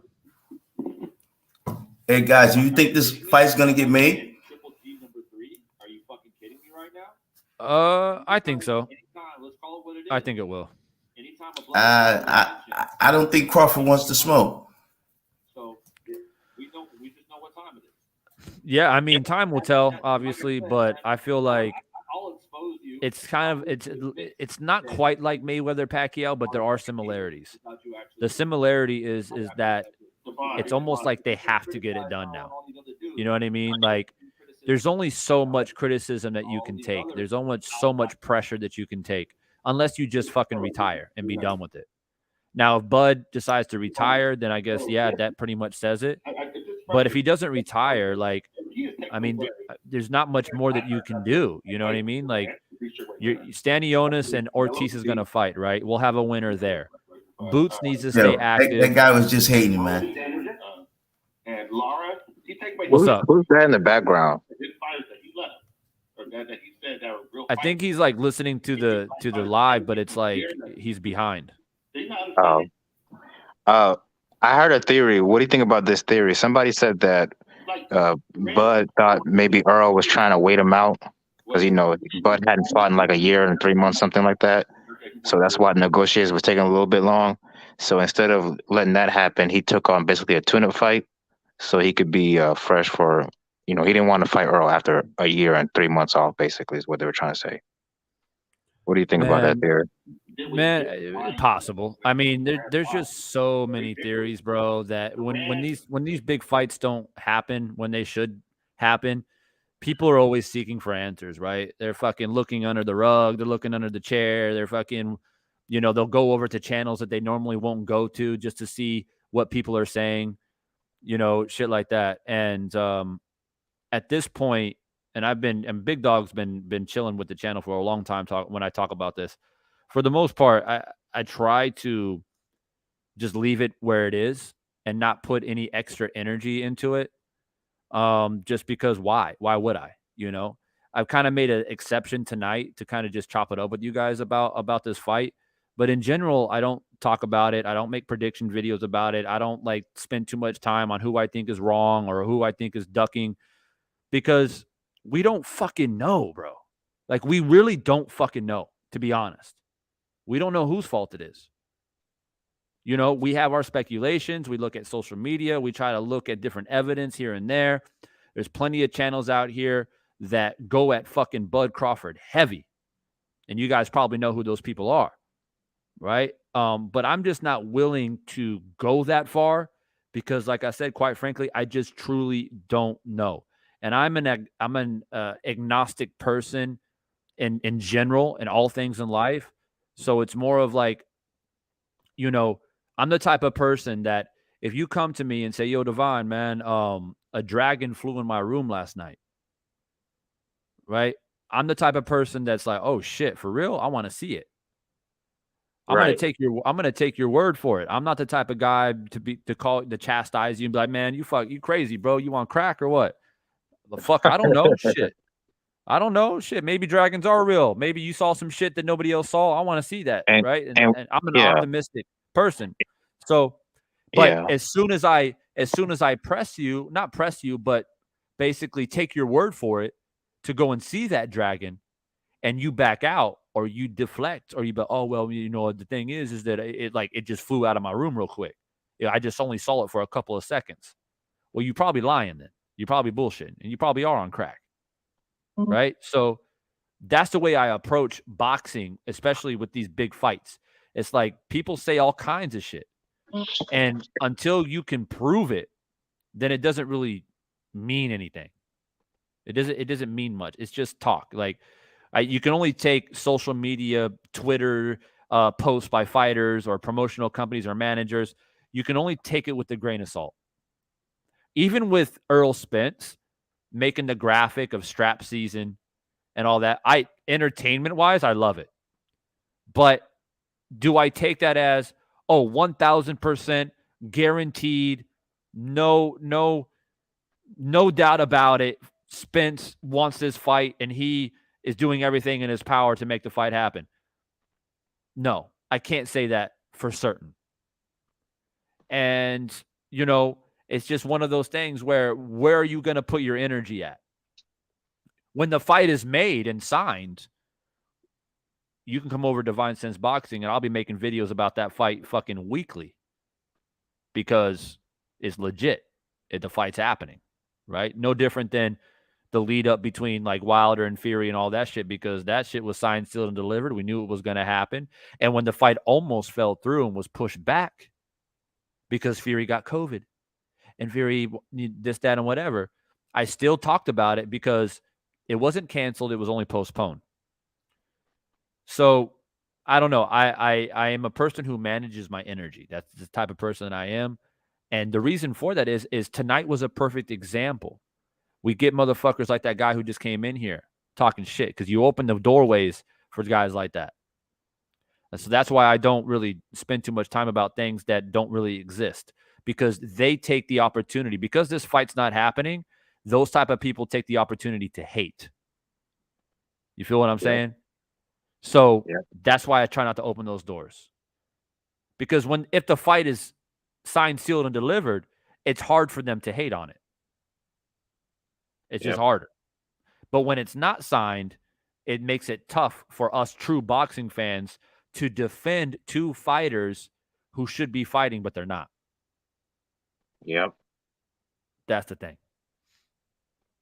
Well, in the history of boxing, I mean, I'm a historian, but the big fights usually get made. Now, did they get made like when we want them? No, but they usually get made eventually, right? Yes. Yeah. I would say that the odds are usually big fights, I would say, get made 85% of the time. Yeah. There's a few examples in boxing history where, fighters didn't fight each other.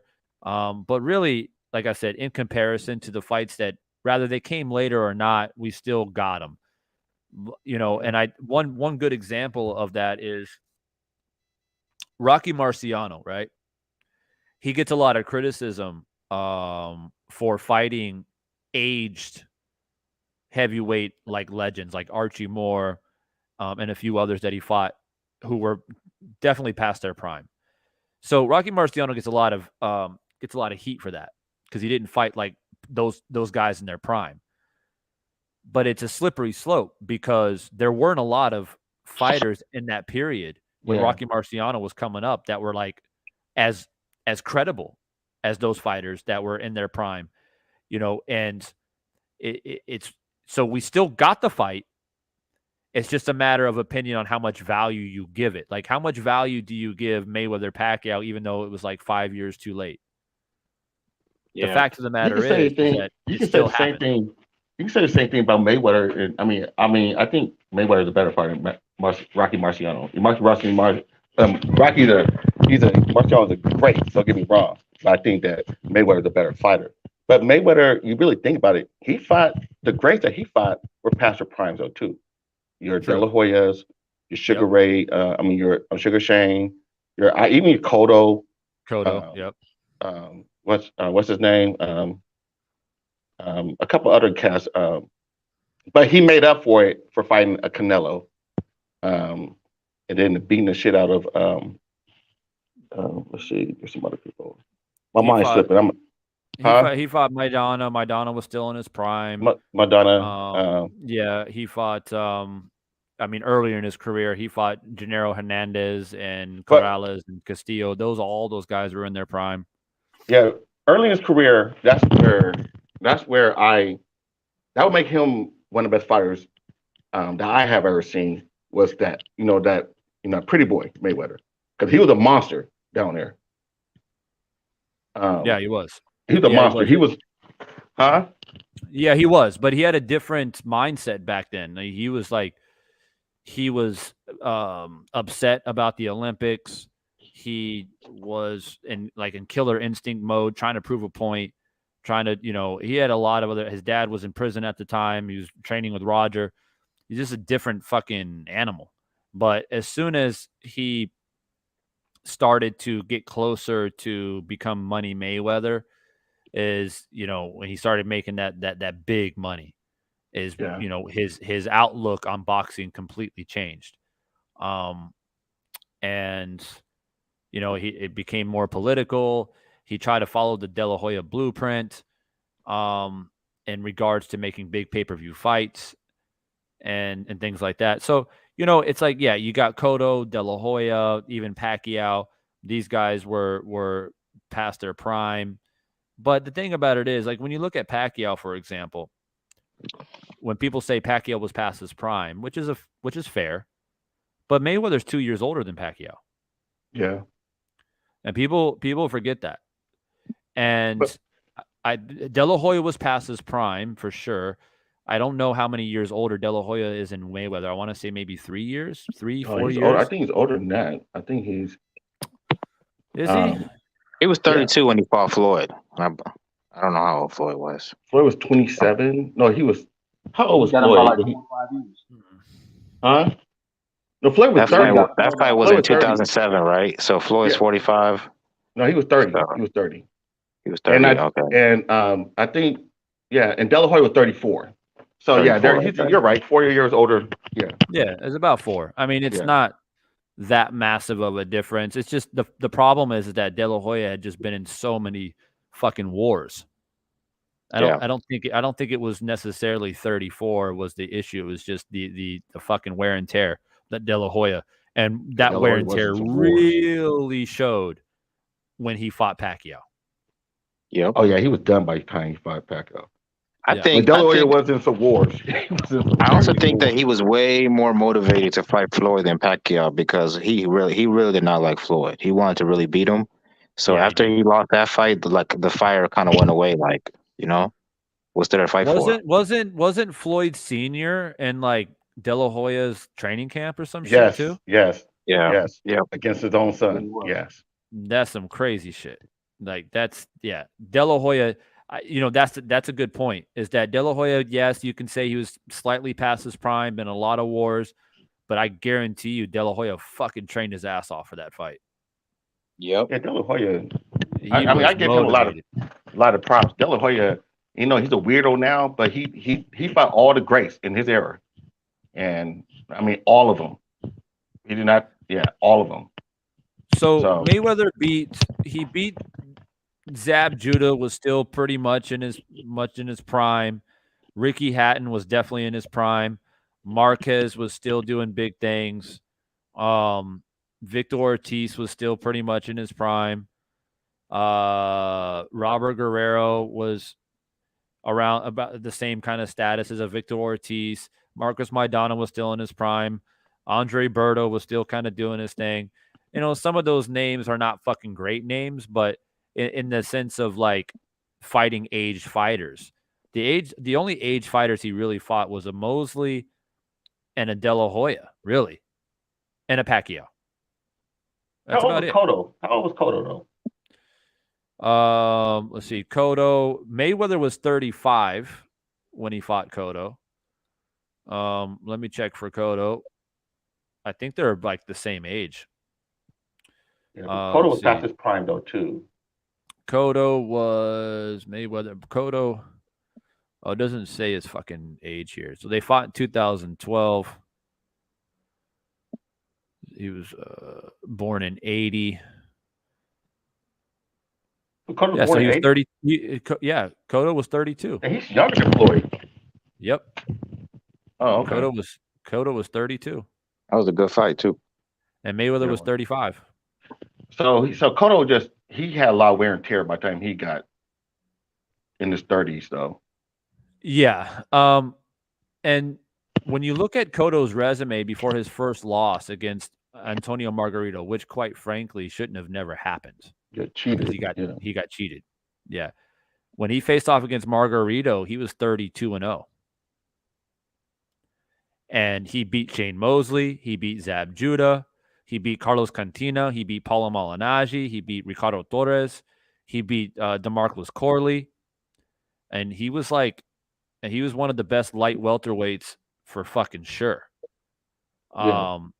And as a matter of fact, he beat a guy named Kelson Pinto to win the WBO, and he fucking defended that title. 1, 2, 3, 4, 5, 6. Then he won the WBA and defended that belt 1, 2, 3, 4, 5 times before he lost to Margarito. And then after losing to Margarito, he beat Joshua Clottey, and then he lost, of course, he lost to Pacquiao. Okay.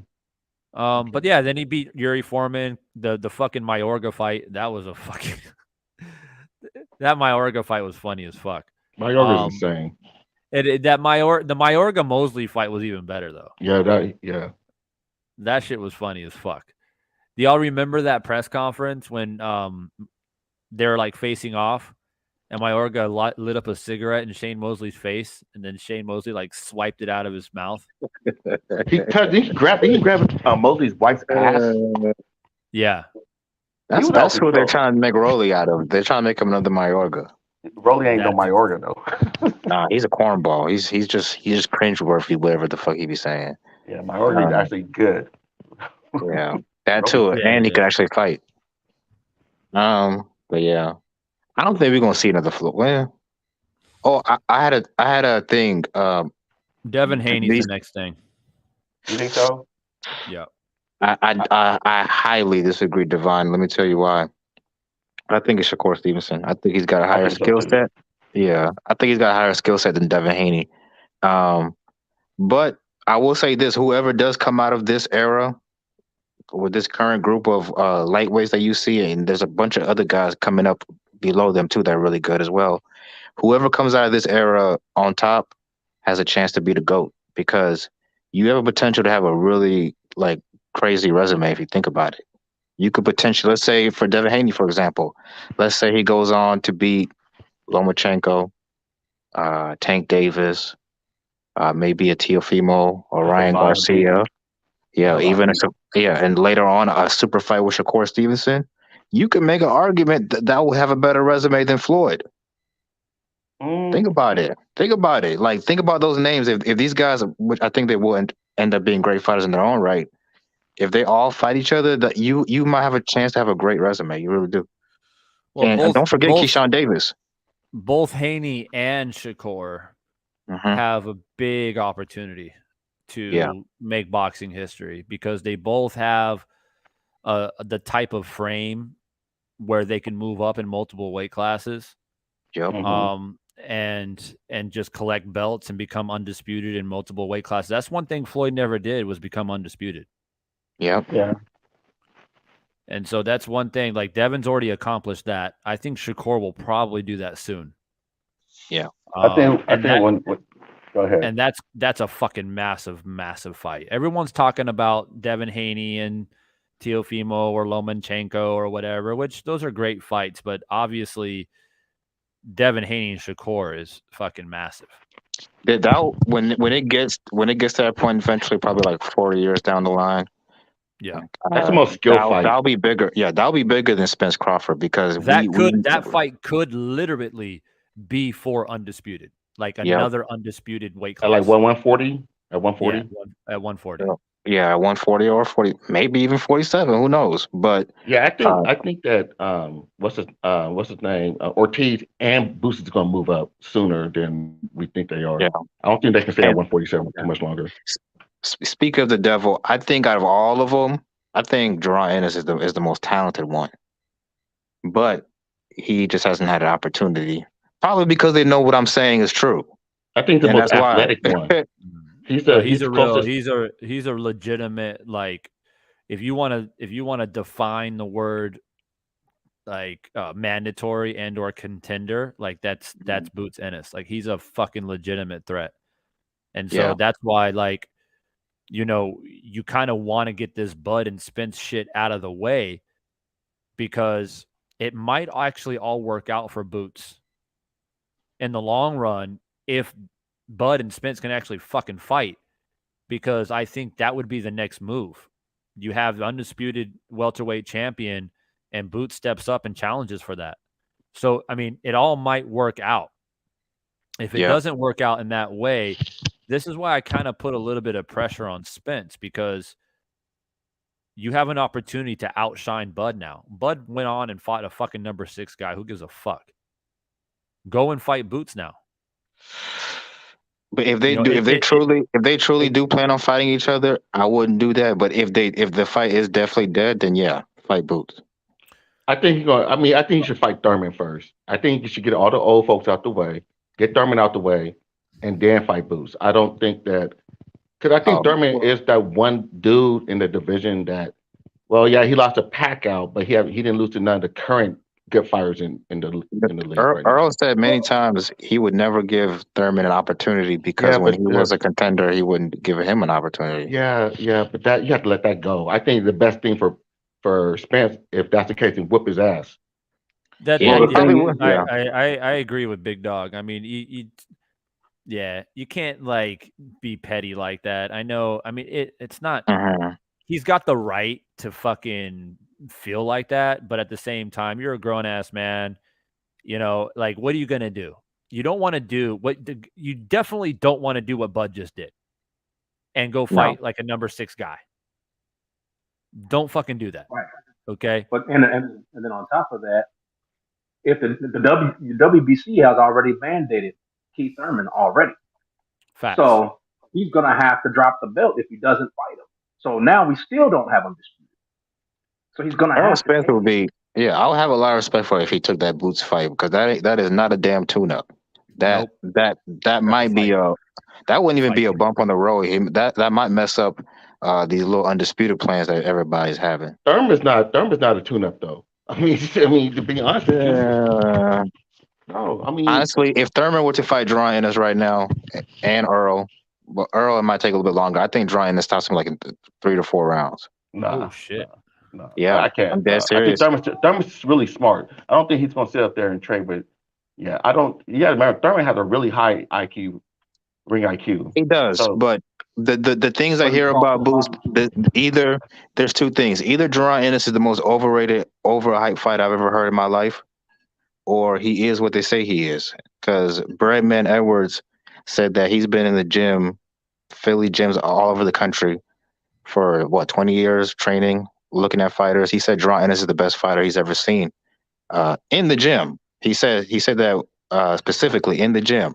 We still got to see what he does with the bright lights. But of all the dudes he's seen, what's that dude that fought Chavez in 98? Was it 99? No, you're not talking about. He's from Philly. 99. Huh? He's from Philly. He fought Chavez in that legendary fight. Meldrick Taylor. Yeah, he's been Meldrick Taylor. That's back in the 80s. That was in the 80s. That was in the 80s? Yeah. 90, 80, 88, oh, 89. well, yeah. Well, yeah. He's trained. He's seen Meldrick Taylor. He's seen all these great fighters from then on until now. He said Boots is the best one he's seen. So if everything they say about him is true, then I expect him to take care of Keith Thurman pretty easily. Well, here's the rankings, guys. The WBC, they got Keith ranked number 1, obviously, but I mean, it's just like 2, 3, boom. Yeah, Ortiz, Ennis. We know that Ortiz is about to go fight Stanionis, which makes sense to because the WBA has that. What is that? The super and the regular. Mm-hmm. So you technically have 2 champions at WBA. And the WBA has Virgil at 1, Ennis at 2, Thurman at 3. They got Conor Ben at 4. IBF has Ennis at 1. Nobody's ranked at number 2. Virgil at 3. And then WBO, of course, Virgil, Ennis, Thurman. And you got Conor Ben kind of hanging around that top 5. But I don't know how I feel about Conor Ben with all the bullshit that he's been pulling lately. Yeah. Well, there's a great way to punish him. Put him in there with the big dogs. See what he's got. Yeah. That's kind of a good point. Yeah, but my whole point for Earl is that, and I think I agree with Big Dog in the sense that if you were to ask, like, best case scenario, perfect world, I would say Earl Spence and fucking Boots would just be a phenomenal fight. But if I'm were to answer a question more realistically, what makes the most sense, like boxing business wise, is that you have to do Spence Thurman. You just got to get it out of the way, and it doesn't matter because Terence Crawford can be like, oh, he can talk shit. He can say, oh yeah, he's fighting an old man. I fought David Avinson, and he was like a young guy, on a winning streak. Keith Thurman, though, he hasn't looked good in a long time. He can talk shit all he wants. It don't fucking matter because you can't compare Keith Thurman to David Avinson. Yeah. Period. Nope. No way, shape. Not even fucking close with the things that Keith Thurman has accomplished at welterweight. So get him out of the way. That way, when it's all said and done, you have him on your resume. Then you actually put more added pressure on Bud. Bud can talk all the shit that he wants, but the fact of the matter is, when you guys could have fought, you didn't fight. And when you both fought different fighters, Spence fought the better fighter. That's it. So, that puts pressure on Bud. And with Spence coming off of another victory, and I mean, you never know. I mean, if fucking Keith shocks everybody and beats fucking Spence, I mean, that puts the whole fucking division on its head. Yeah. You don't know. Thurman ain't gonna fight Crawford right away. So. Right. That's all I was just about to say that. Like, but you know what's funny is that if somehow Keith Thurman pulls it off and beats Errol Spence, it would be fucking hilarious. Bud will fucking call out Keith Thurman right away and act like, oh, it would be such a fucked up situation. It's like, oh, now that Keith Thurman basically took care of your business, you don't got to worry about Earl right now. So now you're going to go after Keith. You're okay with going after Keith, but not Spence. Like, for the sake of fucking boxing, I hope Earl Spence wins. Oh, I don't see him losing to Keith, but I mean, anything can happen, but I just don't see that happening. No, I don't see it happening either. But especially Keith is weak to the body too. Yeah. I mean, Keith hasn't been Keith since like 2017. Yeah, he hasn't. The one time that we know of Keith, yeah, he's not one time no more. He hasn't been once a year. I can actually see Keith taking a pretty vicious headshot and having his eye busted, to be honest. Yeah. Or getting hit with a real good right hook to the body, and he crumbles and spits his mouthpiece out. He always seems to survive those, but he gets hurt almost every fight, but he seems to survive every single time. I mean, he's a warrior, man. He's a warrior. Right? Like people discredit him for spitting out mouthpieces and getting hurt and stuff, but he's a fucking warrior. I mean, again, we were talking about it earlier. If a fighter spits out a mouthpiece, it's the referee's job to fucking call that shit out. It's any sport. Like, if you can get away with it, you're gonna fucking do it, right? Yeah. It's like if I'm in a fucking basketball game and there's not supposed to be hand checking, but I'm hand checking and the referee ain't calling a foul, I'm gonna fucking keep hand checking. Mm-hmm. Yeah. Right. So it's just one of those things. You can't fault Keith for that. And so I just feel like he is a warrior. I feel, but again, it's like if Pacquiao can hurt him, Errol Spence is definitely going to hurt him. He's definitely going to hurt Keith. And Keith might look good and flashy for, 5-6 rounds maybe, but Earl will just fucking, he'll just sit down on something and hurt. I don't think he'll knock him out. But like I said, I have a feeling that it'll be some type of stoppage. Like maybe his eye gets busted, or he can't continue because he just took too much body damage, something like that. But I don't see him getting knocked out, and I don't see him taking a knee and quitting. I can see the referee stopping it or the corner, something like that. Well, if that fight is going to happen, it needs to happen soon, right? If they still do plan on doing. Yes, very soon. That's what happened next. Because I mean, I'm surprised they haven't announced it. Happen next. Soon. And they do it. They need to do it soon, like latest April, because that gives Bud plenty of time to enjoy his victory and take his little time off and evaluate and whatever. So by the end of hopefully March, April, then it's time. Like, it is fucking time now. And we already know, like, in the post-fight interview in the ring, Terence Crawford refused to mention Errol Spence's name, which I find fucking just kind of silly and a little bit sad, but whatever. Spence, though, we already know he's going to call out Bud because he's done it fucking multiple times. When he beats Keith Thurman, you know damn good and well as soon as he gets that mic, he's going to fucking say Bud's name because he's done it many times. There's no doubt about it. And the pressure will be on. The fucking pressure will be on Bud heavy. And so what does that? So what does that mean? If they fight in March, April, then the Bud Spence fight should be in like October next year. September. That is unless, of course, they sign the fight first. That'll trump the mandatories, of course. Mm. And and Errol Spence could take like a little tune-up. I wouldn't be mad at that. Just I got a tune-up for him. If they fight. I got a tune-up for him. Jerron Boots Ennis. Nice little tune-up. Man, I'm sorry, bro. I'm tired of this dude not getting his opportunity, bro.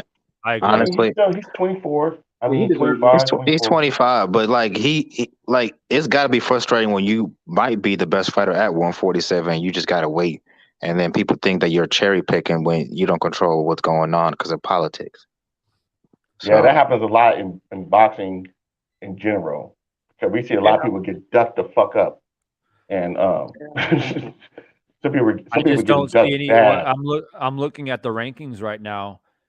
And I just don't see anybody that has a legitimate threat. There's no legitimate threat to Boots other than, and I'm talking about non-champions, other than Virgil, and Boots would obviously be a good fight. And then maybe Stanionis, but Stanionis is technically a champion. But other than that, there's nobody else. Like Conor Benn's not beating him. Ugas won't beat him. Cody Corley won't beat him. But Cody Crowley, I know, goes some rounds. He's a tough dude. And Butayev will be a good fight. Or not a good fight, but somebody that can go longer than 6 rounds. Good Lord. Like, this dude's fought, like, 40 seconds this whole year? Something like that? That's crazy. Or 2 rounds. I think they said it was 2 rounds. Yeah, that's true. That's a good point. I want to see somebody take him deep into rounds. Yeah. It has to be. Would you be against Keith Thurman fighting Jerron Ennis? I'm not, but do you think Keith Thurman will be for that? I think Keith Thurman can track with deep waters. Yeah. I think I give Keith Thurman. I'm sure he can, but I'm saying, do you think Keith Thurman wants to fight somebody like that at this point? Wants to fight? No. I'm just saying. I'm just coming. Yeah. If you're Keith Thurman, you're trying to grab a belt, grab some money, and sail off into the sunset. Right. All he's going to get out of that fight is with boots fuck around and break your jaw or some shit. You know, end that man's career. Yeah, and it's just that fight's never happening. Hey, Divine, I got a quick question before I get off. That might work. Okay, this is gonna be. I just want to ask you guys. This is for all you guys. Okay, Boots Ennis, to me, is a poor man's Roy Jones Jr. But talking about the athleticism. But does Boots Ennis got more boxing skills than Roy Jones Jr.? Potentially. No, I'm just asking because Roy Jones Jr. better fundamentals. I know what you mean. Yeah, because Roy Jones Jr. is a freaking nature athlete.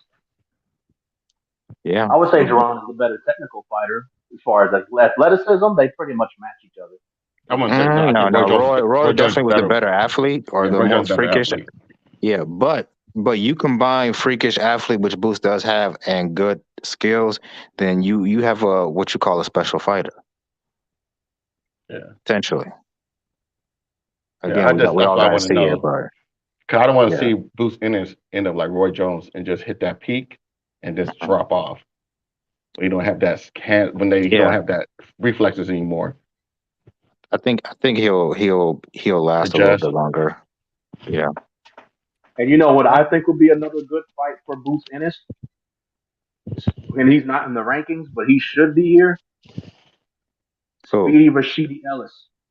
Oh yeah, they actually asked for that fight, but Rashidi's people turned it down because they wanted him to get a little bit more rounds in because he's been off for so long.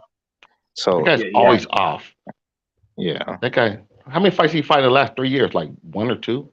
Well, it's That. because he was having issues with Golden Boy. Like, I guess they just Oh weren't yeah, putting that's him right. on.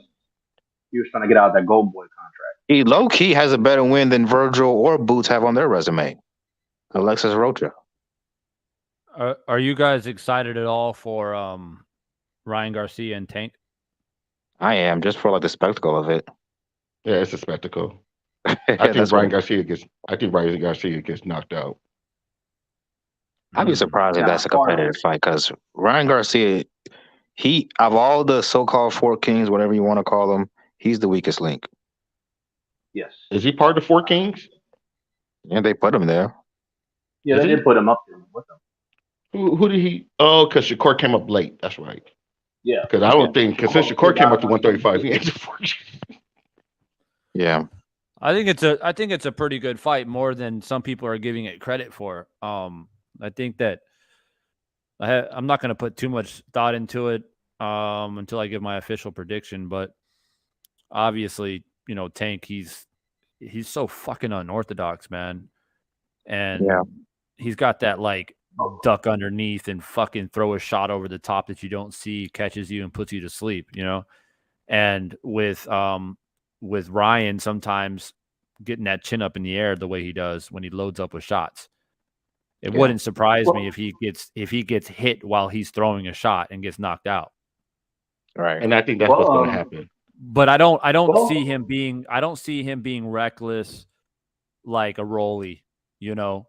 I think he'll try to box a little bit, try to use his hand speed, try to be, try to show some of his abilities. And for what it will be worth and for as long as it lasts, which I think it'll last, at least 7-8 rounds.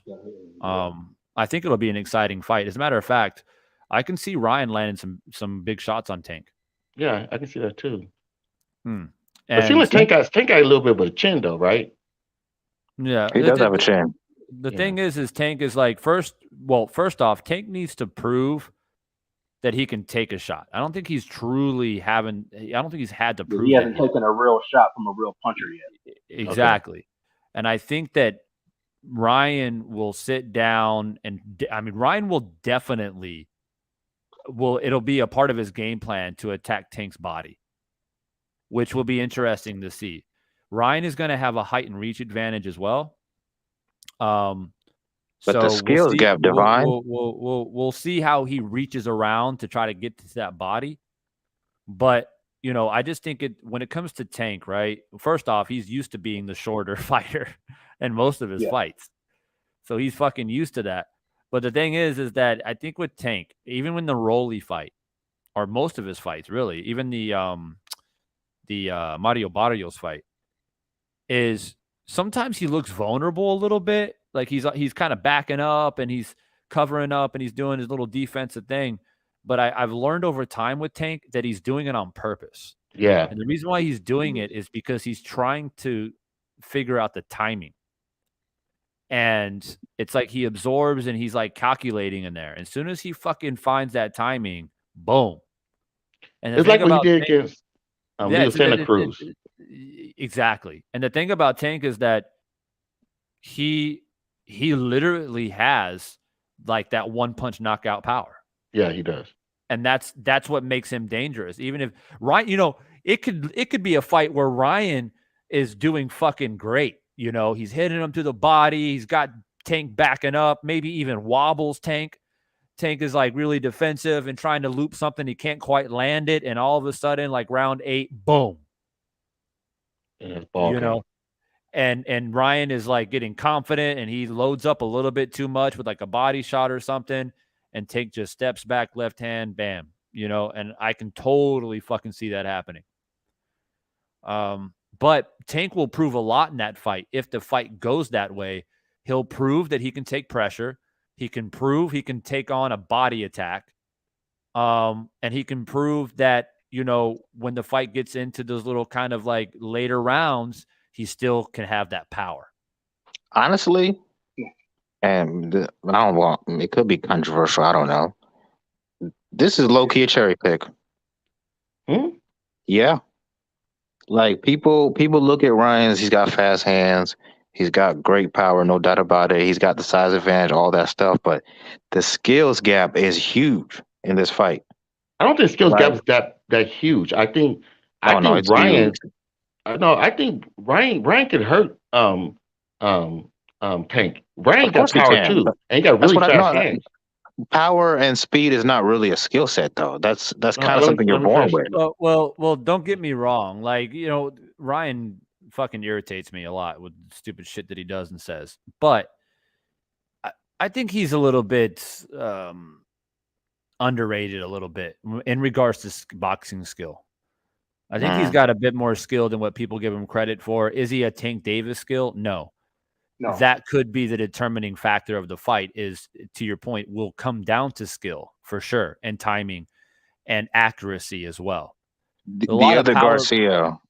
Right. But when I watch Ryan work, he's a naturally gifted like fighter. You can see that, like you said, he's born with hand speed. He's born with nice, fast twitch muscle fibers. He's fast. He's got nice little power. He knows how to get his hips in behind punches. He knows how to fucking generate power. You can't take that away from him. He knows how to use torque behind his punches.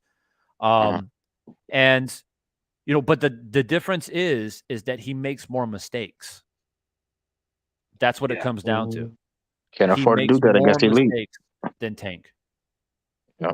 Tank is just his defense is shoddy too. I don't think that Ryan's defense is all that great. And I think Tank did hit him in his chin. Like what's the dude, Luke Skywalker, whatever his name is?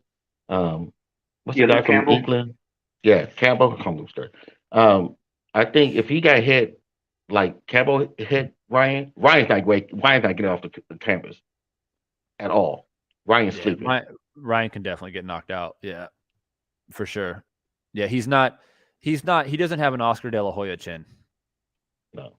His big bro. That's his big bro. But when it comes to chins, yeah. But the thing is, hopefully Ryan Garcia gets proper sparring in. Maybe I think they're gonna fight other people before they fight each other, right? Yeah. Tank got to fight this at the beginning of the year. Right. So hopefully this that's dude a good he's about to fight might be a harder fight than Ryan. My opinion. Could be. Hopefully it's a good test for him. And then leading up to Tank, if he's victorious, he gets some proper sparring in. And if I was Ryan, I would get like some smaller, powerful guys to try to emulate Tank as much as you can. It's impossible to exactly emulate Tank. Just like people who were preparing to fight Floyd, like you can't find anybody to fucking emulate Floyd. Right. Like who are you going to bring in? You're going to bring in fucking Paulo Malignaggi? Like, you know what I mean? Or, I mean, of that time, maybe like a Devin Haney, but Devin Haney was too young for most of Floyd's prime. So you couldn't bring in somebody like that. So it was hard to find sparring partners to prepare for Floyd. And also super hard to prepare for Deontay Wilder because you can't prepare for that kind of power. But here's the issue with Ryan Garcia. And I've asked a lot of people this question. Nobody can give me a proper answer. All they say is, well, he's got a great left hook and he's got power and speed. But when I say what skill set does Ryan Garcia have that you can say is elite? Does he have a great jab? I don't think so. Does he have great footwork? Absolutely not. He's got cement feet. His defense is suspect, leaves his hands down sometimes, chin up in the air. He's got a lot of holes in his game. We think Teofimo has a lot of holes. Ryan Garcia has even more. Teofimo just fought better competition. So I can't disagree with that. I mean, yeah, like if you look at the fundamentals of boxing, jab, how you put combinations together, defense, ring generalship, IQ, yeah, he's got some holes there for sure. But there is such a thing as elite power, though. I mean, people have power and people have elite power. Now, obviously, Deontay Wilder has fucking elite power, right? And when you have that type of power, you can fucking change the fight, even if you don't have the same skill set. Yeah. Nobody would ever argue that Deontay Wilder is a better boxer than Fury. Right. Or has more experience than Fury, but he has that fucking eraser. Yeah, the eraser. How does Ryan Garcia?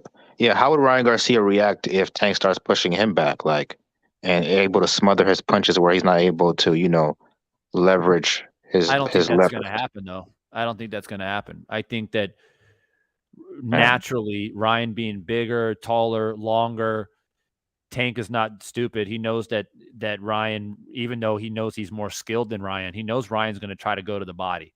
He knows he's going to be heavy on the front foot.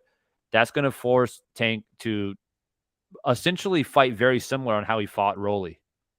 Yeah, right. And just kind of back up a little bit, wait to see how the punches come in, make sure his defense is tight, counter when he can. He'll probably even give away a few rounds. Yeah, but Ryan's gonna run to something.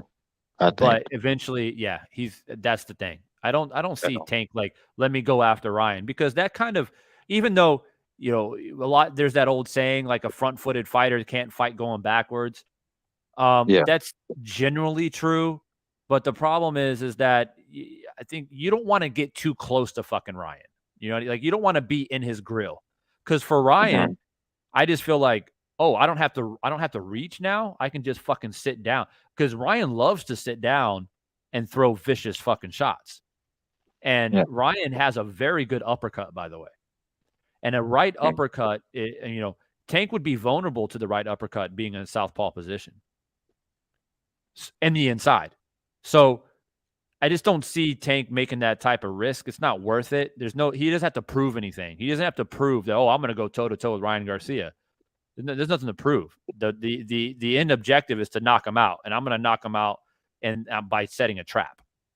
Yeah, and that's what's gonna. That's how he gets people.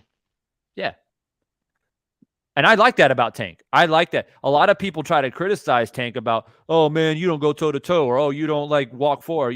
It's that old like blood sport mentality. Well, people criticize. They used to criticize Floyd for that, but I like that about Tank, though, where he has the ability of being a smaller fighter, like frame wise, but he's got power of a fucking middleweight, and he can just set traps brilliantly. Probably one of the best in the sport. And you can call him the Black Widow of boxing. Basically, he fucking sets a trap. And he never. Another thing about Tank too that's underestimated is that he never panics. No, he never fucking panics. You never see him like go back to his corner, shaking his head like, oh, that was a really tough round. Or, even when he fought Mario Barrios, there was some awkwardness there because Mario was so much bigger than him. But, and also Leo Santa Cruz, but he just never fucking looks flustered. And when you don't look flustered, let's say, for example, you have a good round against someone like Tank. You go back to your corner, you're like, oh, yeah, I got some shots and I'm feeling good. Mm-hmm. But then you come back the next round, and then Tank doesn't look phased. He doesn't hesitate. He sticks to the game plan. Floyd had that too. And so when you continue to do that after 2, 3, 4, 5 rounds, then it's a mental warfare. Now it's a war of attrition. Now you're starting to realize I'm throwing my best shit, but it's not good enough anymore. Like, I can't hurt him. And now he's starting to counter me. Now he's starting to hurt me. Now he looks dangerous. And then your confidence starts to drop. And then he fucking knocks you out. Yeah. I think with Leo Santa Cruz, right? I think that's like the perfect fight because he really let Leo Santa Cruz feel like he was winning that fight in boxing. Exactly. And then he let Santa Cruz hit him a couple of times before he did a vicious uppercut. And bro, Tank's crazy, bro. Tank be doing some crazy shit in there. He did it against Rolly too. It's like nobody with a boxing brain would have been like, oh yeah, Rolly's gonna win this fight. But it was funny because Rolly fucking came out there like a fucking torpedo, right? And there's a couple of moments in the fight where, like, even for me, I kind of turned my head a little bit.